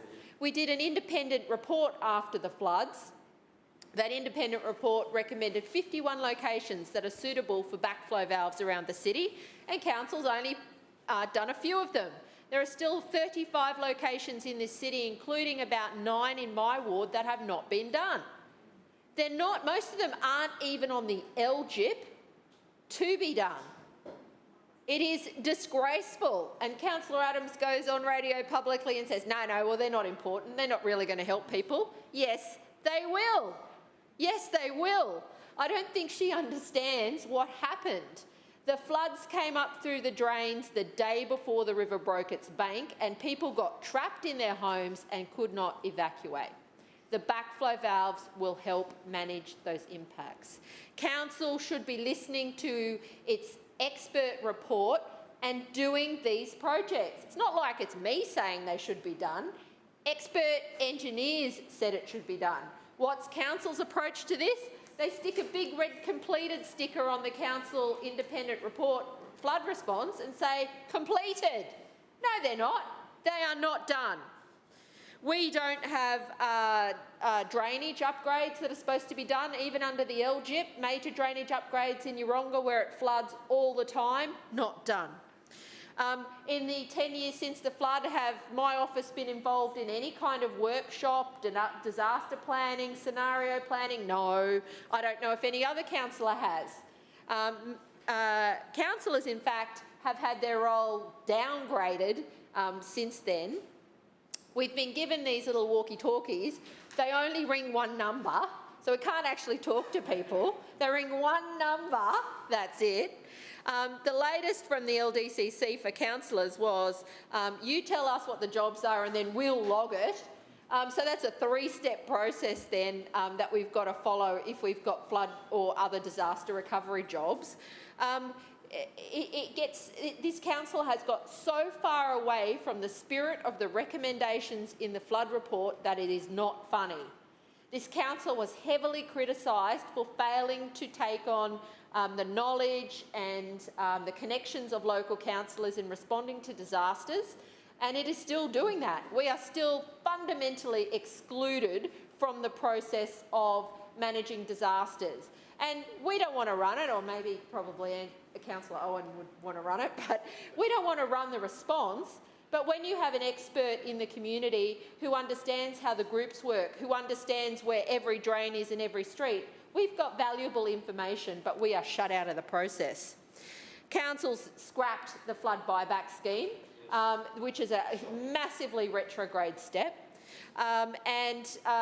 We know a lot of people were not in an emotional or financial position to make a decision about selling to council, even for several years after the floods, but now they don't even have that option. That was a retrograde step by council to cut that scheme, and I know it's something that Councillor Griffiths has been talking about for many years. Council's put in this flood resilient homes program, but it's only available in Inala and Paddington and Milton. It's not available. It's not available to residents in the suburbs that I represent. Planning. There's another great initiative by council. Let's just allow unfettered fill. Unfettered fill in flood-prone suburbs. Yep, up to a metre. Up to a metre. And 2.5 metres in industrial areas, and you don't even need council approval. Council will let you go higher, you've just got to put a DA in. Meanwhile, all over my ward, we've got houses on slabs, but next to them, they've filled huge amounts. It is going to cause devastation and heartache for neighbourhoods when it floods again, which it will. Council has got so many of its planning responses wrong. Yes, more information is good if it was accurate. I mean, the amount of feedback from residents about, well, that's not where the water came to, Nicole. This council didn't care about any of those issues when I raised them with the residents, with council on behalf of the residents. So, you know, 10 years on, I'd maybe give this council a D- for its response to the floods. I don't think it is anything to be proud of. You started on a job, probably with good Councillor intentions, Johnson, your time but has it failed to expired. deliver. Further speakers. Councillor Sri. Thanks, Chair. I thought Councillor Johnston covered some very important ground there, and I do want to start by just adding that I too have a few backflow prevention devices in my ward that ought to be delivered, and I encourage the relevant chairs to look closely at funding those in future years. Particularly, I think it's important for the Deputy Mayor to be aware that a couple of those streets, such as Forbes Street, have now had some very high density development around them, and maybe this is something that Councillor McLaughlin and Councillor Cunningham also need to pay attention to. The council has approved very high density development down around Forbes Street and that part of West End, right on the lowest part of the floodplain, and the engineer reports have recommended installing backflow devices down there, yet we still haven't seen any funding allocated to that or any inclusion of those in the LGIP, and I think that's a glaring omission from this council, and I'm sure the next time those properties flood, there's going to be significant complaints from residents about why council didn't act on the independent advice. I don't want to speak for too long about the floods. I do have a lot of thoughts on this, but I just thought I'd read into the record a quote from the book A River with a City Problem A History of Brisbane Floods by Margaret Cook, who's a well-respected, I should say Dr. Margaret Cook, a well-respected researcher based at, I think currently USQ, previously at UQ. In the intro to the book, she writes, following the 2011 floods, many Brisbane residents expressed incredulity that their city could experience such extreme flooding, despite the wide, muddy river that their suburbs and properties overlooked. As lives were lost and possessions destroyed, people looked for someone to blame. Many had pinned their hopes on Somerset and Wivenhoe dams to prevent such a tragedy, and when the dams seemingly failed to do so, allegations of mismanagement quickly circulated, and both the Dam Operations Manual and flood engineers faced scrutiny. This response was not born from an ignorance of climate or riverine history, but instead reflected Queensland's long-standing cultural and political values in relation to the environment. Human action created the disaster, the hazard in part due to settling on a floodplain. Yet this systemic problem was largely overlooked in the Queensland Floods Commission of Inquiry in 2011 and 2012. I think those comments are worth reflecting on, and particularly in my ward, I've seen that foolhardy cultural arrogance continue, where Brisbane City Council and the state government continue to approve high-density residential developments on sites which are extremely flood-prone. This is a mistake that successive councils or council administrations have made and replicated over many years, and it is extremely frustrating to people who spend time understanding the river, who look at the flood risks, who look at the climate modelling, to see that despite all the expert advice against approving developments in this area, council continues to allow further high-density residential development on flood-prone sites. It truly is a special kind of madness that this council administration is so lax about allowing developers to build whatever they want down on that low-lying land beside the river. There are many parts of West End that flooded in 2011. There are parts of Wollongabba as well. My ward was quite severely impacted, and one of the very common narratives that came out of the community at that time was that we hoped council, we hoped the state government, we hoped the property industry would learn the right lessons and would stop building so densely down in these flood-prone areas. What council should be doing is buying back more of these private sites and converting them to public green space so that the river has room to move and so that these floodways are clearer. As other councillors have noted, the failure to continue the flood buyback scheme, I think, is really foolhardy and disappointing. And if the council administration is ever looking for an excuse to create more green space in the inner city, you have a very easy one in terms of buying back flood-affected properties. There are so many sites down along Montague Road, down along the West End riverfront that are extremely flood vulnerable and ought not to be developed for private and commercial gain. They ought to be preserved or restored as public green space. That's a serious community need. We've got so many people living in apartments that people need that additional public green space. But it also makes sense from an environmental and flood engineering and flood mitigation perspective. It's pretty simple. If a site is really prone to flooding and is likely to flood once every 20 years, probably don't put 500 residents on that site. We've got 3 and 4, 5 level basement car parks that are all below the flood level. So all it takes is for the river to bust its banks and then suddenly 5 stories of underground car parking are underwater. The problems are really obvious to anyone who cares to look, and researchers like Margaret Cook have done that homework of really mapping the vulnerabilities and exposing the cultural contradictions in our city around this issue. The 2011 flood was a disaster because we had built in stupid places. And that's not to disrespect any of the residents or homeowners in these low-lying areas, but the simple fact remains that councils have a responsibility to look at areas that are likely to flood, that are likely to be vulnerable to inundation, and discourage people from building there. And instead, this council has said to developers, you want to build down there, go for it. And that has been the true contributing factor to the floods. People ask, oh, who's to blame for the thing? Council is to blame because we allowed people to build in flood vulnerable areas. That's just a matter of common sense. Other cities make similar mistakes, but other cultures often strike a better balance, and they learn not to build in these really vulnerable areas. This isn't a party political thing. It's not an LNP versus Greens or Labor thing. It's simply common sense. You don't build in flood-prone sites.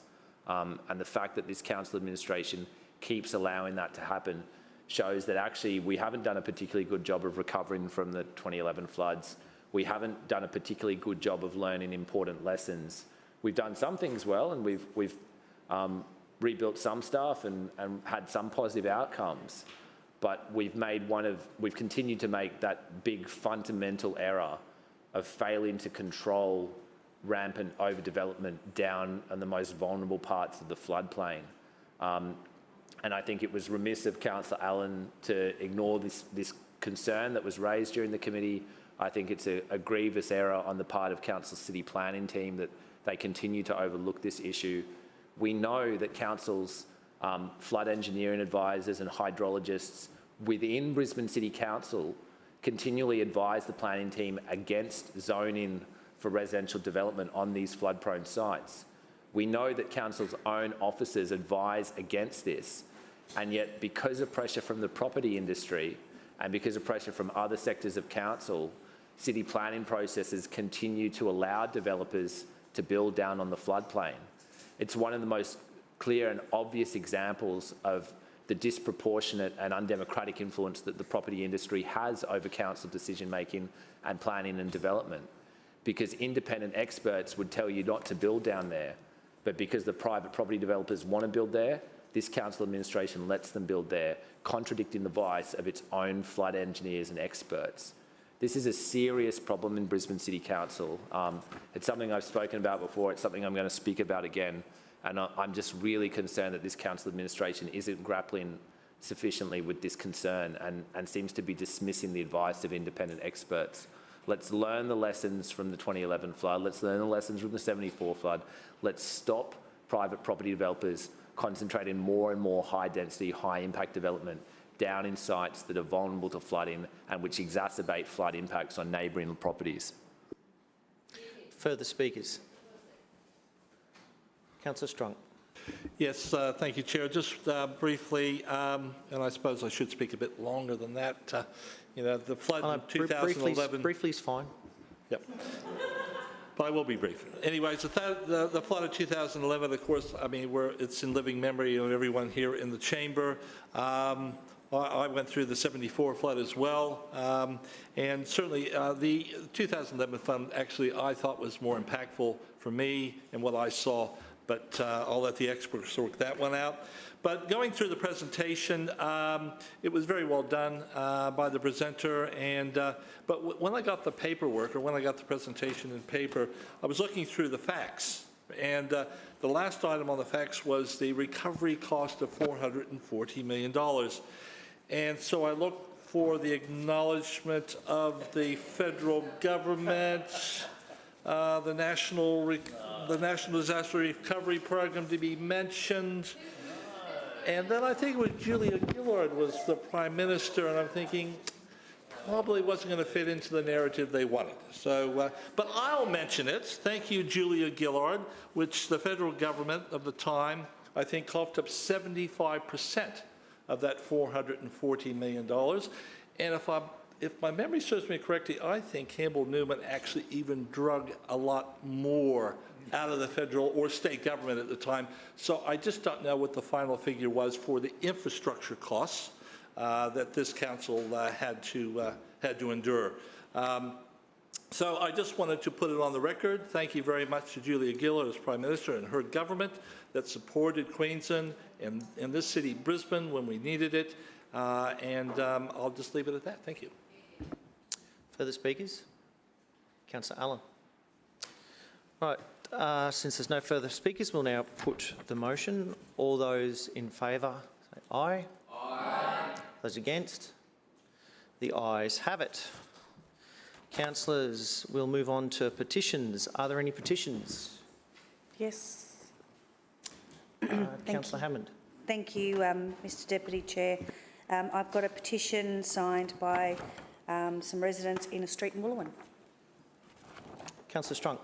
Yes, thank you, Deputy Chair. I have a petition requesting from some constituents asking for a public swimming pool to be built in the Inala area. Any further petitions? Councillor Sri.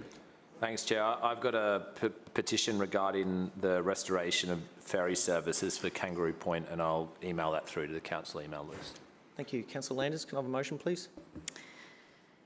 Mr Chair, I move that the petitions as presented be received and referred to the committee concerned for consideration and report. Second. So we have a motion to receive the petitions from Councillor Landers, seconded by Councillor Strunk. All those in favour say aye. Aye. Those against? The ayes have it. Move on to general business. Councillors, are there any statements required as a result of an Office of the Independent Assessor or Councillor Ethics Committee order? There being no one standing, councillors, are there on? Councillor Huang. Thank you, Mr. Deputy Chair. I rise to wish everyone a happy Chinese New Year. 恭喜发财，新年快乐. Today is the 5th day of the new year, a day in Chinese tradition to welcome the God of wealth. For those who wish to have better financial fortune this year, I suggest that you wear something with red or reddish color.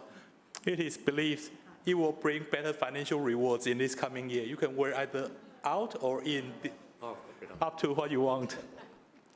So Chinese New Year is the most important cultural festival in Chinese culture. It's just like Christmas in the Western culture.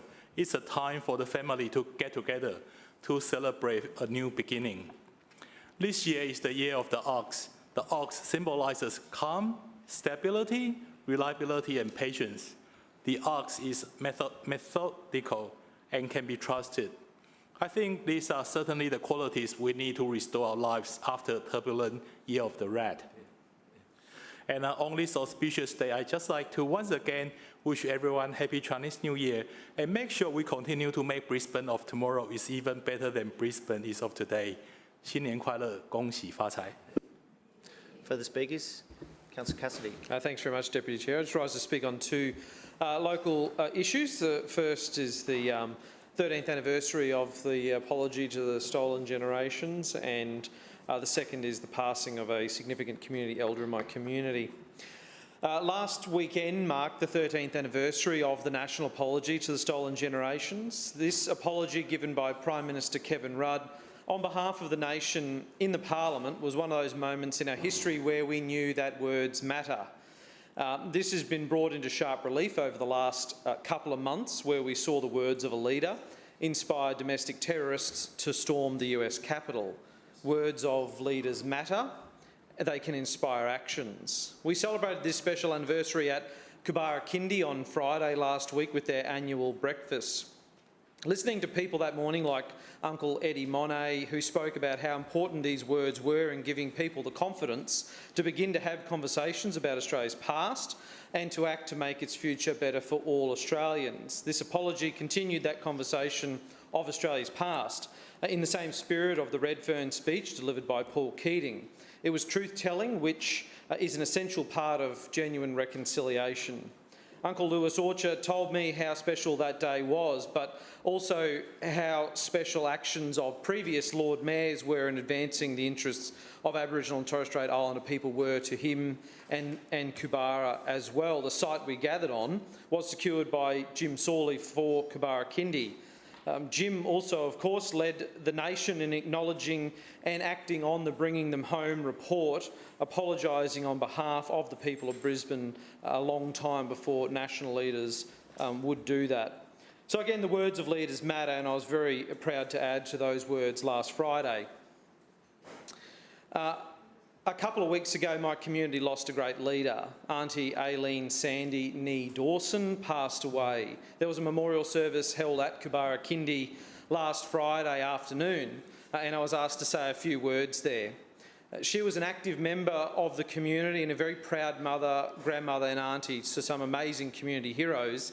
who I have had the pleasure of working with over the last few years. Auntie Aileen assisted with the development of social, emotional wellbeing spaces within Wantalup by Baya College in far north Queensland, assisting with alcohol and other addictions management, community development and Indigenous mental health and counselling. Auntie Aileen had a very special phone ministry that would minister to anyone across Australia, day or night, even very early hours of the morning, praying and counselling many in their time of need. Auntie Aileen was an ordained minister, and in September 2015, she founded Pass on the Fire Ministry, which had its open day at Zulmia Community Centre, and in 2017, Pass on the Fire Aboriginal and Torres Strait Islander Corporation.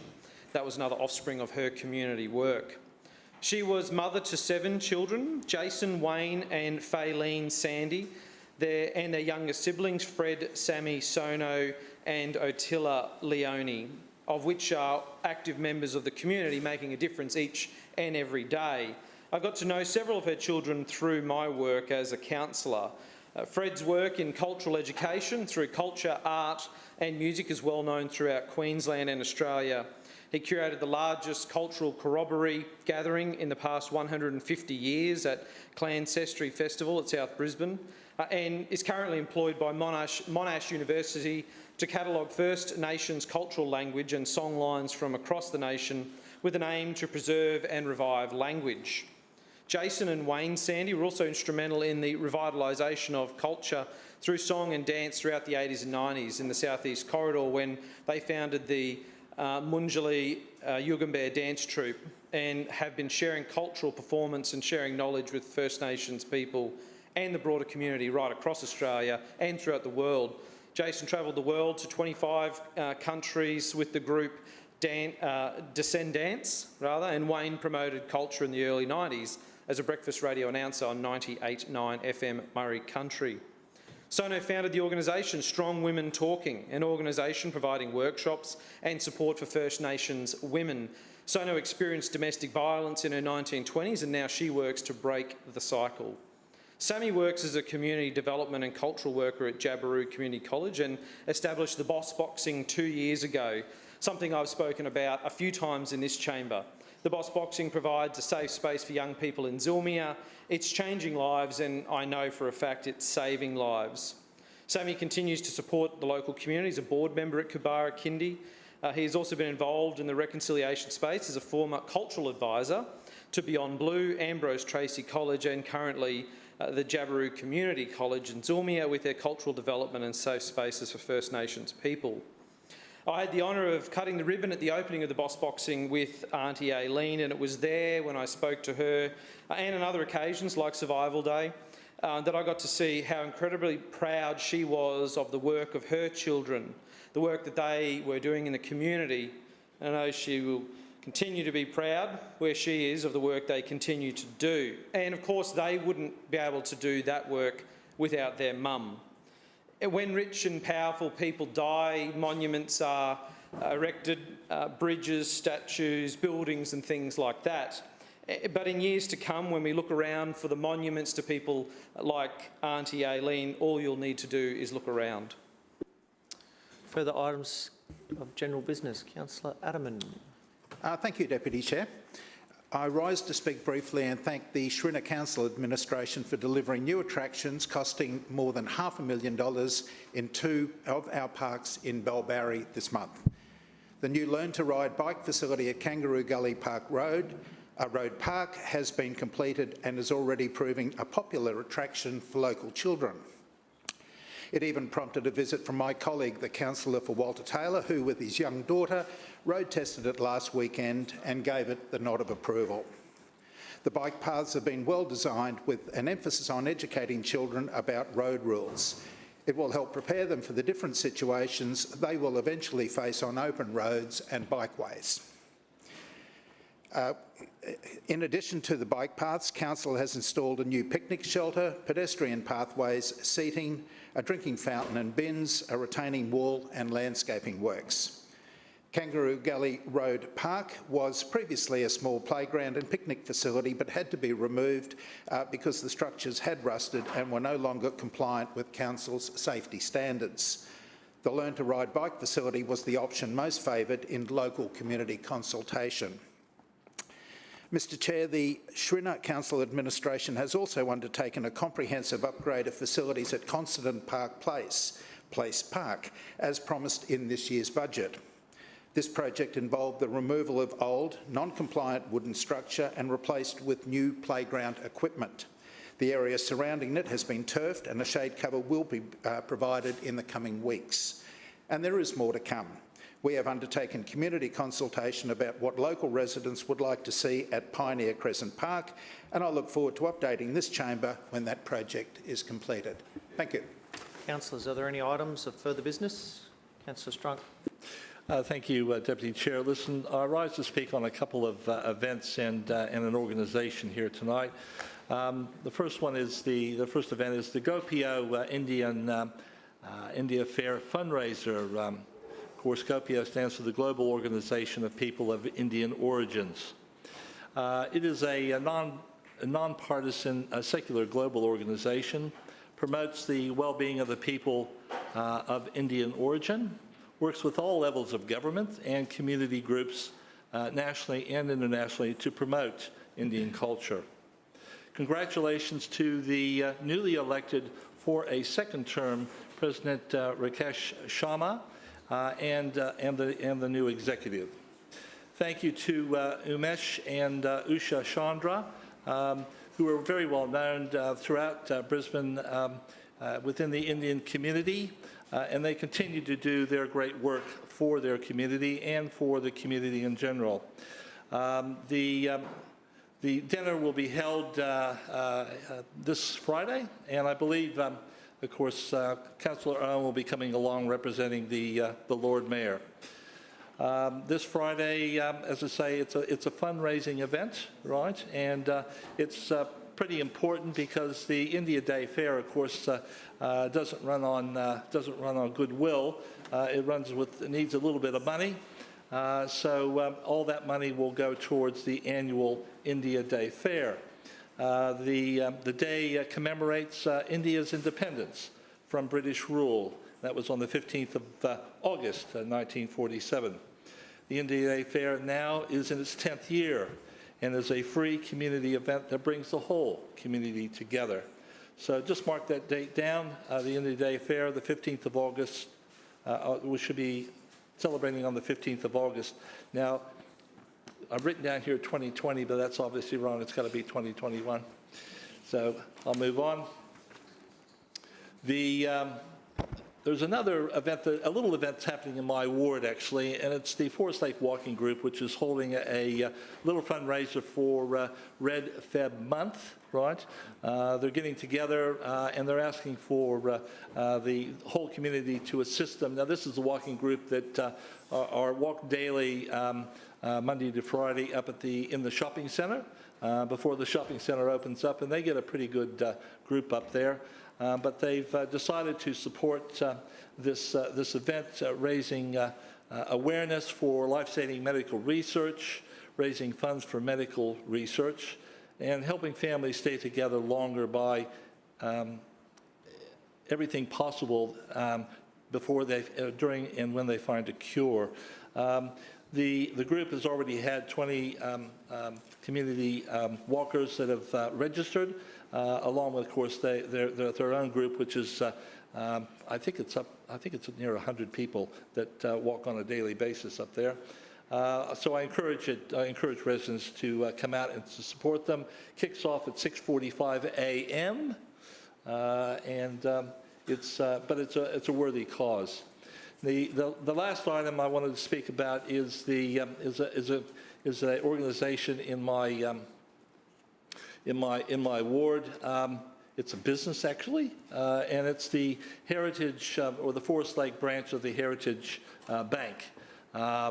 And the reason I want to mention them is because this is a community bank, and the money that the income from the branch in Forest Lake, once they pay expenses, half of that money goes back into the community. And I tell you what, this organization has invested over the since they were established in 2005, they've actually paid out or invested in the community $1.4 million. Now, for the first 5 years, they didn't invest a lot because they were just building their business. But I tell you what, every year now, it's a few $100,000 that gets put back into my ward. Their catchment area really is Forest Lake and Inala and Durack and Richlands and Pollara. So they do broaden their hub. They're just not Forest Lake focused, right? They do get out there and they do some fantastic work. Their current branch manager, Belinda, talk about hands-on. We had a little event on the weekend, and we were putting these, those screws to protect your license plates down at the men's shed, and the bank gave them a little bit of money, but she was down there doing the work that police officers and other volunteers were doing. So she just doesn't give the money and say go for it. She's actually pitches in and really gets involved, right? Just some of the organizations that have benefited greatly: Glenalla High School. For their basketball court repairs, $18,000. That's sort of money that's really the PNCs can't raise well, even in the long term. That's a lot of money. They also support the Forest Lake High School, of course, their football excellent program to the tune of the last $13,000, and the Touch of Compassion, which does some unbelievable work with people that are really struggling to look after their families with food and other issues, $15,000 for some equipment. And recently, the Backpack Initiative, which I talked about a couple of weeks ago, that supported the Inala Lions Club. So I just want to commend, and any councillors that looking at maybe have a bank moving into the ward, just consider the Heritage Bank, and because especially if they establish a community bank, because they do some wonderful work. Thank you, Chair. Any further general business? See no one standing. I declare the meeting closed. Thank you, councillors.